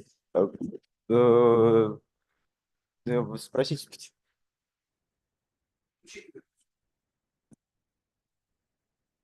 Батарея, кстати, поэтому.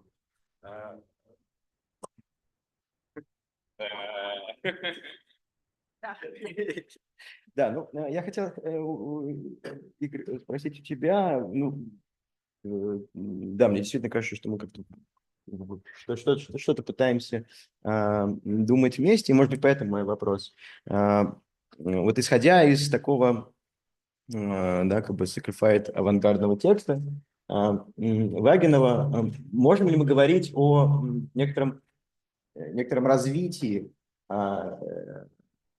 его смертности, что ли, как бы, вот, потому что для меня это проблема, и как раз вот эта идея, которая пришла ко мне буквально пару дней назад, да, как бы, дает мне возможность рассуждать о некоторой другой эволюции вагиновских текстов, да, как бы, как мы привыкли думать, что от «Козлиной песни» Гарпаганиане он все больше, значит, все больше как бы уходит куда-то в какую-то, значит, там, условную смертность, да, как бы отождествление, растождествление, да, как бы с референциальной реальности, я бы так сказал. Вот. Но как будто бы это движение как бы совершилось раз, однажды и в самом начале. То есть можем ли мы говорить здесь вот об некой эволюции? Ну, мне кажется, что это эволюция, потому что как бы все повышаются и повышаются ставки. Что как бы это жест, который он в какой-то самом начале изобретает, а потом, что и не изобретает никакого другого. А чтобы его повторять, нужно, да, все меньше и меньше от своей субъектности оставлять, все больше и больше как бы становиться смертельным и смертоносным и так далее. Конечно, мне кажется, что там есть развитие.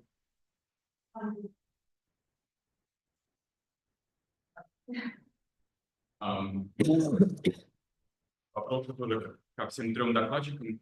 Глебу очень короткий вопрос. Вы упоминали про пирамиду.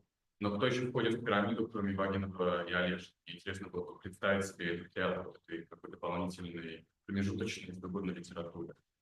К Диме вопрос более полемического характера. Я думаю, что действительно, видимо, это открытие. Действительно, видимо, перед нами источник, который мы не видели раньше. По крайней мере, когда дошло дело до Романов, то стало звучать очень убедительно. Потому что само по себе имени Яне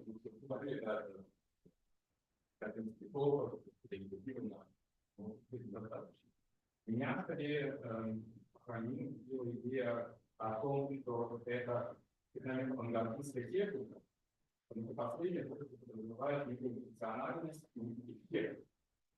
потрясающий, комический, иронический, переадресацию сюжета, деконструирующего, будь то Бенуа, Ипатьевича. Я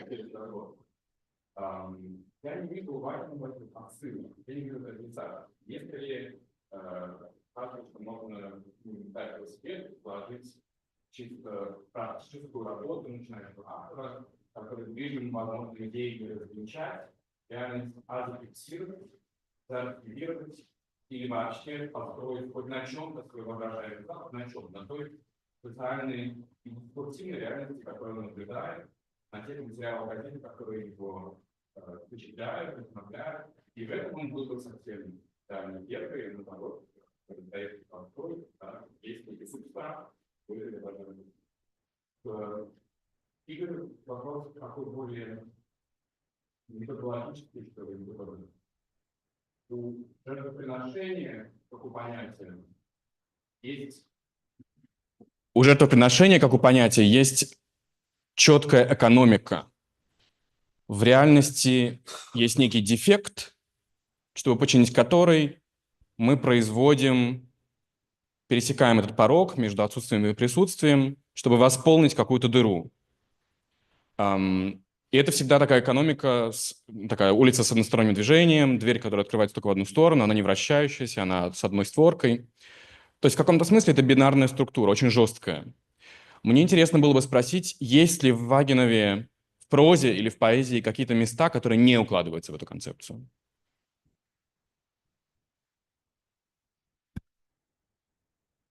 Да, Вань, спасибо за вопрос и уточнение. Я принимаю этот упрек. Действительно, это может быть не совсем точный в материальном смысле образ. Можно говорить о такой виртуальной, что ли, пирамиде или какой-то линии, да, потому что если мы не имеем, чем ценны семечки, да, и ни дня без строчки, что это действительно материальные свидетельства этого процесса какого, какой темы? Темы молчания, да? Молчание Бабеля, молчание Фадеева, да? И сейчас не приходит в голову кто-то еще, но наверняка это самые известные, да, загадочные такие случаи. Гинзбург это просто это успешный случай. Нет, Гинзбург это другое. Нет, Гинзбург это совсем другое. Это изначально другая модель. Она никогда, она всегда пишет. Нет, Гинзбург как писатель, это изначально подпольный писатель. То есть она никогда в 30-е годы не имела этих интенций публиковаться как литератор. Я имею в виду люди, которые из дневной литературы выпадают куда-то, да, и мы не видим, что делает Бабель в эти годы, мы не знаем, да, и, возможно, в его пропавшем архиве были такие же семечки, условно говоря, какие-то заготовки, что-то, что наверняка было, да, кстати, что рассматривалось им как подготовка к каким-то произведениям, которые позволили бы ему это молчание нарушить, поскольку это молчание в какой-то момент стало проблемой, потому что в какой-то момент нельзя было молчать, надо было что-то говорить, и Бабель даже, вернее, были даже мотивировки ареста Бабеля, как за то, что он не молчал, буквально ничего не писал, да, что мое молчание выглядит вызывающе. Даже как это было с 30-го года, с конца 29-го, это было в политических процессах, когда нельзя было присоединиться к осуждению оппозиции, а промолчать. Нужно было обязательно присоединиться, покаяться, разоружиться перед партией и так далее. То есть это молчание становилось вызывающим жестом. Поэтому в какой-то момент молчание Ахматовой становится вызывающим в начале 30-х. Вот. Но да, здесь образ нужно скорректировать от какой-то материальной пирамиды до каких-то знаков некого процесса, его начала, условно говоря, который символизируют, отмечают семечки, и конец, 60-е годы, когда выходит «Ни дня без строчки», но чуть раньше. Ваня, Слушай, я на самом деле как бы сейчас думаю, и в первую очередь думаю о том, что как жаль, что так редко возможно общаться. Это гениальный вопрос. Это очень важно, на самом деле. То, что ты говоришь, как бы как ты формулируешь. То есть, в смысле, я очень надеюсь, что там записалось, потому что я хочу потом прочитать. Да, но у меня есть два ответа. Один очень короткий, и он прямой. Это круг альманаха Абраксис, это Кузьмины эмоционалисты. И вот, по-моему, Глеб упоминал, да, сегодня их интерес к живому слову, да, и в этом смысле это может быть оно, а можно ответить немножко более сложно, да, как бы, то есть вспомнить ту работу, которую он проводит, по моему мнению, с семечками, да, как бы, когда... Я понимаю, ну, как бы это вот как бы так, ну, для меня, как бы это вот то, что, если это правда, если то, что я нашел, это правда так, то для меня как бы абсолютно очевидно, что Вагинов совершает как-то более сложную работу, нежели эволюция, да, как бы увядание, не знаю, да, как бы растождествление. Мне кажется, что это интересный эффект, и я бы сказал, что да, как бы в какой-то степени это вот такая... авангардистская интенция, которая относится к самой интимной публичности, да, которую возможно себе представить. Ну вот, но то, как ты сформулировал, по-моему, это вообще гораздо лучше, чем я сказал в ответ.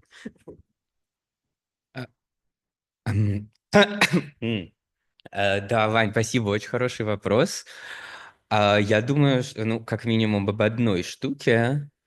И тут как бы я не очень понимаю хронологию, но, может быть, Дима это понимает лучше меня, что вот он пишет Свистонова, где он делает вот это все, что делает.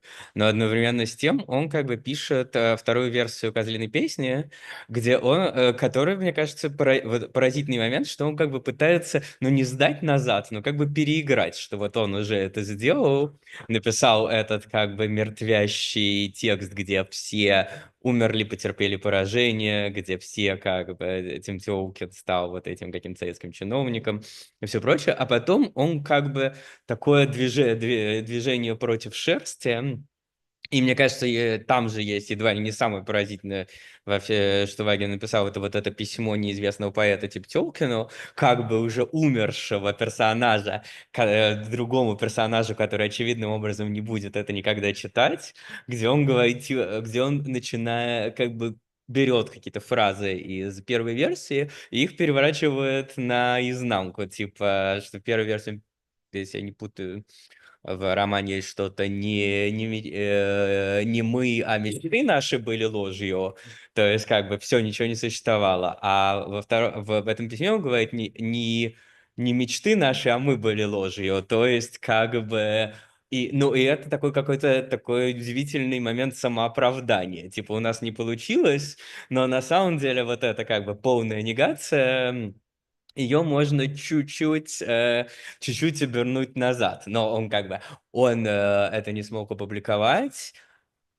Пумпянский, которому, по моему предположению, после ссоры, с которым это все было написано, как бы, понятное дело, уже тоже ничем этим не интересовался. То есть это такое как бы действие в нигде, но из этого как бы, ну, в общем, одна из самых сильных, на самом деле, вагиновских жестов, вот это как бы...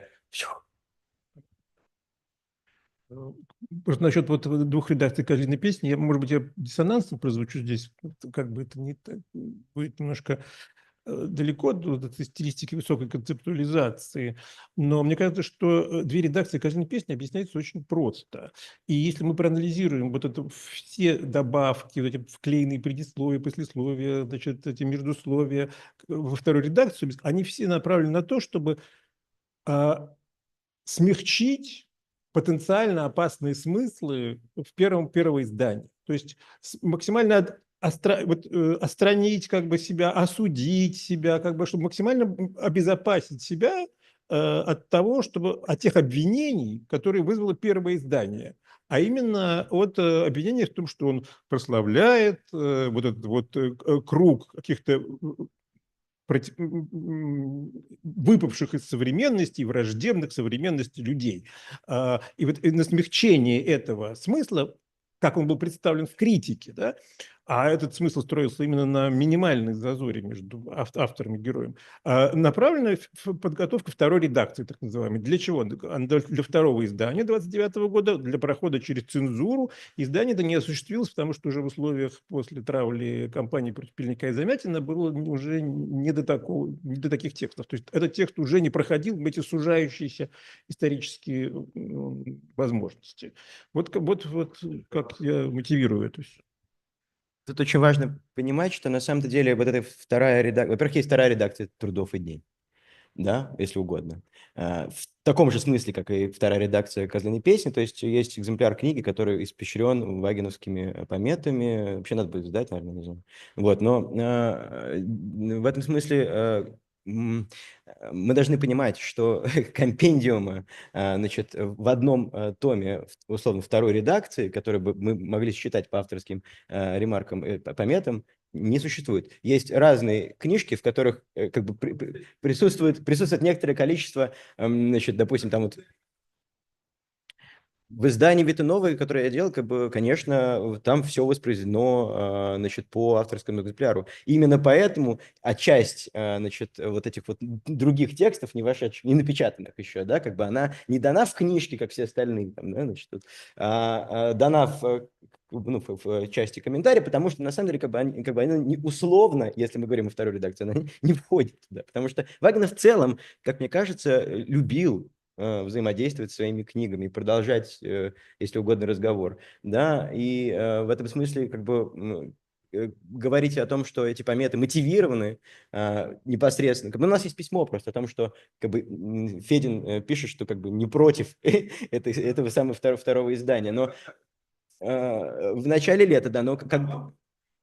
Нет, в этом-то я согласен совершенно, но просто когда Вагинов начал работать, как бы писать эти маргинали, и можно ли мы сказать, что Вагинов мотивируется этим вторым изданием, и поэтому начинает править и сглаживать углы и что такое, вот мне кажется, здесь мы немножко додумываем, потому что, зная о типологически сходном экземпляре «Трудов и дней», который никто не собирался второй раз создавать, и первая помета... Какие концептуальные отличия второй редакции «Трудов и дней»? Ну, если честно, я сейчас не очень готов, еще давно не перечитывал, но то, что как бы очень важный момент, да, то, что как бы там первая помета, которая, значит, возникает, как бы вот первый новый фрагмент текста, который появляется в книге Вагинова, который вот Алексей Дмитриенко нашел в свое время, датируется началом мая, то есть 29 года, а это, не знаю, спустя неделю или не знаю, как бы только-только книжка вышла, и он начинает ее переписывать, и он начинает с ней взаимодействовать, он начинает ее писать.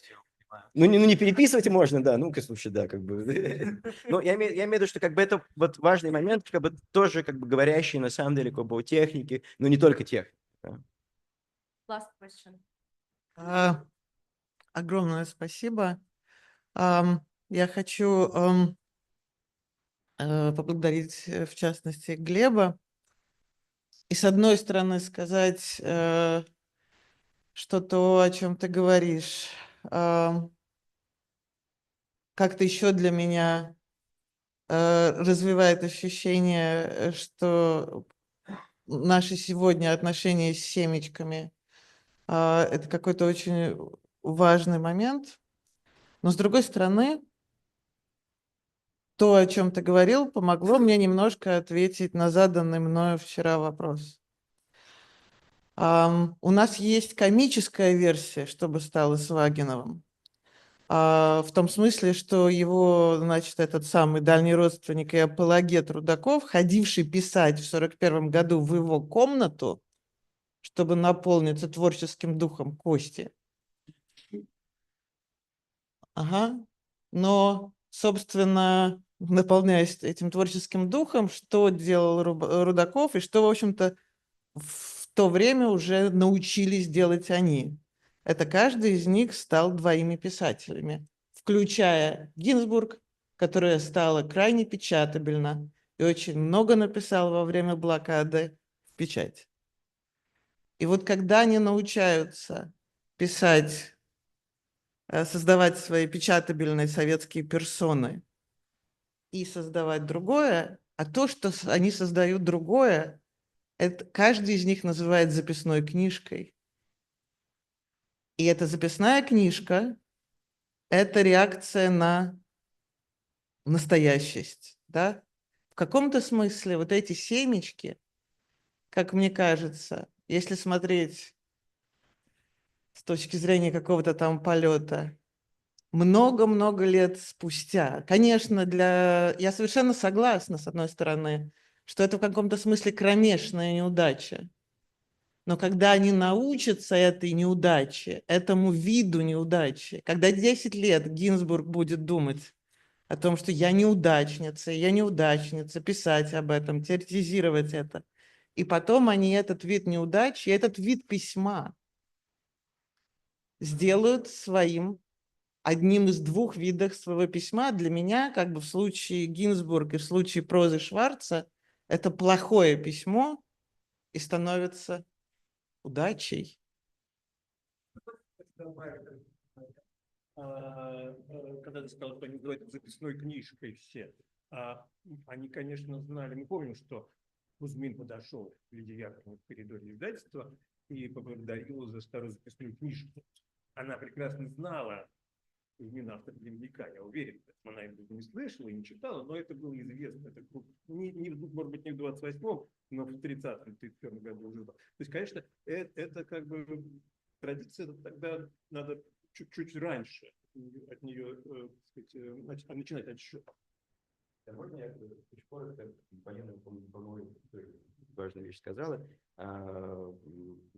Я могу предложить еще невысказанную версию, что делал бы Вагинов в 1935 году. Не уверен, что в 1935, но, может быть, чуть-чуть позже он бы стал бы сотрудником Пушкинского дома и занимался бы фольклористикой. Он делал бы то, что, ну, в этом смысле, как бы это работа.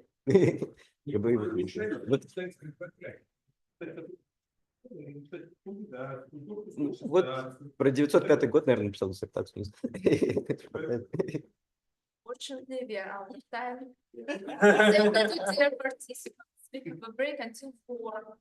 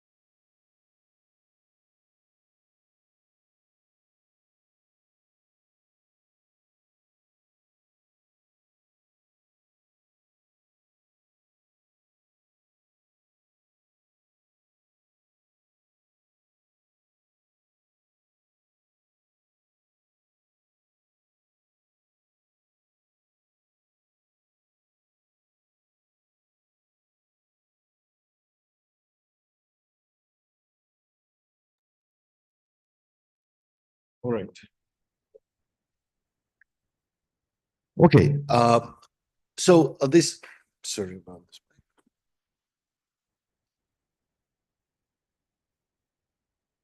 Let's try again. All right, so this is the last official.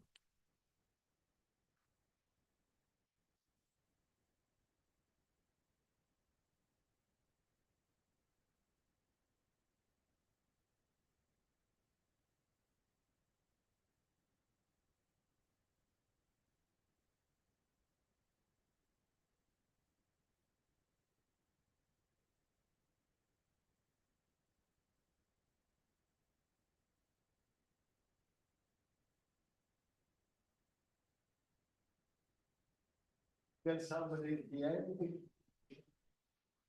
I mean, is there any signal? All right, so you hold it under the table. So whatever happens under the table is audible. All right, so this is the last official panel of our symposium, and in a way, and by the composition of this panel, it resonates with the event that opened the symposium, the presentation of the book about song that is to be published by the NYRB. But the idea was that last night we would introduce the book more for the wide world, wide audience. And at this panel, we will speak more about the more specific, more professional problems and aspects associated with Vaginov in English, right? And different aspects of this problematics would be discussed. The contextualization of Vaginov, the indeed problems of translation, the ways to teach Vaginov in college courses that many of us are teaching. So, and I hope that it will be a live conversation in which all people in this room will participate in this or that way. And our participants are Ainsley Morse, the main translator of the first volume of Wagner. Wagner will be published in 2 volumes. Edwin Frank, the editorial director of NYRB Press and sort of the founder of the NYRB Classic series. Jeff Cibula, the main translator of the 2nd volume that will include Bombachada and Garpagnana. Evgeny Eugene, I'm sorry, Astashevsky, the author of the introduction to the first volume, and Polina Borskova, the author of the forthcoming introduction of the for this forthcoming 2nd book. I would like to ask Edwin the question that I actually asked, but now more specifically, you published recently a fascinating book, Stranger Than Fiction, that consists of a number of essays about basically novels, mainly novels, and you write there about writers from different traditions, including Russian. So you open with Dostoevsky. You have an essay about Lolita. So if you look at Wagner's novel from this perspective, from the perspective of your book, and this book, I understand it as your personal canon of the global modernist novel, so to speak. How do you contextualize his novels? And on the other hand, as the editor of the NYRB books, where does it belong in your experience? Well, let's see. I mean, so last night it was interesting to read about English parallels to walls. And that's probably by virtue of the very clear track of translation. In the larger sense of my book, well, another thing that struck me in the course of reading Vaginov was something about the Russian novel in general, which was how very, very episodic the Russian novel is in form. And in my book, I write about Notes from Underground as a kind of initiatory narrative, or really narrator, a kind of radically unreliable narrator who's prophet, scamp, and you can't really pin him down. And that is, and that book is a book that, notwithstanding, it was probably not and remains not perhaps the most popular of Dostoevskian texts, oddly gets rewritten again and again. I mean, somebody like Céline, somebody like Philip Roth's Portnoy's Complaint is a late descendant of Notes from Underground, and so on. Anyway, I was struck reading Vaginov of another aspect of the Russian novel, which is perhaps less, which seems very distinctively Russian, and then also, which is its very, very episodic character. One thing after another, a kind of if you take one thing after another happens in Dickens, but Dickens is always subtended by a sense of a plot or a mystery working its way out. Equally, in a completely different writer like, say, Henry James, each chapter in some sense tightens the emotional crux of the book. So there is a similar sense of accumulative force. But in Russian books, quite often, to quote James again, because the famous phrase "loose baggy monster" was, I think, used to refer to War and Peace, that there is people come and go and they talk a lot, and then they go and then they come back and then they talk a lot. And in some sense, Vaginov is the distilled form of this. Everybody sort of circles around each other. It's kind of arabesque of encounters and evasions. And then people also, later on start to disappear. So thinking about the series that I've edited these many years, which also has a fair number of Russians in it. The Russian, I think of the series as comprising various strands, and certainly the Russian one is a major one, up to Sorokin and Polina, and but going back to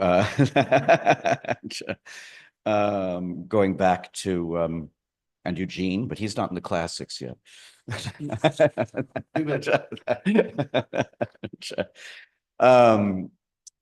To Platonov, who was for me early on. Early on, I actually published an old translation of a book which includes John, and called The Fierce and Beautiful World, that came out in the late 60s or 70s, a book I'd been given as a child by one of my father's best friends, who was a spy, and he gave it to me when I was a teenager, saying, "This is a truly wonderful book."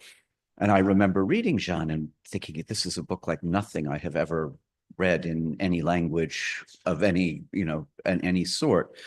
And I republished it and instantly got a scolding note from Robert Chandler saying, "How could you possibly republish this lousy old textually corrupt translation," and so on. And I said, and especially since there's a new one in the works. And I said, I had no idea there's a new one in the works. When you license an old translation, they don't know anything about what is being done otherwise. And notwithstanding, the fact that maybe it's not the perfect text, there's no question that this is a book of extraordinary power and of a different power from other sorts of books that readers of English have access to. So I'm not going to apologize particularly, but if there's a new translation on a better text, when this one sells out, I'll publish that one, which I eventually did publish Robert Chandler's translation of what he translated as Soul. But then it's been followed by Chavangor most recently, and by Happy Moscow, and the Foundation Pit. And the other thing that struck me, in a way, Vaginov's world could not be more different from Platonov's, except that I suppose in both worlds, people are all leftover people. But in another sense, I began to see the resonances. There's the resonance with Happy Moscow in terms of the junk shops and and things like that that you find. So a certain, even though that book's, I think, set a few years later with the campaign for, every life is happy, life is better, or whatever it was the phrase. And then in a curious way, the foundation pit, the way that people are just stopped in their tracks, and the sense of people being erased. They are different aspects of a Soviet world, but even there was a resonance. There are differences, which are, I mean, though the lyrical is present, I think, in both writers to an extraordinary degree, and the satirical is actually obviously present in both writers. The aphoristic, the kind of Wildian side of Vaginov, I don't think you, or Vaginov, or however you say it, excuse me, is not something you find particularly in Platonov. So just to sort of sum up, I mean, this translation of this previously untranslated or little translated or poorly translated writer does what you hope a translation that you publish will do. It changes the look of literatures in some sense across various languages, and it changes one sense, or it newly illumined my sense of the character of Russian literature. And so I'm delighted to have had a hand in getting it out there. Thank you. Thank you. Thank you for doing it. Thank you so much. So now I would like to ask basically the same question to Ainsley and Jeff. What was the most difficult part of translating Vaginov, who seems to be more or less transparent? I would say that it would be harder to translate Platonov, right? But maybe not. Maybe it's fake simplicity. And you already answered the question about renaming of protagonists of the God song. I will say this in Russian. So could you also touch? Maybe again. Yeah. Okay, thank you.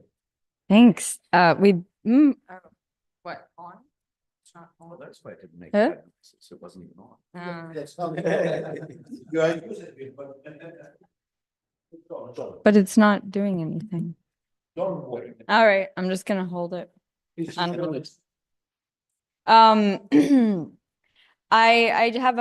have a couple of points I was gonna touch on, and as does Jeff. So I wanted to start actually with a kind of belated follow-up to Vanya's question yesterday, which we discussed as a group about possible parallels in the English tradition. And I am going to go ahead and make kind of programmatic statement, which is that one of the things I think is so valuable in translation is that it actually just changes English. It changes the language into which you translate. And in that sense, we did discuss standards of 1920s literary English to think about, and we did some direct consultation regarding things like slang, which Jeff will say more about.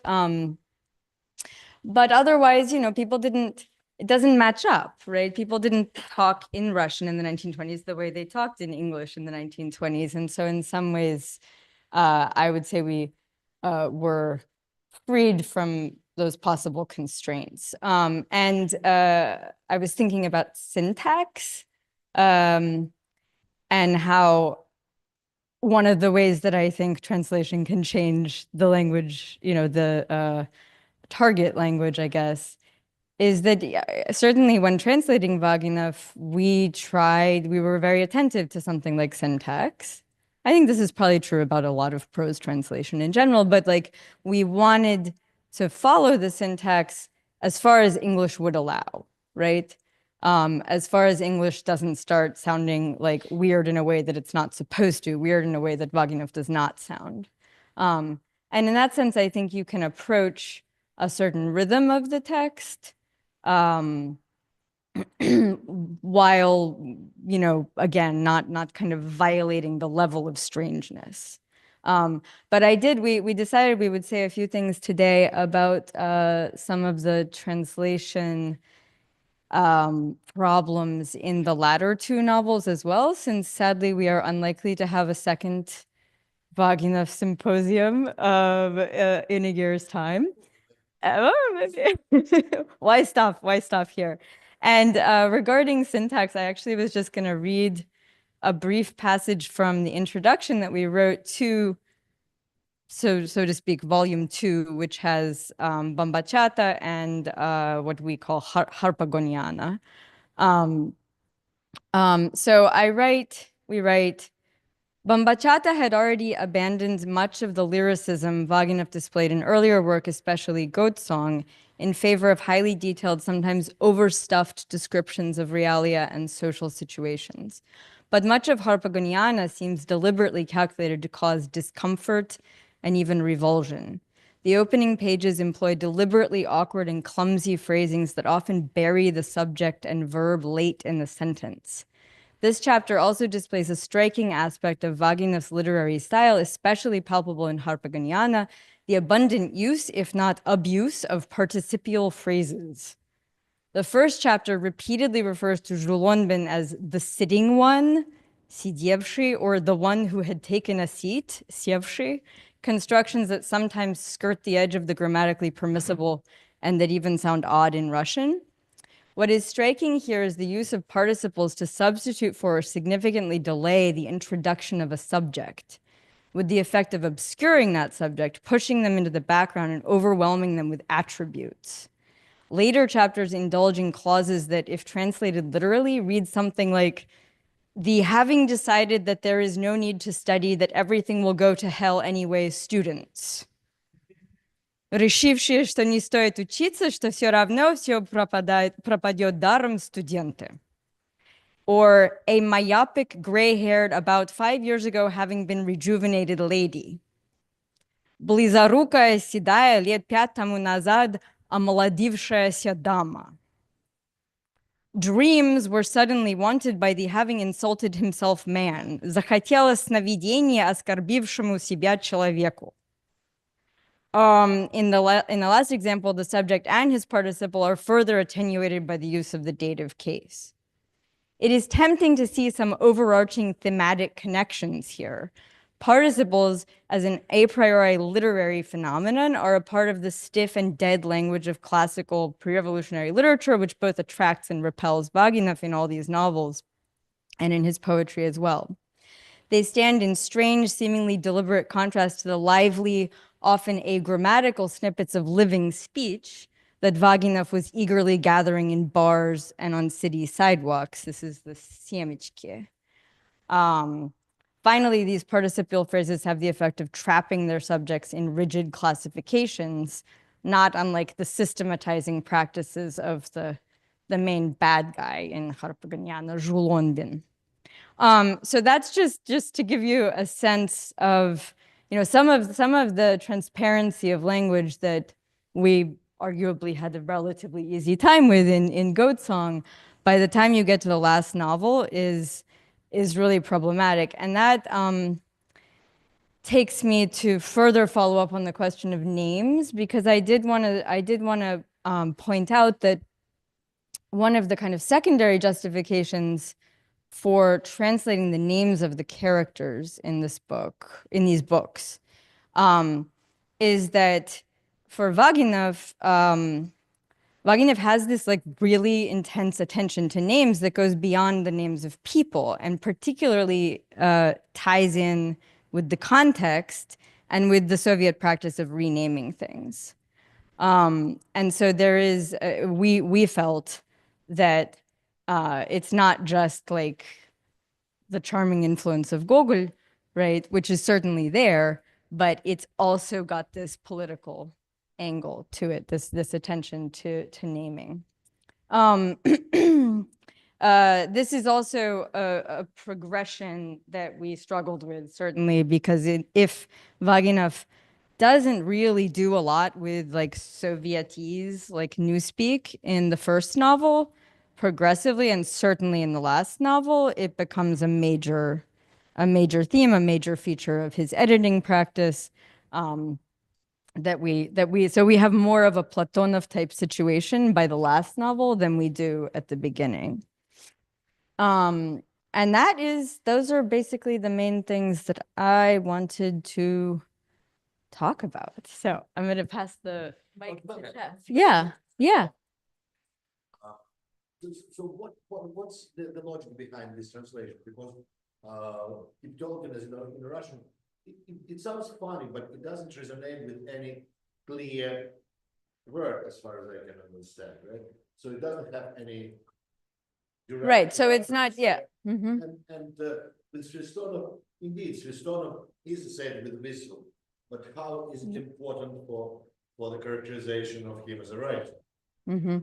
Well, we talk about it. We talk about it a bit in our discussion of these names. I mean, with Baumkafkin, we wanted to replicate something that would have like these partially meaningful syllables, that just like with Tolkien don't really add up to something, but do have some shades of meaning in English. And with Svistonov, it was a similar line of thinking, that, I mean, I would be the first to confess, that one was tougher, and I don't think we did as good of a job with it because we don't have the ston, which is something that we definitely thought about. But I think that it's more about the ecosystem of the whole novel in each of these 4 cases, because it's not just about the individual characters. Like, again, it's not, I don't want to reduce Gogol here, but they're not like walking symbols, but how they interact with each other in this world where everything is kind of named in this funny way seemed important to us. And it seems like a level of the text that you absolutely get when you're reading it in Russian. And if we had left the names untranslated, they would just be gobbledygook, typical, Aglaya Nikolaevna or something. Yeah. But how do you translate as a Cockadoodle. Cockadoodle. Cuckoo, like the bird, yeah, and cockadoodle. Yeah, that one was not a problem. And just to finish on the name point, I'll add that's another thing that I think shifts a little bit in the latter 2 novels. Like, we do still have a number of speaking names, but we don't have quite the same proliferation, partly because the Gogolian overtones are, I guess, more contained in some segments. Like there are some stories where the characters very much carry that with them, and they need that kind of comic naming for the narrative. But there are a lot of segments in the latter 2 novels where I think trying to translate names would have been overdoing it. They don't speak to the same degree in a lot of places. So I think we did it a bit less in the latter 2. So I just remembered, speaking again of Platonov, there's a wonderful play by Platonov that Robert Chandler translated, 14 Little Red Huts, 14 красных избушек, that has these very dramatically speaking names, which is actually, it's from a little bit later, right? It's like from around the time of Vambachada as far as Vaginov goes. But it's, he's not the only one doing this at the time, and Robert did a great job with translating those names. Foundation bit too. I think the names are all have significance and don't really sound. I mean, I can't remember whether he glosses them in the introduction or whether he actually translates some, but I can't. Right. You know. Yeah. I can't remember whether he translates them either. It's Vosh. Yeah. He does Voshev. He does. He does gloss them. He talks about it. Yeah, he talks about it. Yeah. Do you want to jump in, Jeff? Yeah. So, I guess, maybe unsurprisingly, my main difficulties with translations are very much overlapping with what Ainsley pointed out. But I'll try to kind of address those points from like a slightly different angle. And in kind of preparing this, I kept thinking of there's this business near where I live that I drive by pretty frequently. It's called Always in Stone, and they sell gravestones, right? And the owner is very enterprising, has this big letterboard on the side of the highway and will put up these slogans to try to move product, right? And so like some of them are like very nice ones, like make your memories last forever on marble, things like that. But like some of them are like hyper capitalistic, like 4th of July blowout, or when there are kind of supply chain issues due to the COVID pandemic, he put up, and for a long time had inventory blues, not here. And my favorite, most grotesque one was like, I don't remember the exact phrasing, but it was basically like, show her you care on Mother's Day. Yeah. So, you know, that obviously you just felt like Vaginov would appreciate it, and I should try to remember those slogans. And it also kind of, in light of everything we've been talking about, in light of this being a commemorative 125th year event, you know, it does make me kind of reflect on my own role now in the memorial business, right? Like to some extent, translating Vaginov into English is a way of trying to preserve memory, trying to do that kind of work. And, you know, and so in thinking like what the right metaphor for this role is, I decided strongly that I would not want to be seen as a coffin maker, right? I think a coffin maker would be the worst translator, because the whole point of a coffin is you hide what's inside of it. You show your own woodworking, and hopefully that's pleasing, but you know, and that's what I think, like trying to model it very closely on a contemporary writer or my own stylistic tastes or something like that would have been more of the coffin making. It would be having sort of a stylistic artifice that we wanted to put Vaginov into. And honestly, I have a little bit of a nervous about that. Like it caused me some real anxiety when we're going over the translations, and especially when we hit on some of the passages that Ainsley referenced, where the syntax is really overloaded, like really long sentences that in English are pretty difficult to parse. I'm very reluctant to clean them up, because you know, that feels to me like a mortician who puts on too much makeup. And I think actually mortician is maybe better, because we want to see the corpse. Like maybe that's more my role, mortician, or taxidermist, like poor Murzelka, the cat of Toropola, who had to be made to look like he was still alive and active at the top of the stairs. Maybe taxidermist is my favorite. But yeah. And so I've been very reluctant to tidy things up and to make the concessions to English style and syntax. And just kind of, I won't rehash all the stuff Ainsley was talking about, but in, I think one of the passages we did the most back and forth on was the first chapter of Harpaganiana, where I think in my early drafts, it was like very much trying to model the Russian syntax in very uncomfortable ways, because it's a very uncomfortable scene. It is this Julonbin, this disgusting man with these like moist locks drying from his head, and he's collecting fingernails, and you're supposed to feel how oppressive it is. But you know, if you certain things feel more oppressive in English than they do in Russian, like having the verb long after the having the subject come after the verb, or particularly like a while after the verb. It feels different. The long participle phrases feel a lot different in English, and I feel like we were adding awkwardness that wasn't there, and so I had to try to move that back. You know, but and you know, again, like trying to be a good mortician, you look at photos of the dead, you think about how loved ones would have remembered them, and you kind of want to preserve that, right? And so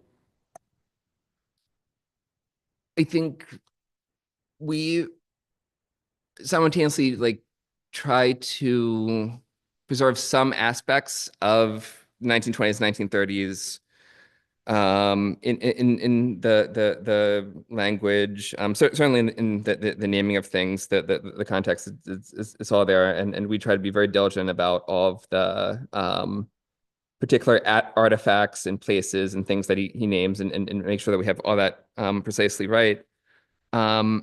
Yeah, but we did not want to do any kind of overt archaistic stylization. Like we didn't want to read like something written in the 20s, except I think in cases where, and this happens a lot in Bambachada, he's paraphrasing books that say Yevgeny or Tropolo are reading, and it is like stylized after these older texts from like say the 17th century, 16th century, wherever. And in those cases, we did kind of tend toward a more archaic style, particularly in slang, as Ainsley referenced.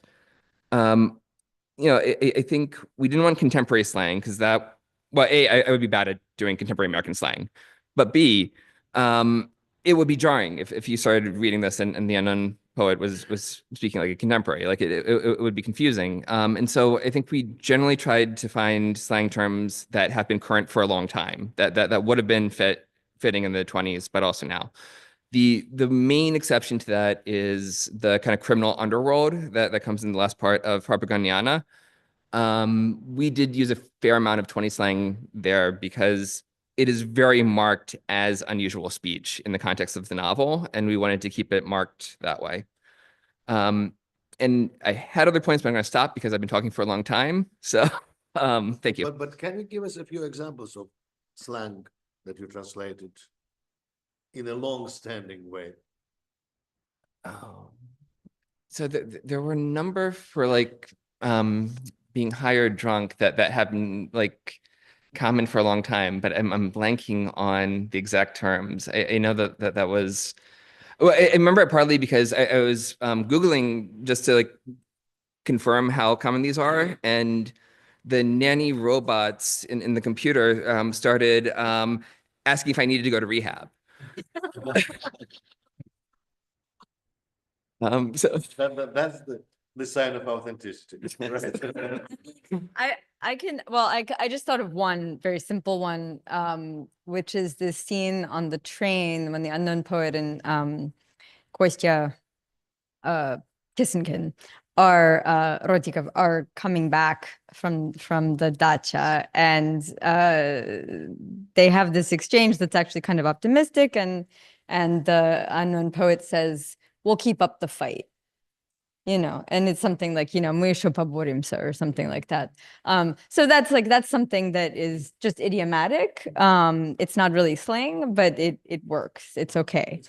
But I can think of other examples of more specific, more local, temporally specific words that we went back and forth. There's only one that I can think of in Goat Song in this volume about cocaine, when Lida, the youthful love interest of the unknown poet, says something about needing to earn enough for a toot. And there were some questions about that, because that is like, people don't say that about cocaine now, but they did. And it was like, is this going to be clear enough, right? I mean, it seems like you don't have to think that much to get there, and then in the latter two novels, as Jeff said, there's a lot, because there's this character Miravoy. Le Monde is our name for him. And yeah, I mean, he's just like a walking dictionary. And so we did, but it's tricky because a lot of there are fun websites with all this flapper slang, but it sounds so American.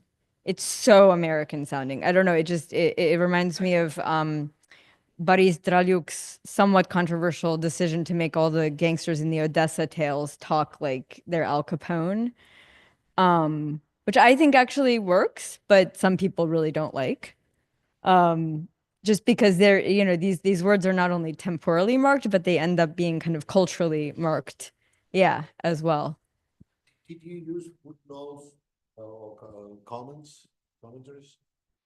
Yes, we have a lot of footnotes, and yeah, they're endnotes, and though I think, at least I'm thinking particularly in Baba Chada, had to deliberately limit ourselves, because there could be a footnote on nearly every word, right? Like if he references a candy, it's an exact candy wrapper that you can find, you know the name of it, you can figure out where it's produced. Like you could go on forever with these footnotes. And so we tried to keep to the references that had sort of a clear meaning to the character and narrative in that moment, or that would have been, and especially these were the most important ones, the ones that would have been known to everyone reading it at that time, right? Like we want to make sure that those references are clear. Thank you. Thank you, Joe. I have a question about that. So this is what I texted you about a few days ago, which was a 1610 edition of Guarino that Vaginov actually changed what the cover said, but for some, why did you? So you. Right, but you found this edition online. That's why that your manuscript said the same thing as Well, no, it's the correction is in the 1999. It's in a note. Okay. Yeah. Yeah, in one of the drafts, things got mixed up. Okay. So, will you continue? Yeah, I Answer guess, the- well, I mean, translating poetry is just very, very different if you want to do it as poetry. You know, generally, when people translate poetry now into English, kind of the American style is to try to do something very close semantically, denotation wise. For me, this is problematic because poems are not about words, but they're about relations between words. And these relations between words are at least half the time they're material, right? I mean, it's strange to say half the time, but it's poetry when the material and the semantic are one. The material and the semantic are one. So in the past few years in general, I've just been very, very confused about how to translate poetry, even though this is something I've been doing for years and years and years. And I've been trying to experiment, sometimes successfully, sometimes unsuccessfully. But the basic issue here with Vaginov, for example, or really another poet, is you need to internalize some of the method, right? And it's very important. It's more important than just reproducing the words. It's more important to really enter into conversation with the method. Okay. So earlier when I was talking about disjunction in his poetry, especially between the adjectives and the nouns, that is precisely the sort of thing that generally disappears in translation. It's almost impossible to keep it in a weird way.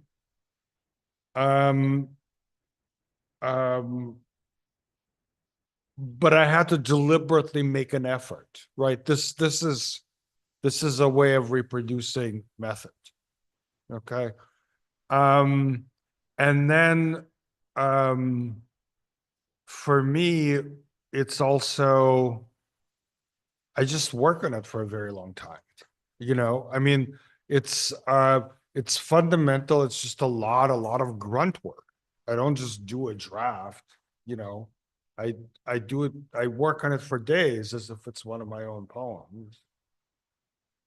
I don't work on it quite in the way in which I work on one of my own poems, in the sense, you know, I don't like put in lines that have nothing to do with the original, but I keep fixing it. I keep tweaking with it. And I think that kind of returning to the text over and over again, trying to hear what you yourself did and comparing it to what the author of the original did. I think that's very important. And, you know, in a way, it's much better to translate less, but to do it, you know, to do the same piece many times than it is to translate a whole book, right? Because ultimately, you know, you want something that people will want to go back to and read more than once, right? I mean, in a way, that's kind of what literature is for. Something that somebody who reads wants to read again and maybe wants to read again. And I want translation to be literature. You know, that's really the basic. Shane, may I ask a follow-up question? Yeah. Actually, too. So one question is, you said that you were inventing ways to convey these disjointedness, right? Between nouns and adjectives, nouns and verbs. I can imagine how you can do it with verbs, right? So with the third person. But how did you do it with adjectives? Any other ways? And you said that you are internalizing the method. What are other aspects of the method? How would you define them? I understand that's a bad question to ask at all. Well, there's a very obvious answer to the other aspects of the method, and this is sound, right? I mean, these are poems that are very finely modulated in sound. And I tried to do that. I think a few times it came out like a little too insistent. But actually, I wanna say something about something that I did differently. I couldn't keep the Russian stanza structure. It just didn't like. I would do it in English, like the quatrain. First of all, I hate quatrains, but I would do it in English, and it didn't feel natural. Like it didn't feel like in Russian, everything is in quatrains. People are used to it. But when I tried to do it in English, it tended to be couplets. It just kind of, and then I was just like, okay, I mean, I think it's okay to rewrite the stanzaic form. I mean, the thing is that it just needs to feel like it fits together. Yeah. Probably that's enough, close enough. I have a question for you about method, because to me, one of the very difficult things about translating Vaginov poems, as I read them, I've always thought of him as a bit of a conceptualist avant la lettre, in that he is making, at one point I referred to some of his poems as like Frankenstein's, like he is making new things out of dead parts. And that is something that happens with allusion. I wonder if that's something that with the different kinds of registers, lexicon that you're working with, does something like that happen on its own? Or is it something that you've thought about trying to convey by other means? I mean, in a way, the problem with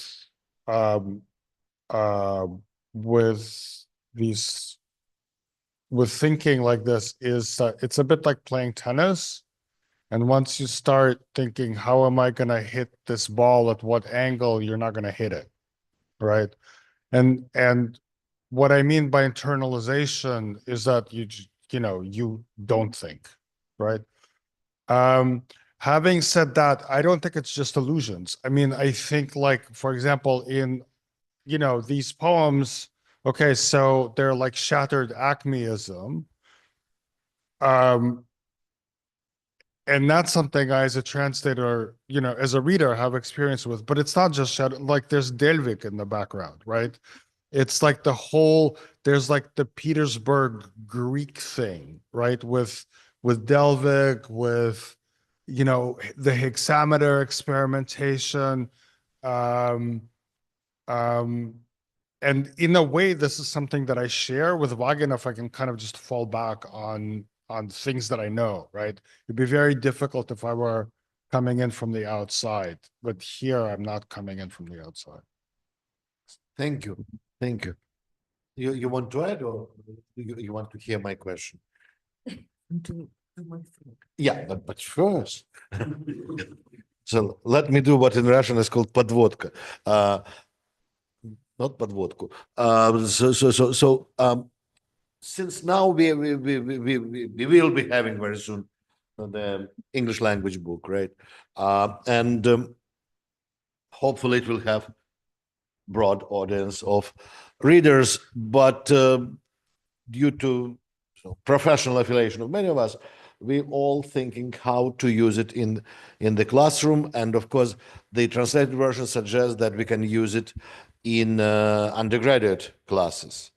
Yeah, that raises the question, if we can use it in undergraduate classes. I'm not saying necessarily and only classes on Russian and even Slavic literatures, but it can be placed into global context, and many of us are increasingly teaching this comparative courses, actually about what Edwin started to talk. And Polina has the most immediate experience of teaching Vaginov, and Ainsley has some too. So now we are moving to this part of our exciting conversation.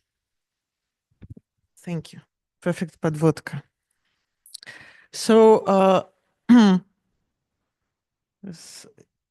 as it was mentioned, I decided to share with you the experiment that was my life of the last fall, when I had a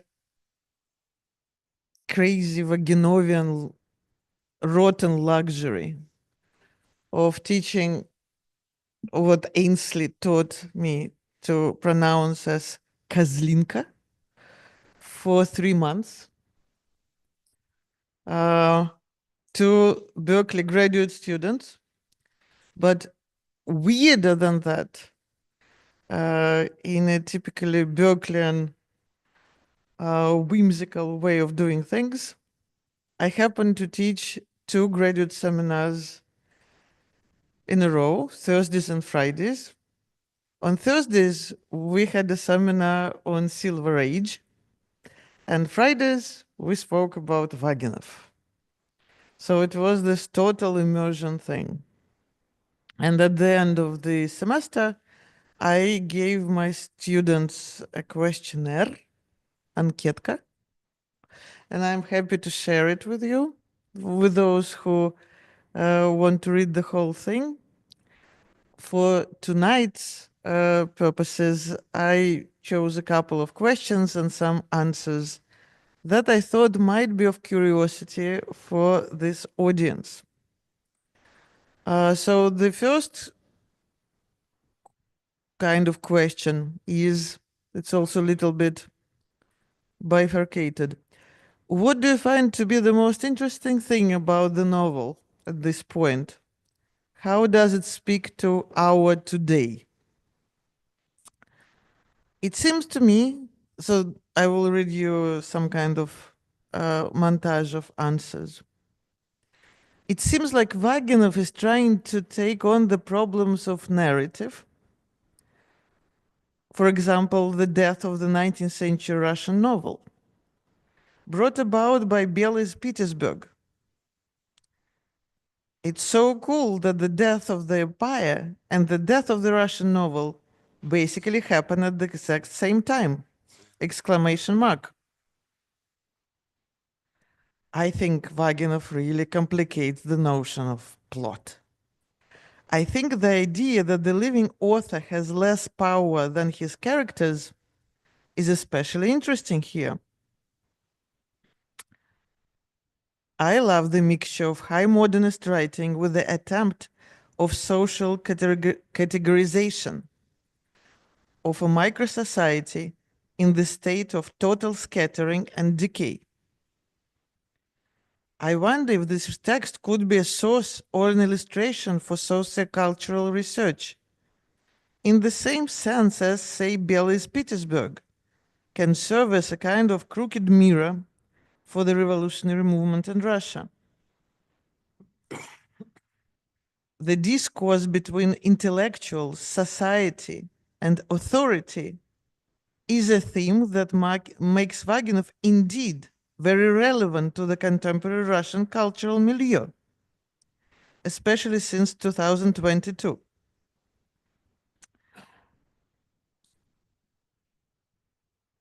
In this sense, says the student, leaves space for thinking about, for example, renaming of the historical department Свободное искусство и науки at St. Petersburg State University I just read about in the news, together with Vaginov.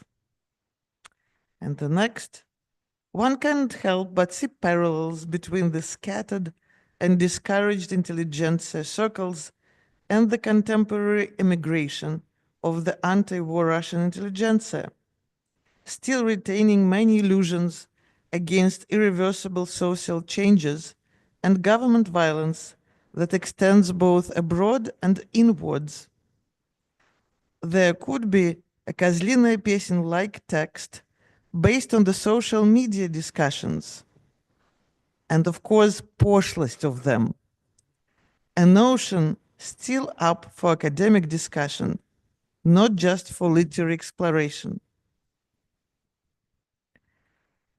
Only I don't think there is a Vaginov today who could do this, someone who could stand to detach themselves from the media, the milieu, and their own existence.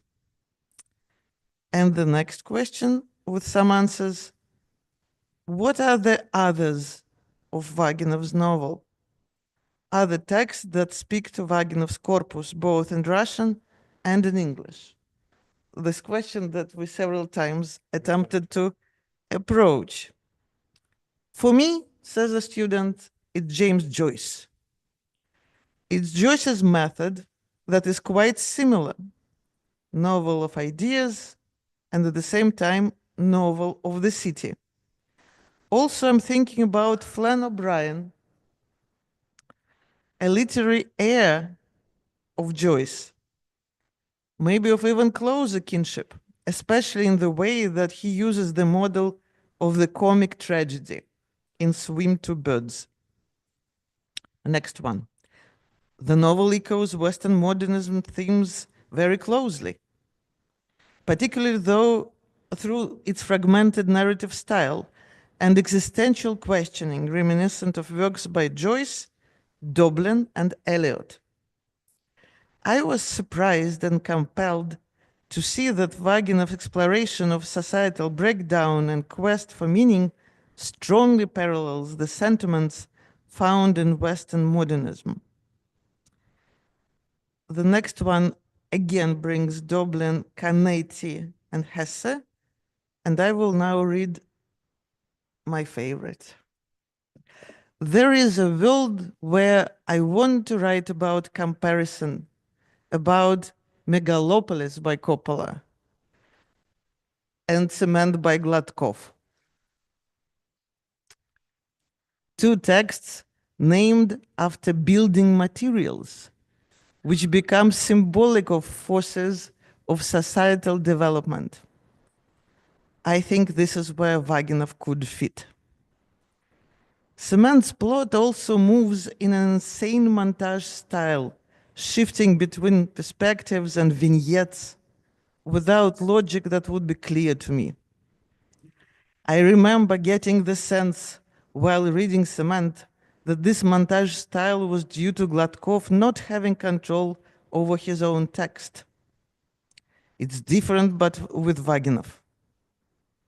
And also, they are both utopian dreamers. Vaginov's people are in an old, practically imaginary tower. Gladkov's people are building a new factory and merging together like cement in the process. I like it. And the student wrote a paper on Megalopolis and Vaginov. It's very, it's fascinating. It's very interesting that they are catching more than we are saying. But so since you had a class for the entire semester, were there moments when there was, a real heated emotional discussion, and what moments did cause, if they happened in class, such a discussion? Mhm. Well, I think actually this answer about Vaginov versus Gladkov betrays certain tensions. I quote certain, I don't know, productive irritation, productive annoyance about what we mentioned so often today, which is бывшесть. And the question was very much, where is будущность? And there was some disappointment about that. I think about his, well, at least his critical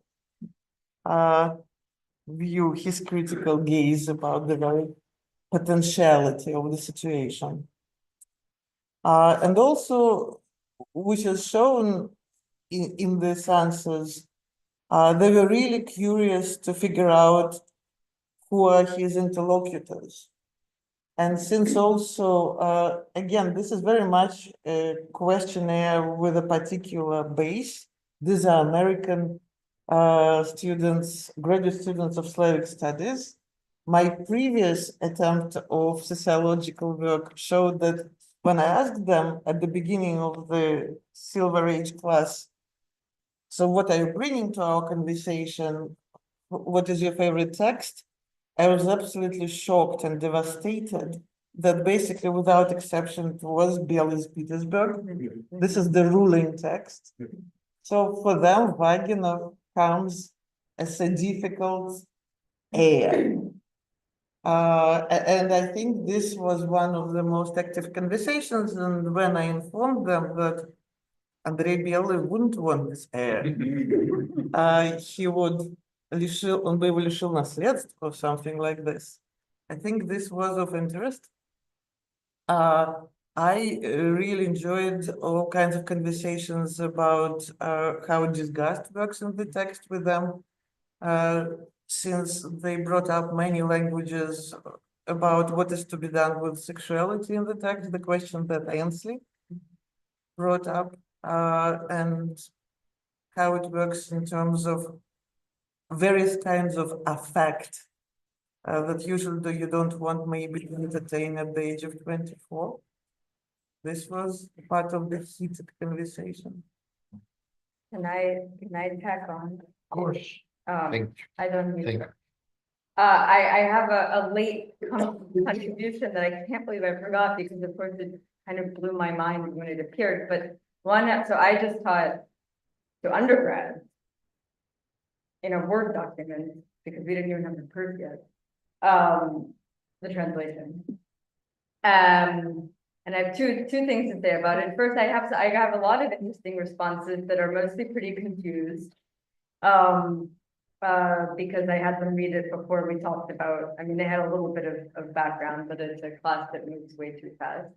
But I had one response that was, I got Gone with the Wind vibes.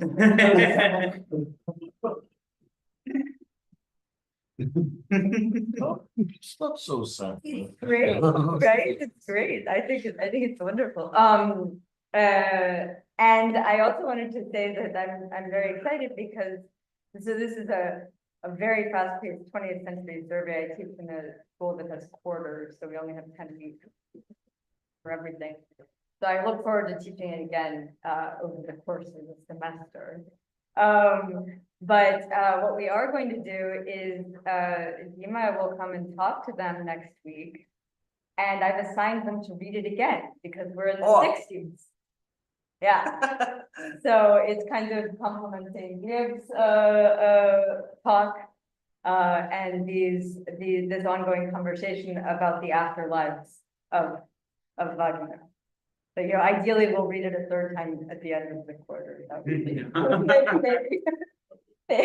You have a mute?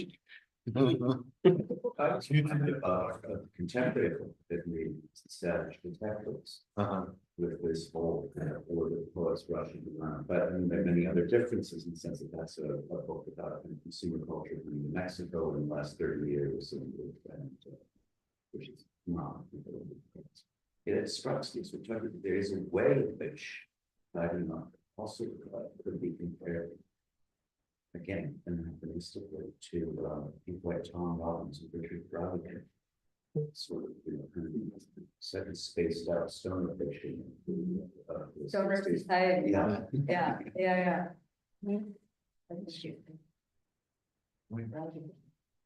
Hey, thank you so much. Let's open. We have plenty of time for the conversation. So if there are any questions or comments, please add it.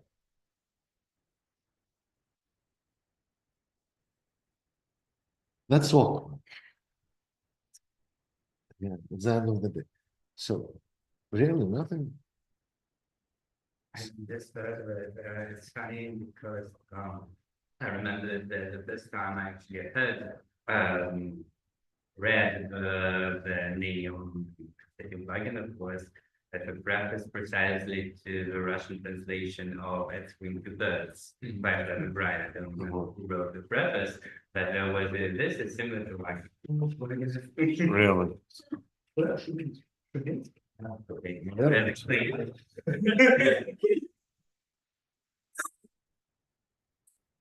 So these parallels were already built up, right? Okay. Any other questions? I have a question. And I wanted to formulate it 4 hours ago and failed. So it's like rereading. Connected to Eugene's talk today. So one of the reactions, one of the answers in the questionnaire, which I didn't read, was a difference of reading, of reaction towards different parts of the text. And some of them, the person who spoke up was absolutely taken by the most of the text and really, I don't know, upset in a way by the whole Apollonius thing, by the nizhnost. Bookishness. Right, bookishness and the whole, which for them was the темная часть текста, something of obscurity. Was it anything for you in translation that you thought about?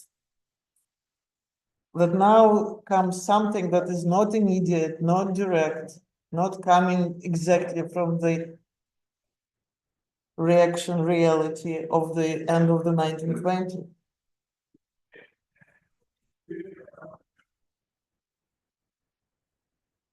I think Jeff addressed this a bit, talking about the notes and what we decided to footnote and not footnote. Because I think as Genia's talk demonstrated, Vaginov rewards the deepest dive you're willing to take, right? And like nothing is random. I mean, there is this небольшая погрешность maybe, but it's very most of the wormholes you go down have something at the end, right? Like, I mean, from a translation perspective. And if you're like, I don't really know what that means, then you start digging, then it turns out to mean a lot. And that's always, I mean, that's one of the joys of translation, but then one of the frustrations because what you end up translating can seem almost superficial. Because by rights it should have like a mountain. It's like the Nabokov, not a. I have an underground metaphor in my head, but Nabokov talks about the sky, right? Of footnotes. Yeah, this isn't really, I guess in some ways like relevant to how we translated, but it's sort of a response to what your students found difficult about a lot of the illusions and nature. I mean, if this is, you know, again, because I spent more time working on the second two books, but I think it does definitely have their monologue in Goat Song. You know, there are long passages in Bambachada that are just summaries of things that Evgeny Feeling Flame has been reading, and like these like kind of really far-flung texts and or like the various pictures that he has in his bag, and it just goes on at incredible length about these things that seem completely separate from any contemporary reality, right? And have no visible plot function or anything like that. But it becomes very clear as you trace the references, and this is why we footnoted a lot of those particular ones. They all come together to demonstrate sort of a worldview that he's striving for, like a way of fashioning himself that he's spent his entire life trying to attain to, has never really been that successful. He wants to see himself as like this kind of attractive scoundrel, gambler, thief, rogue. But whenever he does things, they just kind of come across as like crappy. Like he steals from his fiance and she cries, and he tries to like steal from Toropola at one point and gets caught. Like he's honestly very bad at being that scoundrel, but this like vision of it is like how he gets through the days. And it becomes more poignant later when he gets tuberculosis diagnosis, and there's a lot of elements to it, right? But like sort of I guess what my response to students would be is like there are very concrete characteristic psychological reasons why all that stuff is so vitally important. And this is like, you know, what they are living for. This is what's sustaining them. And so like, it feels like Keynesianists if you don't look at it in terms of the people who are discussing it, right? And that it, you know, that you connect it. Exactly. This is their life. And this is what they're striving for life to be. Psychologically justified. Yeah, I mean, I think it clearly is. But I mean, yeah, I mean, it's hard with the translation because you can't tell someone you have to read it this way, right? Like you can't make kind of point that way. Just hope they find it. Yeah, right. Yes. So to stay with the professional workshopping sort of side of things, what kind of syllabi do you think this work suggests or fits in with iPad's 20th century survey? We could immediately think of Russian modernism, international modernism. From the response of Polina you read, maybe it could be a course about revolution, say a final chapter in such a course. Yeah. Eugene was bringing up the other day the genre of the end of the empire literature, which could then straddle a very large span of history. Other ideas? Superfluous man. Since Harriman throughout. Can I just say something about the end of the empire? I mean, or just the empire in general, like an interesting text to teach this with. And this is something that I love, but you know, you can't teach professionals. And this is how science operations, right? So the British Empire through the Roman Empire. And obviously come up. There can be a course, of course, pretty fantastic, and I cannot invent the names right away about the end of the era course. And so that anything discipline. When the time ends, something like that, and you can look at it according to Wagner's lead since antiquity, and that might be exciting travel things, and very relevant as Polina's students realize. I think also meta fiction, right? That's you know, you could do something very international. And you could do both of these first two novels, or even just, this one. Yeah, so depending on the program. Could I say something? Again, it's all about belatedness anyway. So one thing I didn't mention yesterday in our opening remarks, so closing remarks might be a place. Trying to say several points. Where are we today with him? When I was packing my whatever humble luggage, texting with friends about my route, somebody witty wrote to me, well, you are going to New York to canonize Kostya. And I've been thinking about it on the plane. Of course, in resistance to this notion. Come April, we'll have a hefty, beautiful volume. But in my understanding, Kostya cannot be canonized. And this very symptom opens interesting doors for us. And actually, I thought that I've been thinking a lot, but then with certain disappointment, I figured out that all my friends are thinking about this. That we're at this point, and we've been at this point for some years now, when how we read, how we teach, how we sell Russian 20th century has been really changing.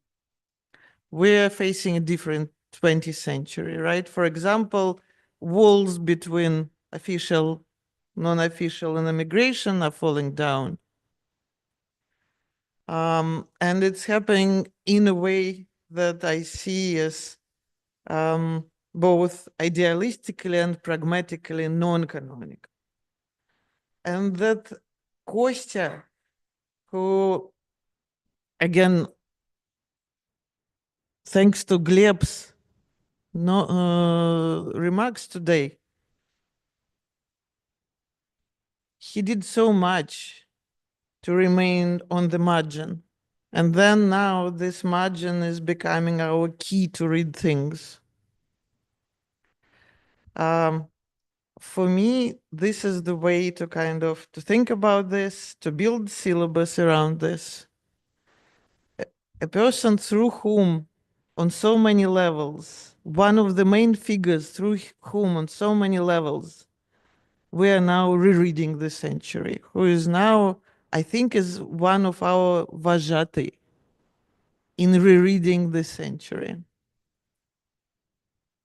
So that's how I've been thinking about this for some time. It's a beautiful conclusion. Thank you. Thank you. So let's end on this note. Thank you very much. Thank you. Thank you.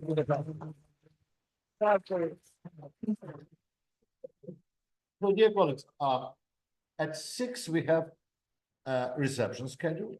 So there will be wine and food. It will all be here. We are not moving away from this house forever. Absolutely. And at 7, we'll have Polina's poetry reading. And now you have 40 minutes of freedom from schedule. There is still some coffee. And I hope the blizzard didn't start again. So enjoy yourself. Thank you so much. Thank you.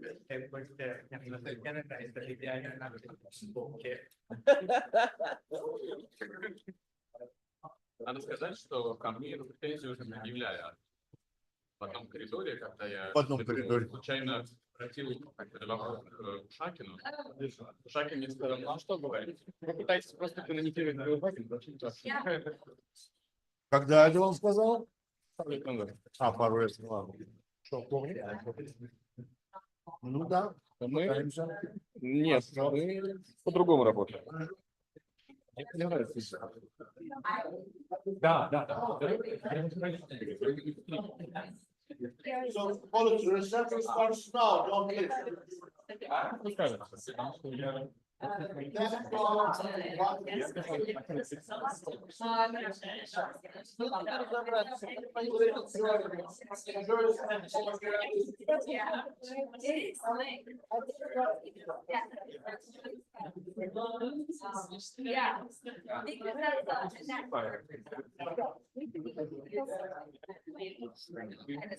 I'm gonna look up the etymology. No, my whole life I thought it was evolving.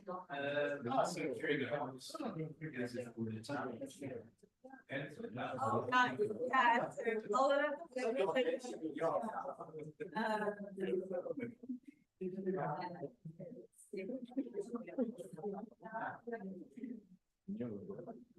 yeah, it's from Scott. It's from a test of 1907. Underworld Slam, yeah.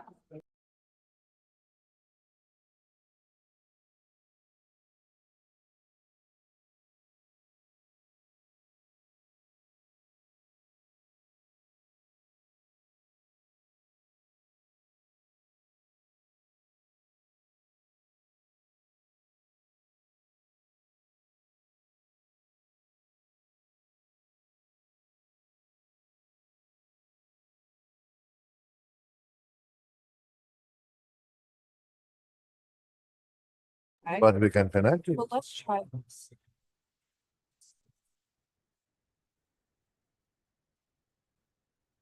Am I speaking into that? Yes, yes, yes. No, no, no. Works. So that's good. Yeah, and Because it's picking me up even. yeah, yeah. Yeah, so let's use. So let's use that and that will be safe. And what about the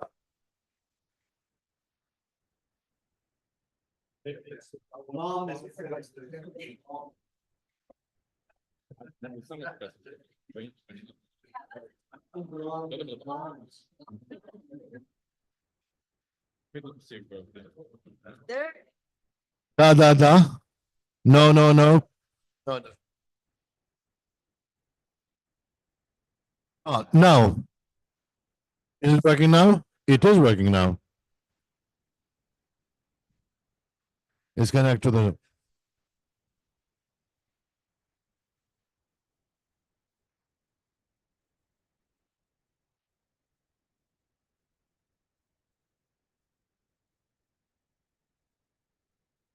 Does it work?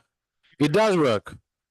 I think it does work. Yes, it does. So Paulina will be with this, and this way will have, the only thing is, we don't know if.